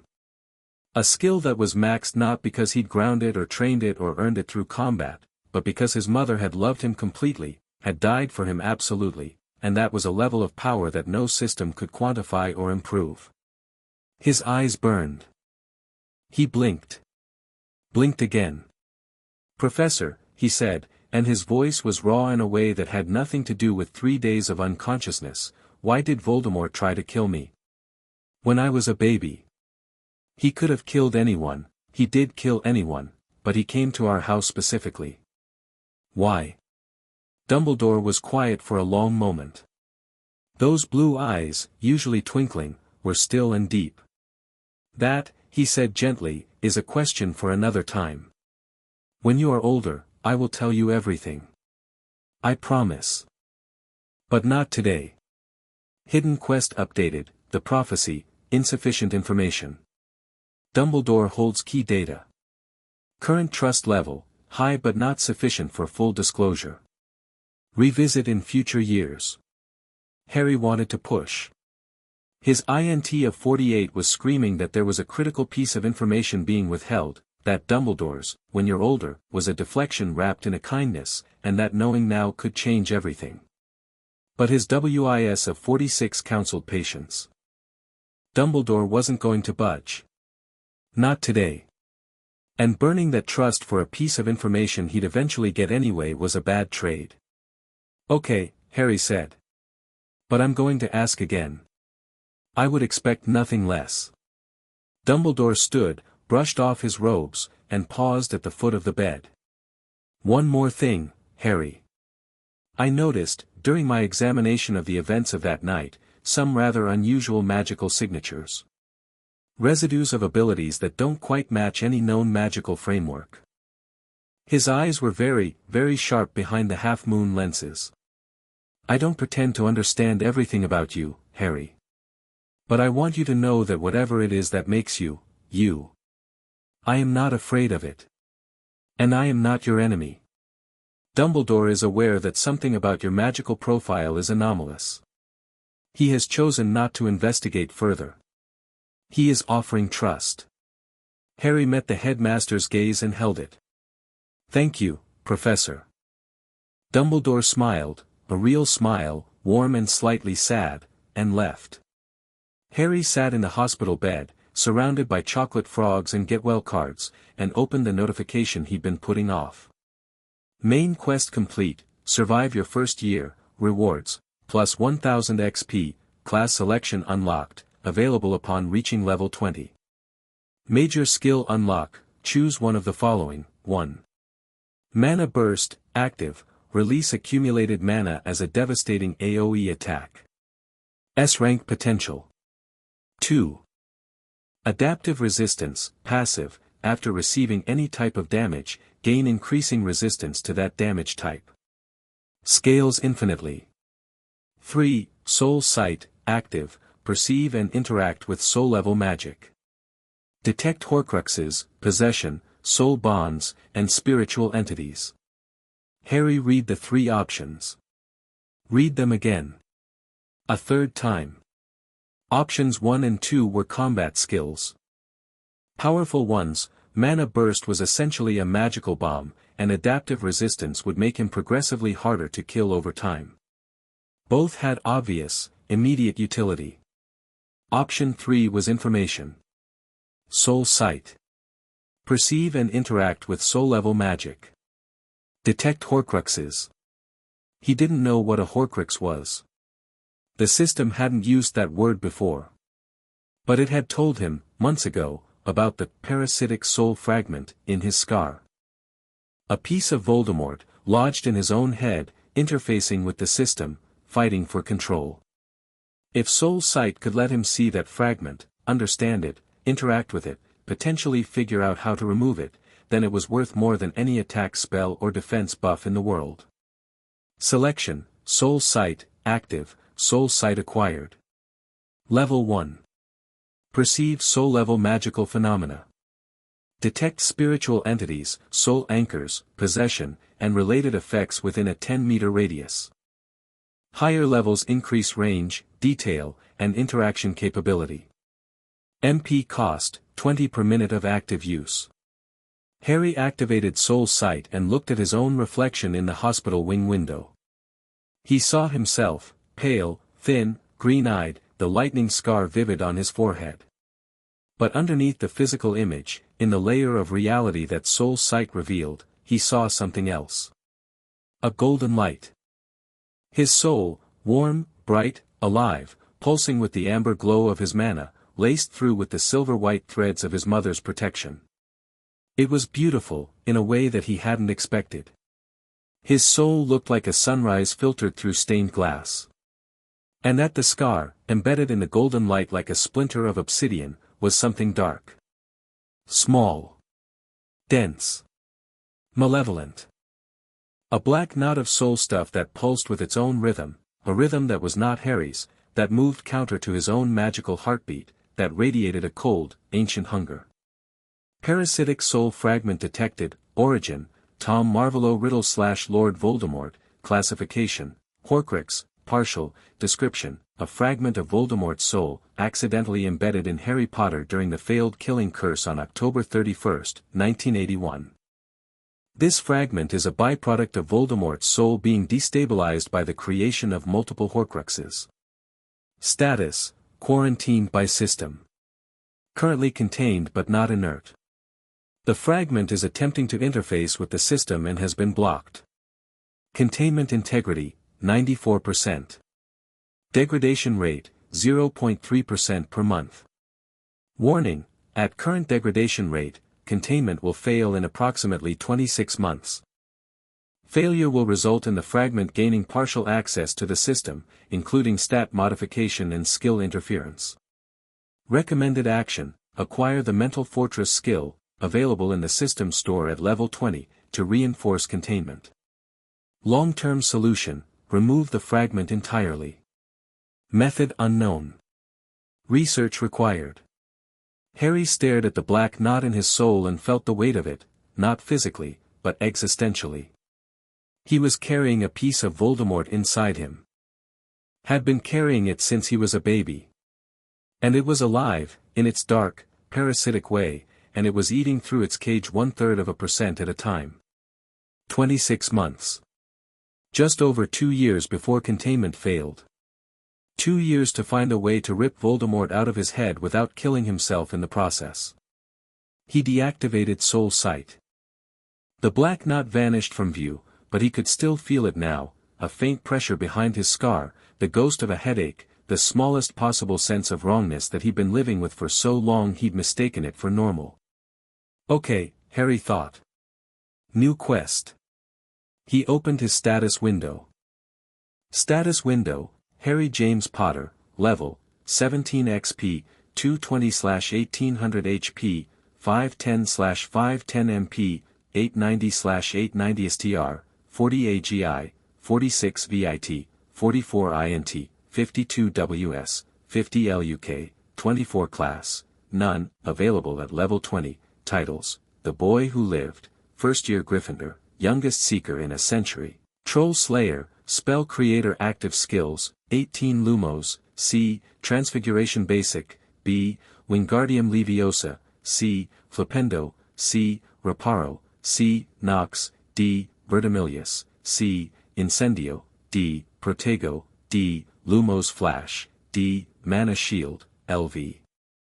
2, Telekinesis, LV.8, Silent Casting, LV.5, Combat Analysis, LV.4, Observe, LV.5, Potion Brewing Basic, C, Sacrificial Shield, Max, Soul Sight, LV.1, Passive Skills, 8 Mana Manipulation, LV.14, Accelerated Learning, LV.11, Evasion, LV.12, Stealth, LV.7, Broom Handling, LV.9, Aerial Combat, LV.5, Mana Sense, LV.5, Running, LV.14, 3 levels gained from the Quirrell fight alone.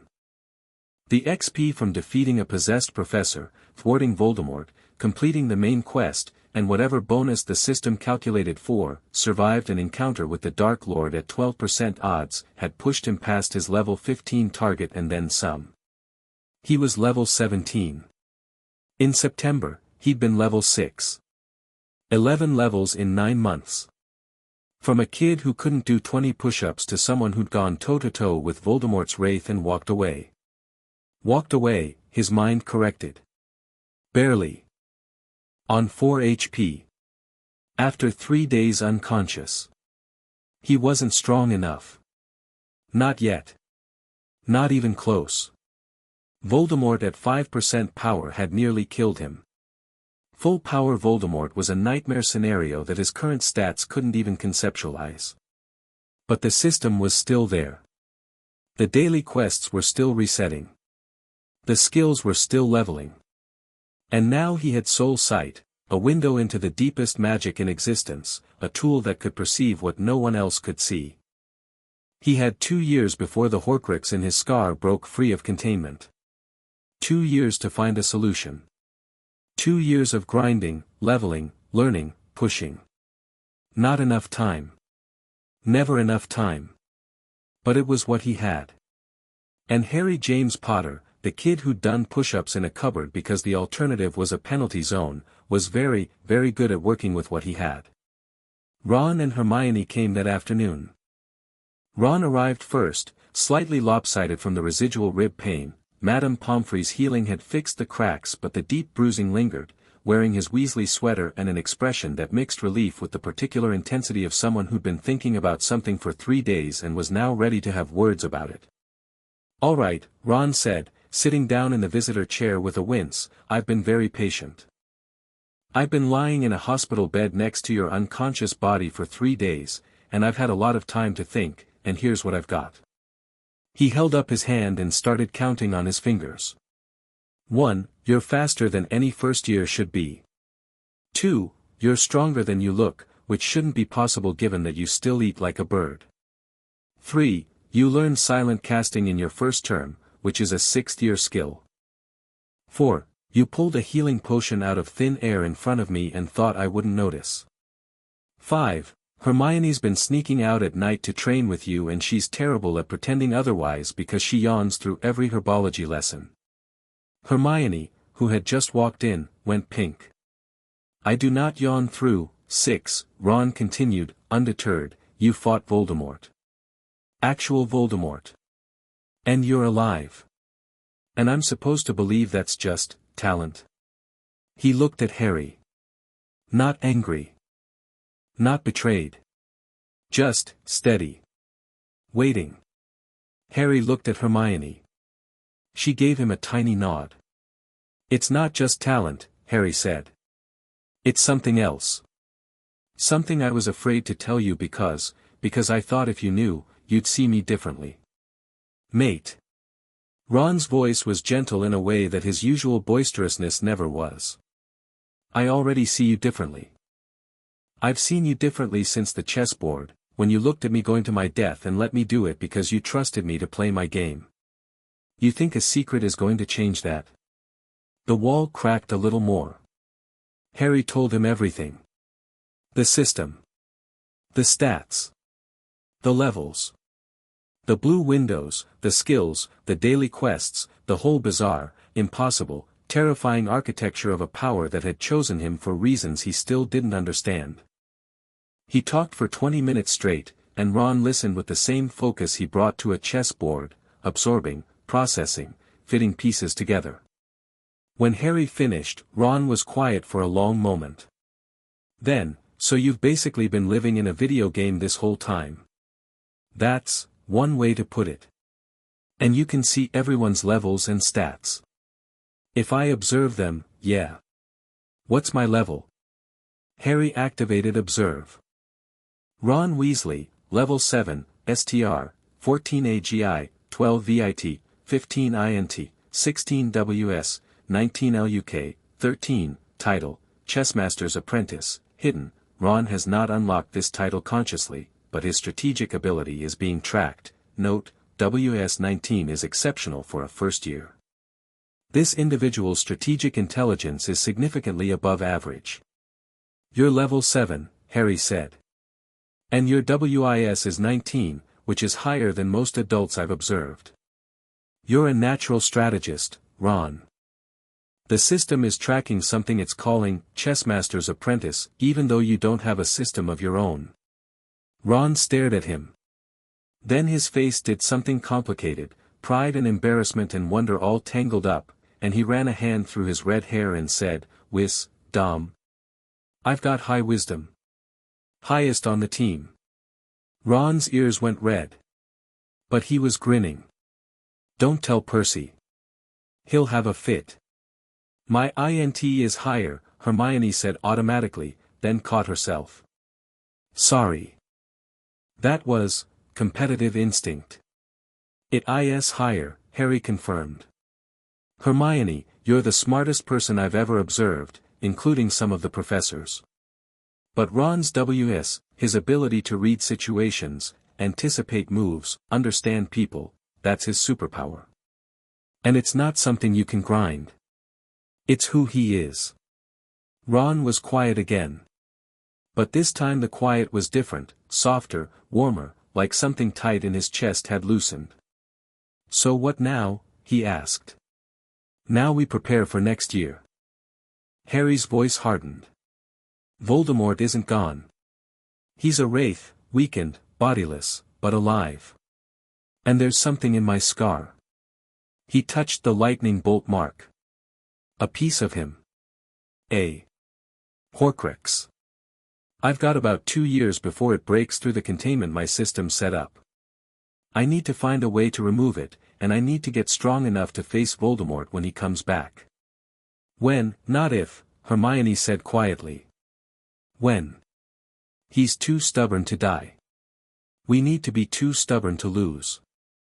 The three of them sat in the hospital wing, Harry in the bed, Ron in the visitor chair, Hermione perched on the edge of the mattress, and the sunlight came through the windows and turned the white sheets gold.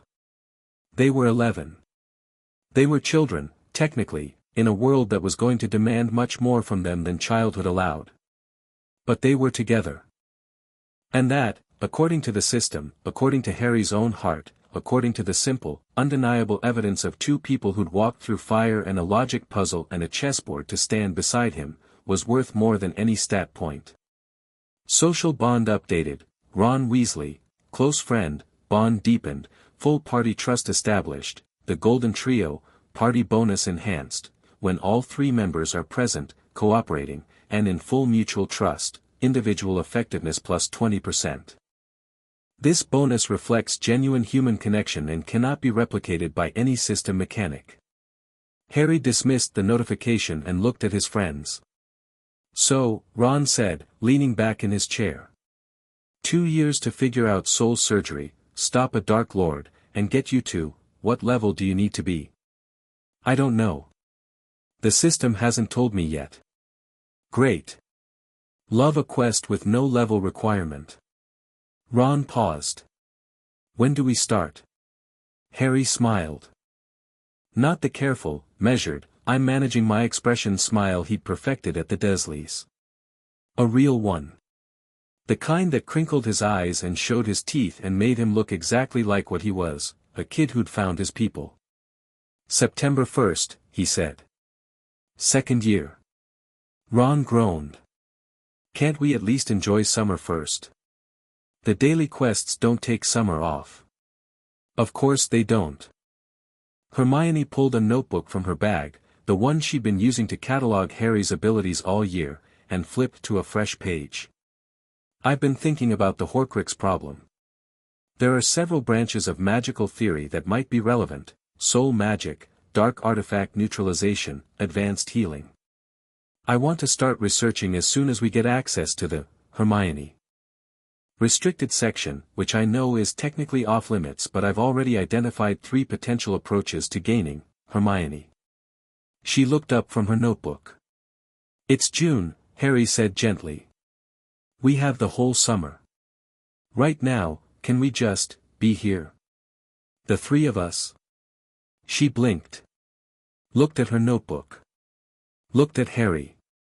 Looked at Ron, who was giving her a pleading expression that said please, for the love of Merlin, take a break for 5 minutes. Slowly, she closed the notebook. Fine, she said. 5 minutes. I'll take it, Harry said. They sat in the sunlight. Ron stole a chocolate frog from the pile on Harry's bedside table. Hermione leaned back against the headboard and closed her eyes. Harry watched the dust motes drift through the golden light and felt, for maybe the first time in his life, something that he didn't have a stat for. Peace. It wouldn't last. He knew that. The Horcrux was ticking. Voldemort was out there. Second year was coming, and with it new threats, new challenges, new levels of danger that his current power couldn't handle. But right now, in this moment, he was alive. His friends were alive. The sun was warm and the chocolate was sweet and the future was a problem for tomorrow. End of year status report, Harry James Potter, level 17, first year at Hogwarts, survived, enemies defeated, 1 mountain troll, 1 possessed professor, 1 dark lord, temporary, friends made, 2, irreplaceable, lessons learned, power means nothing without people. People mean nothing without the power to protect them. The balance between the 2 is the real game. System message, well done, player. Year 1 is complete. Year 2 begins in 91 days. Rest well. The next dungeon is already waiting. Chapter 3 End.